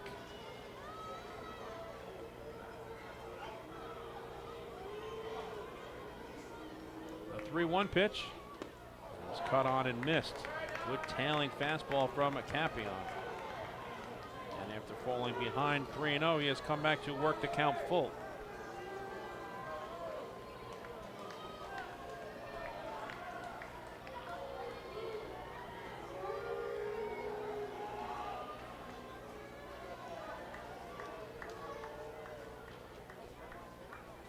Campion's payoff pitch. Ford grounds it to the right side, and that's through for a base hit. So Lou Ford has his 3rd hit of the night. And the Ducks have a leadoff base runner for Alejandro De Aza. Hit number 9 overall for the Flock. Lou Ford has his 3rd 3-hit game this season. And the batter will now be Alejandro De Aza. De Aza is 1 for 4 tonight with an RBI double.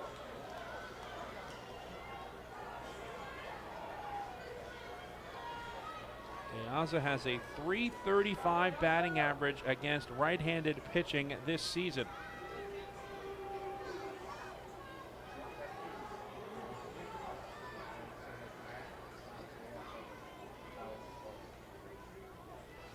First pitch to De Aza. He's taken belt high for a called strike 1.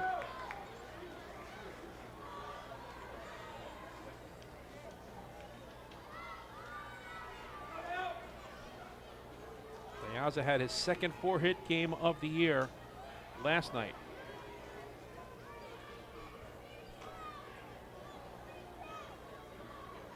Putting up player of the month numbers here in July. 0-1. This is away, 1 ball and 1 strike. His first 4-hit contest came last Wednesday at Southern Maryland. He has now reached base safely in 23 of his last 25 games going back to June 30th.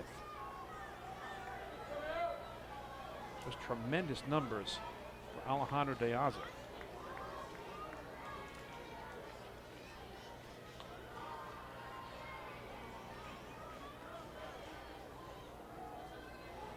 The 1-1. De Aza hits a fly ball to center field, playable for Castillo. Just shy of the warning track, he makes the catch for the first out. Ford is tagging and will slide into second base safely. So that's heads-up base running on the part of Lou Ford. He knows the arm of his former teammate in Rusney Castillo. And Castillo kind of nonchalantly threw that ball back into second. So the double play is no longer in order. The Ducks need 1 more base runner to get the tying run to the plate, as Sam Travis steps in 0 for 3 with a walk and a run scored.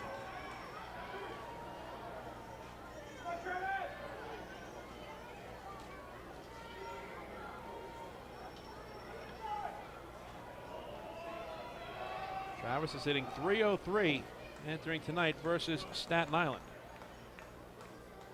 trying to extend a 6-game hitting streak. First pitch. Fastball taken belt high for a called strike 1. Travis is hitting .400 this season with runners in scoring position. He leads the team in runs batted in with 63, 8th best in the Atlantic League as well. Campion's 0-1. This is inside, 1 ball and 1 strike. The Ducks are 3 for 11 with runners in scoring position tonight. They have a .273 batting average with runners in scoring position and are now 6 for 17 in this series. They left 6 runners on last night and so far 6 stranded tonight. Campion's 1-1 to Sam Travis. There's a chopper over the mound. Backing up on it is Herrera. He gloves and throws to first just in time to erase Travis by a step. Ford advances to third, but now the Ducks are down to their final out of the night. As Davidson Romero steps in. Romero is 1 for 3 tonight with a walk and a run scored.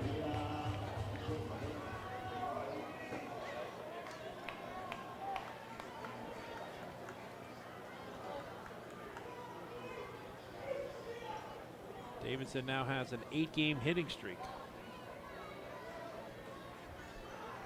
Hitting just .227 entering this game versus Staten Island this season.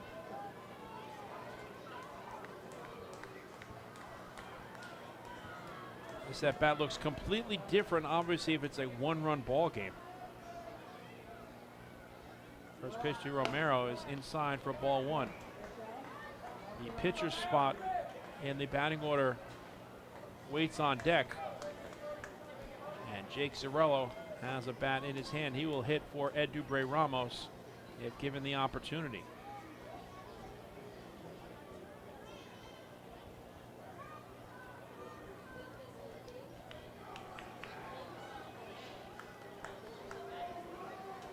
The 1-0 to Romero is a high fly ball. Deep left field. Going back is Duplantis, looking up, and that is over the wall. Touch them all.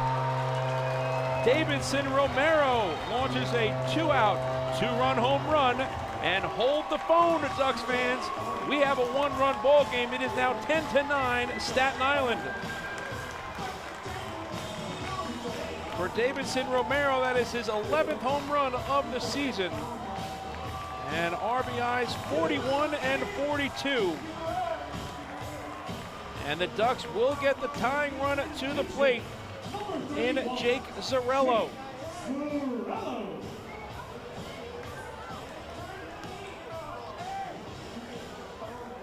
Zarello is hitting .159 on the season with no home runs and 2 RBIs. He's 2 for 13 with a run scored against Staten Island this season. And that was the Ducks' 45th home run hit on Long Island this season, and another home run for hunger. Every time the Ducks launch a homer at Fairfield Properties Ballpark this season, Island Federal Credit Union will donate $100 to Long Island Cares. Now $4,500 donated. Zarello takes the first pitch at the knees for a called strike 1.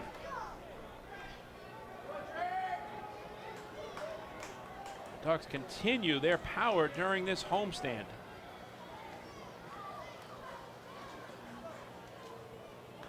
Two more tonight.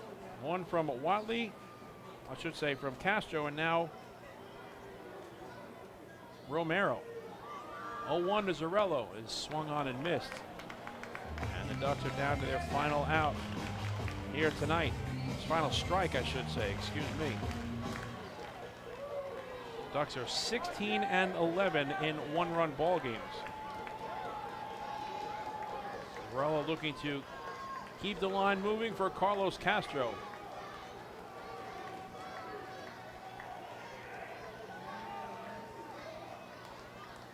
The 0-2 is a fly ball to left field. Antoine Duplantis on the run. Runs out of room, it's a foul ball. And the Count remains 0-2.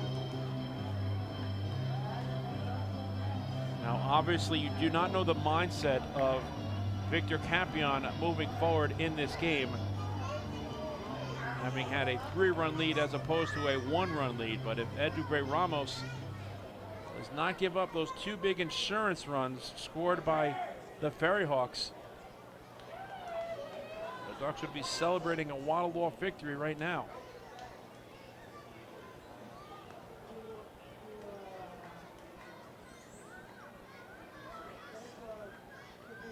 The 0-2 off the plate, 1 ball and 2 strikes.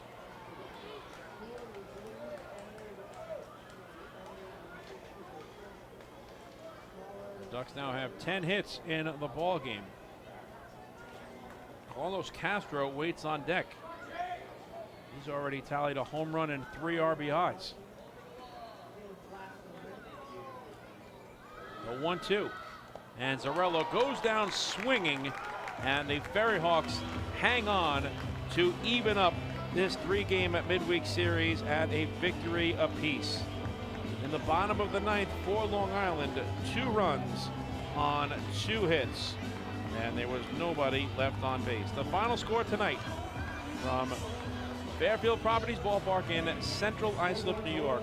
It was the Staten Island FerryHawks 10 and the Long Island Ducks 9. Don't go anywhere. The post-game show is next, where we will recap this one and hand out our player of the game honors. Hey fans, this is catcher Jacob Zerlo, and you're listening to Ducks Baseball on the Long Island Ducks Broadcast Network.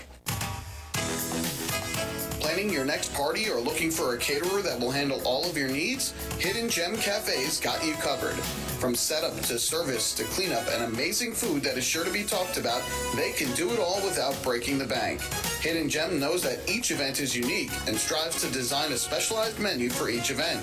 Call the Hidden Gem Cafe for your next party at 631-390-5912. And be sure to follow them on social media too at the Hidden Gem Cafe for ideas and information. Hey kids, are you ready to be part of the coolest club in town? If so, sign up today for the Long Island Ducks Kids Club presented by Bethpage Federal Credit Union. Children 14 and under will receive exclusive perks that only come with being a member, including a free ticket to a Ducks game, a free commemorative yearbook, 10% off at the Waddle Inn Shop, and much more. They'll also receive priority access to skip the line during Kids Run the Bases at all Sunday home games. Sign up today by visiting liducks.com or by calling 631-940-3825, and we'll see you at the ballpark. Morning, Dan. How was your weekend? Oh, it was awesome. I took my family to a Ducks game and had a blast. The seats were great. We ate a ton of food, and the Ducks won. They even had amazing fireworks. Oh, yeah. They got a good thing going on there. I took friends to Thirsty Thursday a couple weeks ago and had too much fun. They should totally use us in one of their radio spots. You mean like the one we're doing right now? Sure, that works. Ducks Baseball. Good times every time. Get tickets at liducks.com.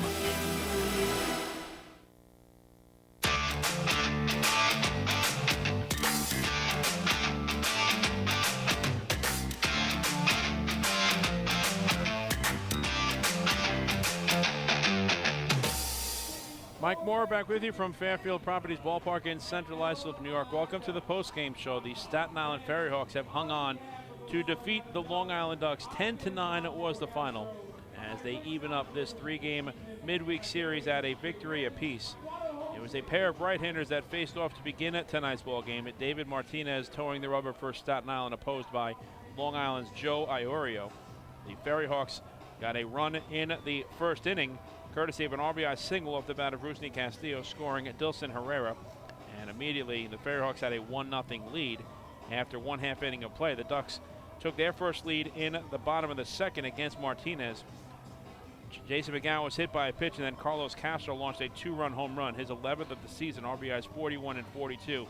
That made it 2-1 in favor of the Flock. But then in the top of the third, Staten Island got even once again as Rusney Castillo reached on an error committed by Kevin Watley, scoring Javier Betancourt, who led off the inning with a double. So back and forth we went as the score was all knotted at 2 apiece. But then in the bottom half of the third inning, the Ducks jumped back out in front on an RBI groundout from Lou Ford, plating Kevin Wadley, who led off the inning with a single. So the Ducks were back out in front. It was a seesaw affair early on, as the Ducks had a 3-2 lead, but in the top of the fourth, Staten Island came right back and regained the advantage on an RBI single from Javier Betancourt and a sacrifice fly recorded by Dilson Herrera. 4-3 was a score in favor of the FerryHawks, but then the Ducks got even in the bottom of the fourth, courtesy of an RBI single from Carlos Castro. His third run batted in plated Sam Travis, who led off with a walk. 4-4 was the score, but then the big inning for the FerryHawks came in the fifth, as they sent 9 batters to the plate and scored 4 runs on 6 hits. Antoine Duplantis had a 2-run single. Rusty Castillo had an RBI infield single, and Joseph Monet had an RBI base knock as well. So the FerryHawks led 8-4. The Ducks got to within 8-5 in the bottom of the seventh on an RBI double produced by Alejandro De Aza that plated L.J. Mazzilli. The Ducks then got to within 1 run at 8-7 in the last of the eighth, as they plated 2 more runs on a 2-out, 2-run double off the bat of Kevin Wadley, scoring Davidson Romero and Joe DiCarlo. So 8-7 was the score, but then 2 king-sized insurance runs for the FerryHawks in the ninth proved to be the difference. They came off of Ed Dubre Ramos, courtesy of a sacrifice fly from Joseph Monet and an RBI infield single produced by Antoine Duplantis. 10-7 was the score. Victor Capion, who came on in the eighth inning with the tying run at second, and Kevin Wadley was behind 3-1 in the count to L.J. Mazzilli, but he induced Mazzilli to be retired on a check swing ground ball to the right side of the infield. So in the bottom of the ninth, the Ducks were looking to mount the comeback, and Lou Ford led off with his third hit of the game, a single. Then 2 consecutive batters he raced in De Aza and Travis.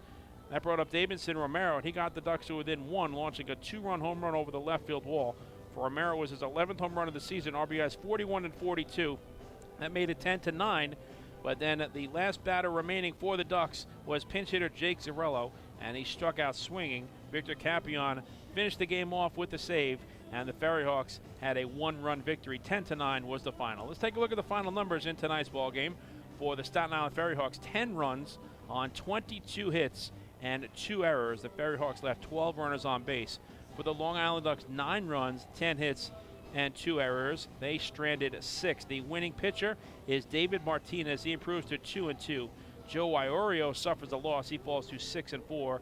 Victor Capion picks up save number 12. The time of the game was 3 hours and 34 minutes, and the paid crowd here tonight at Fairfield Properties Ballpark was 4,961. So with the victory, Staten Island improves to 29-56 overall, and more importantly, 11-9 in the second half of play, and 11-33 on the road. The Ducks back to a game under 500 overall at 42-43, 6-13 in the second half, and 28-19 here at Fairfield Properties Ballpark. The Ducks fall to 9-15 in the month of July, and now that sets up a rubber game tomorrow night between the Ducks and the FerryHawks here from Fairfield Properties Ballpark. The last home game for the Ducks before they kick off a 12-game 4-state road trip beginning on Friday night at Wild Health Field in Lexington, Kentucky. Our player of the game tonight for the Long Island Ducks is going to be Carlos Castro, as Castro tonight went 2 for 4 with a 2-run home run and an RBI single. He plated 3 runs on the night. Congratulations to Carlos Castro. He is tonight's player of the game. We'll take one final break, and when we come back, we'll look at the out-of-town scoreboard in the Atlantic League and see what's happening also in the Subway Series, and then wrap this one up from the Duck Pond. Hey fans, this is Mark Wiedemeyer, pitching coach for the Long Island Ducks, and you're listening to Ducks Baseball on the Long Island Ducks Broadcast Network. Hey, Ducks fans, the official hotel of the Long Island Ducks is the Radisson Hotel, Hauppauge, Long Island. It's centrally located on the north shore of Long Island and offers a home away from home for both business and leisure guests. The Radisson Hotel, Hauppauge, Long Island features an indoor pool, 24-hour business center, a fitness center, and complimentary Wi-Fi in all guest rooms. Enjoy the contemporary American cuisine at the Fountain Grill restaurant, or grab a quick bite to eat at Cafe Prato. And best of all, it's only minutes away from Fairfield Properties Ballpark. The Radisson Hotel, Hop Hog, Long Island, the official hotel of the Long Island Ducks. Call 231-1100 today. That's 631-231-1100. Hey kids, are you looking for even more fun when you come out to a Long Island Ducks game? Then be sure to head over to the Ducks Fun Zone. It's located on the main concourse down the right field line. There you'll find 3 fun-filled inflatables, including the ducktail slide, the bounce house, and an obstacle course. Enjoy unlimited access to all 3 inflatables for just $5 every game. That's the Long Island Ducks Fun Zone, open during all home games at Fairfield Properties Ballpark.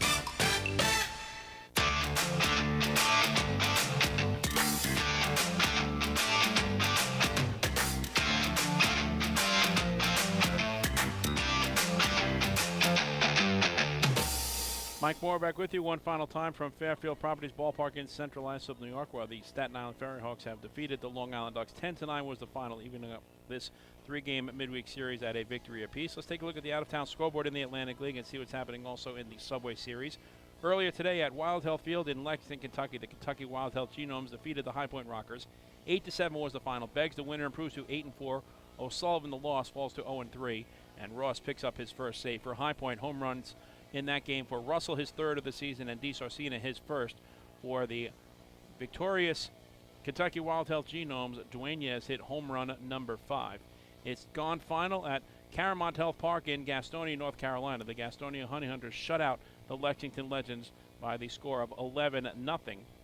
The Honey Hunters come away with the victory in that game, and 11 runs on 15 hits for the Honey Hunters, but no home runs into that contest, as they are victorious 11-0 over the Lexington Legends.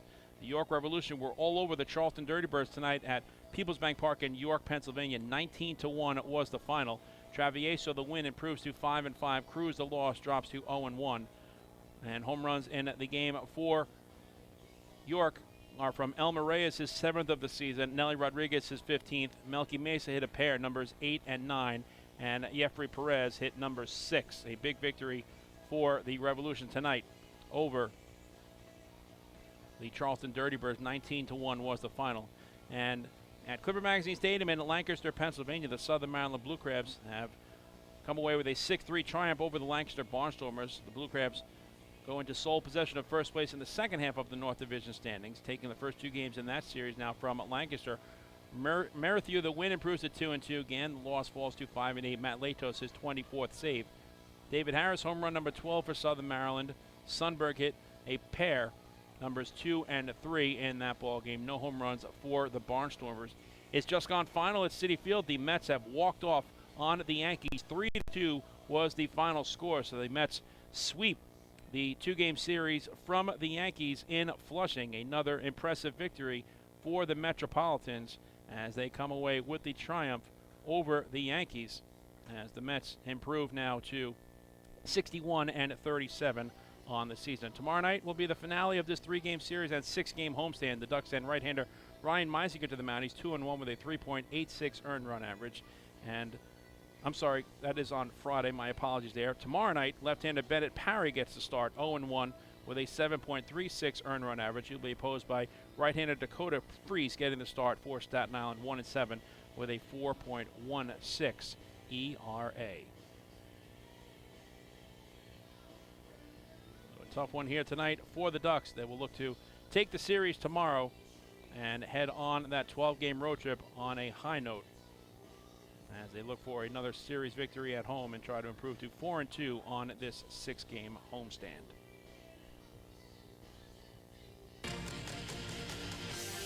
We invite you to tune in for our next Long Island Ducks game broadcast tomorrow night when the Ducks take on the Staten Island FerryHawks at 6:35 p.m. right here from Fairfield Properties Ballpark. The pregame show will begin 15 minutes prior to first pitch at 6:20, and you can follow the action right here on the Long Island Ducks Broadcast Network. Live streaming video and audio will be available online at LADucks.com, Facebook.com/LADucks, and YouTube.com/DucksBaseball. So that's going to do it for now from Fairfield Properties Ballpark in Central Islip, New York. Once again, our final score tonight, it was the Staten Island FerryHawks 10 and the Long Island Ducks 9. For our entire crew here at the Long Island Ducks Broadcast Network, I'm Mike Moore saying thanks so much for watching Enjoy the rest of your Wednesday evening. The FerryHawks hang on for a 10-9 final over the Ducks as we say good night from the Duck Pond.